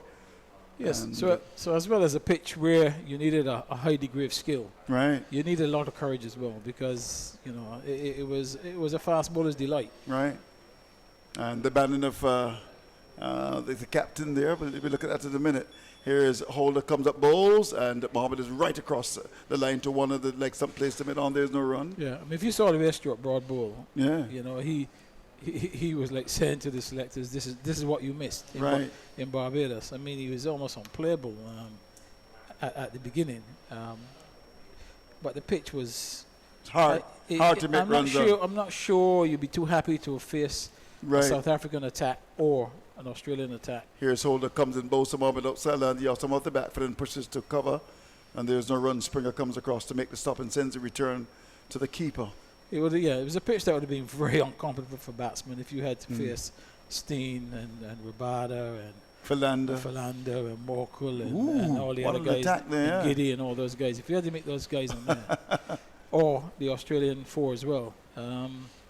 But boys battled real hard because it wasn't easy. It's going to be Holder comes in, bowls to Mohammed. Mohammed is getting the delivery on the leg, and flicks it out towards that backward square area. Jones comes off the boundary. The batsman will have time for a single, and with that single, the score goes up now to make it 2. In fact, they'll get overthrows as the return came in. They get 2. As the return came in, I took my eyes off it for a minute, but they got 2 extras, and the ball actually hit the stumps and was parried away down towards the cover area. More backward point, and they picked up 2 runs for that to carry the score to 271 for loss of 4. Mohammed is now up to 91. Yeah, and Andrew, the confidence shown in the West Indies side really was highlighted on that morning when Azari Joseph's mother passed away. And then he came out and he was absolutely superb with the ball. I mean, that spell, there was just one ball he bowled on the leg side in his entire spell. Holder comes up now. He's in and bowls, and Ramden covers up to one, which is on that middle stump, and just pushes up towards mid. Off the bowler stops it. There's a run, 271 for 4. Yeah, his first 3 overs were maidens, and he was, he really set the tone. But obviously when they saw the way that he bowled, and Roach obviously is in a very good form right now, and England really had no chance. Even at 119 was indeed. Everybody knew it would be a challenge. Here is a delivery, which is outside the leg stump. There's an appeal for a catch at the wicket. He's been given, caught behind. Ramden, given, caught behind. He can't believe it. The umpire gave it a ball down the leg side. Ramden had a little flick at that. The keeper took a big appeal, and umpire Reefer's hand went up the finger, and Ramden can't believe it. He's remonstrating. He's now, oh my golly. Well, we'll have a chance to see the monitor.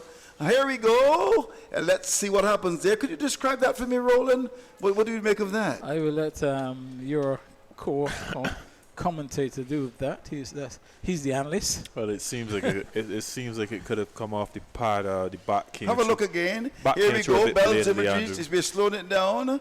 Here we go. Is there any bat there? Talk to me, gentlemen. The bat is already long gone from Oh. that delivery. Looks like that's pad, so you have to say Okay. Mr. Ramden is justified in feeling aggrieved, not justified in his gesticulation. No. But feeling a little aggrieved, and probably rightly so, and Perry for possibly getting that one wrong. And a stroke of luck there for the Barbados Pride, who desperately needs some because the Red Force are piling on the runs at the moment.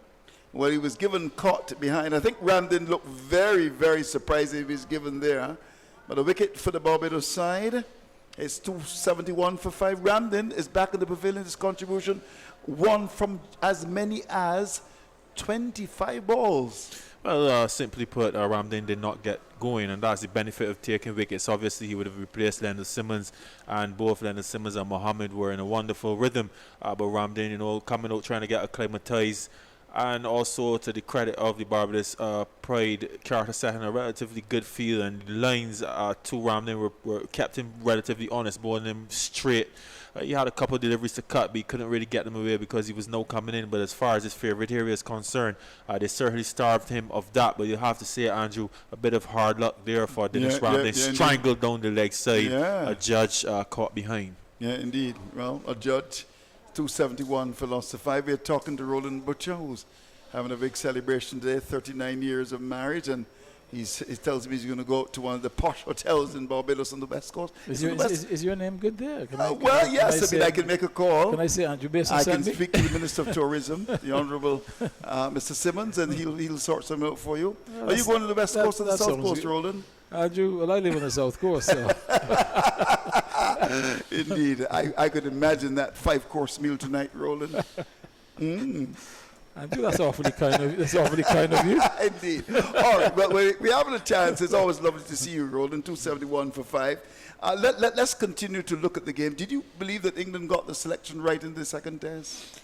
Bringing in Broad. Could they have made any other changes? Well, yes. I mean, they probably could have left out Curran again and play. I don't know if Wokes is fit. Right. But apparently they say Wood is bowling pretty sharp. Mm-hmm. But obviously they were thinking Curran down the order with his batting. And he didn't bat too badly either. But his bowling, I don't think really at this stage of his career is up to standard in the Caribbean. He's okay in England, and he's probably going to be a very good young cricketer.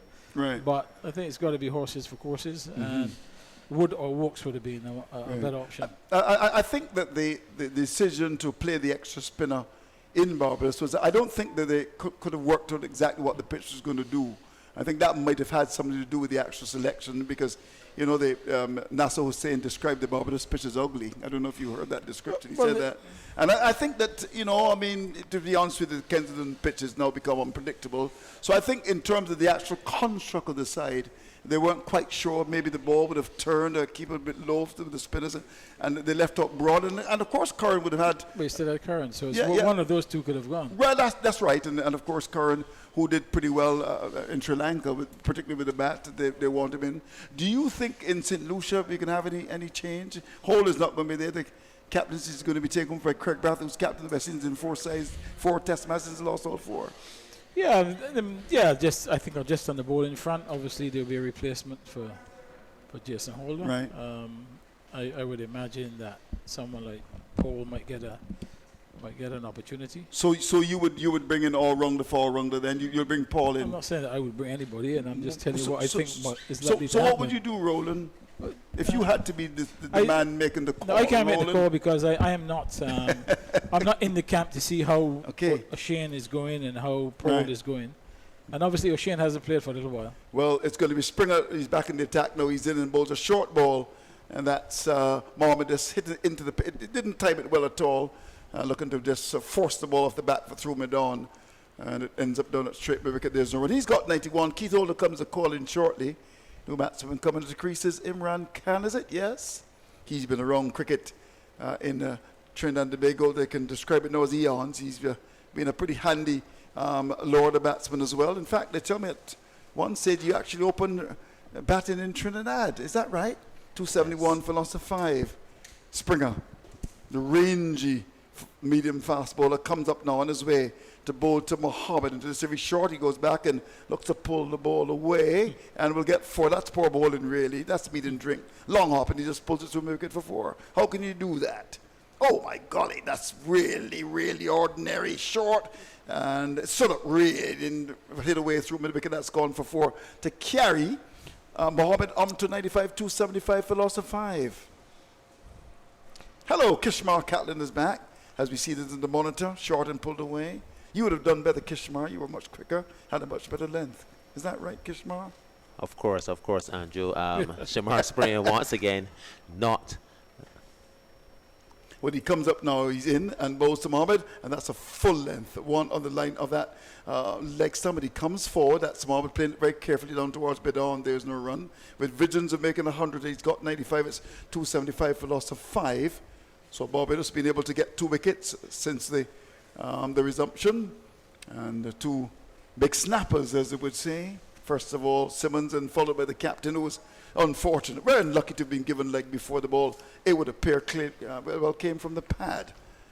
So it's 275 for loss of 5. Went down the leg side and was taken by the keeper.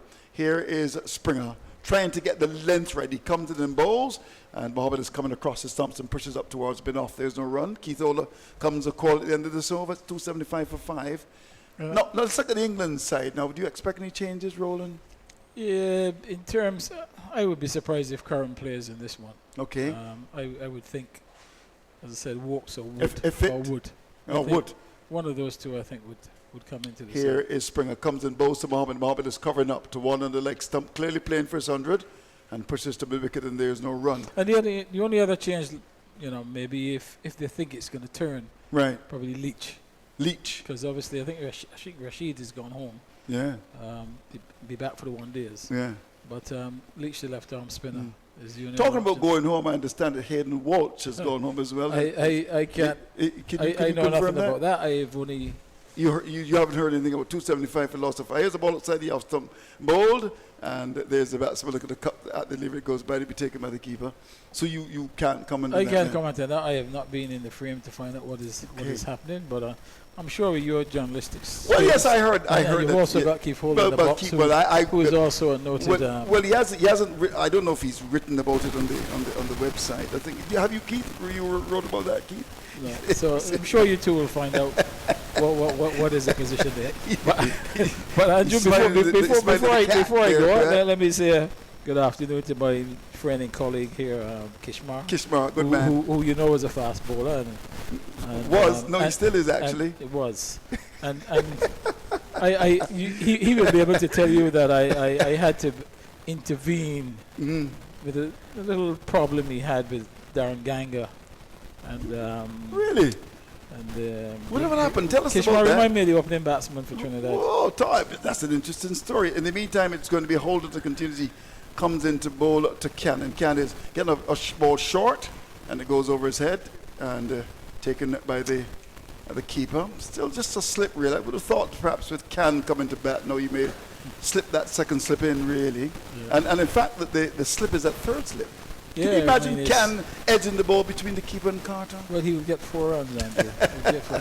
But just before I go, Andrew, I'm trying to remember the opener. Trinidad in opener. He scored 100 in the test debut. Barra. Right, okay, yeah, wonderful, yes. Here is Can open the face of the bat. He's a long way down. The return comes in. Had a hit, he might have been in some trouble as that ball was played away down towards the cover area. The fielder coming across looks like Springer to pick it up. Can was going, where was he going? We'll never know. Mohammed's going to talk to him.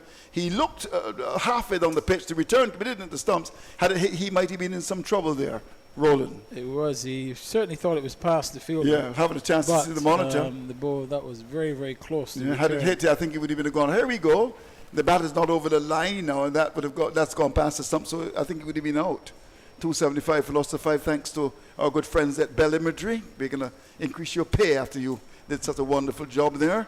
We'll increase it by 50%. Here's a ball by over short. It goes back, just pushes it towards mid wicket. There's no run. And if there's an increase of 50%, he can then take you to Sandy Lane. Well, Andrew, I'm hearing something that I never hear. I've never heard before. 275 for loss of 5. How's our friend Tempo today? He writes very often, our good friend from St. Lucia. His charming wife has come into the box. Maybe we should have a word with her. Would you think she'd come and talk to us? No, Oh, she's run away from us. Oh, my God. She's behind, and quite we're going to right. bring her to talk, and I'm sure she would have given us the real story. 275 for loss of 5. Oh, Roland's really, really good. 276 for loss of 5. What do you make of Shamar Hall? Do you think he's got ability? What do you think of him, Roland? Oh, yes, I mean, he's in the Barbados side. He's he's there on merit. Mm-hmm. Obviously, he's bowled at a time really when Barbados is struggling. Holder comes up now, bowls to Can. Can is coming onto the front foot and drives it down to short extra cover. Feel that position is Nurse cocks the arm and threatens to throw, and Can returns to base. He doesn't want to flirt there with danger. He knows that the man from St. John, deep in rural Barbados, has thrown a lot of almonds in those trees up there, and he might have hit the stump, so he returned to base. 276 for loss of 5. Holder transfers the ball from left to right, and with a shadow alongside him, he's got the Coppin Cozier short meter centre behind him. He's operating from the Malcolm Marshall end, or the southern end of the ground. Bright sunshine. He starts his run. Halfway there, begins to go past the umpire. Now he's in and bows to Can, and Can is onto the front foot and plays the ball away to that short extra cover area. There's a ring of fielders on the offside, almost like an army in patrol. There's a third of a backward point shot. There's a cover, a short, there's an extra cover, there's a mid-off. They're all inside the circle there, trying to put pressure, and there's Holder bowling, as they would say, to his field, just on top of that off stump. Yeah, and quite right. I mean, you want to keep Mohammed off strike. Hopefully, you try and get him a little bit frustrated, and when he gets on strike, you get him out. But Here's a Holder, comes up now, he's on his way, he's in, and bows to Can. Can gets a lift-in delivery, and pushes with some degree of difficulty. It was banged in, and it goes down to where forward shot it would be. In the end, it's the fielder Mosey coming forward to collect it. So the over comes to an end. I've overstayed my time. Mohammed is on 95. Can hasn't scored as yet. The Red Force are 276 for loss of 5. And invite the thoughts of Roland Butcher. You've got Kishmar Catlin, and after Roland, it's going to be Keith Holder. yeah, and you're obviously Trinidad doing very well. Looks a pretty flat pitch actually, and Lendl Simmons is a similar player to Devon Smith. It seems that every time he comes to Barbados, that he gets a big score as well. But the wicket is very, very flat, very difficult for the faster bowlers to get anything out of this. And I would expect Trinidad will be looking to get a substantive first innings total before Barbados bat. And good afternoon to you, Keith Holder, and I will leave you with Kishmar Catlin. And this is a short one from Springer, guided square on the offside, and there is no run. 276 for 5 if Mohammed on 95, and Imran Khan is yet to score. So Simmons looking for his 8th first class 100. Springer has been expensive throughout the day. In his 14th over, none for 75, and Mohammed comes forward and turns it down to fine leg. That's a single as he goes on out in 96, 277 for 5 with Imran Khan now to take strike from Holder. So Solazanda 12, De Silva 7, Simmons 138, Correa 15, Ramdin 1, 277 for 5. The last man out, Ramdin caught down the leg side of Holder for 1. To come Sinclair, Charles, Phillip, and Rampal. Here is Springer, and squeezed out by Imran Khan into the covers. There's no run.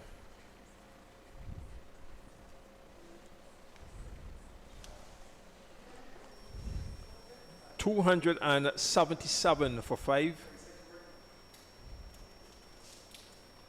Slip point, deep cover, extra cover, mid off, mid on, mid wicket, backward square, and a fine leg. And comes forward a bit gingerly, Imran Khan, on this occasion, and plays it down to mid wicket, fielded by Stout. There's no run. 277 for 5. So as it stands now, Kishmar, solid foundation laid, Clearly, they will score in excess of 300. The question is, can they go up to 400? Yes, well, 400 runs, Keith, is still definitely on the cards for the Trinidad and Tobago Red Forest team with Jason Mohammed on 96 not out. And he's at the crease with Imran Khan, who's no stranger at this level, who has the ability to get some very good scores. So 15 overs left after this, and right in behind it, head over the ball, he plays it back down the pitch on the offside. Imran Khan still to score after 10 deliveries, 277 for 5. One ball is left in Springer's 14th over, and hasn't bowled a maiden. 76 runs. He's going at 5.49 runs and over. Tall, slim. As he goes in again from the Joel Garner end, and Imran Khan forward and guides it down to point, fielded by Curtin. There's no run. The end of the over, 277 for 5 in their first innings. TNT Red Force, Jason Mohammed on 96 and looking for his 8th first class 100. A rather modest average, just around 27 for the long time that he's been playing, Kishmar. Yes, indeed. But Mohammed over the last couple of years, Keith, has really been getting some very good performances in the shorter format of the game as it relates to the Najigo Super 50. So in List A cricket, that's where he tends to be more successful and be more consistent with the scores. But he's a very good player, Keith. He still has a lot of cricket left in him. And this is a very good innings here that he constructed, especially when he was just playing the anchor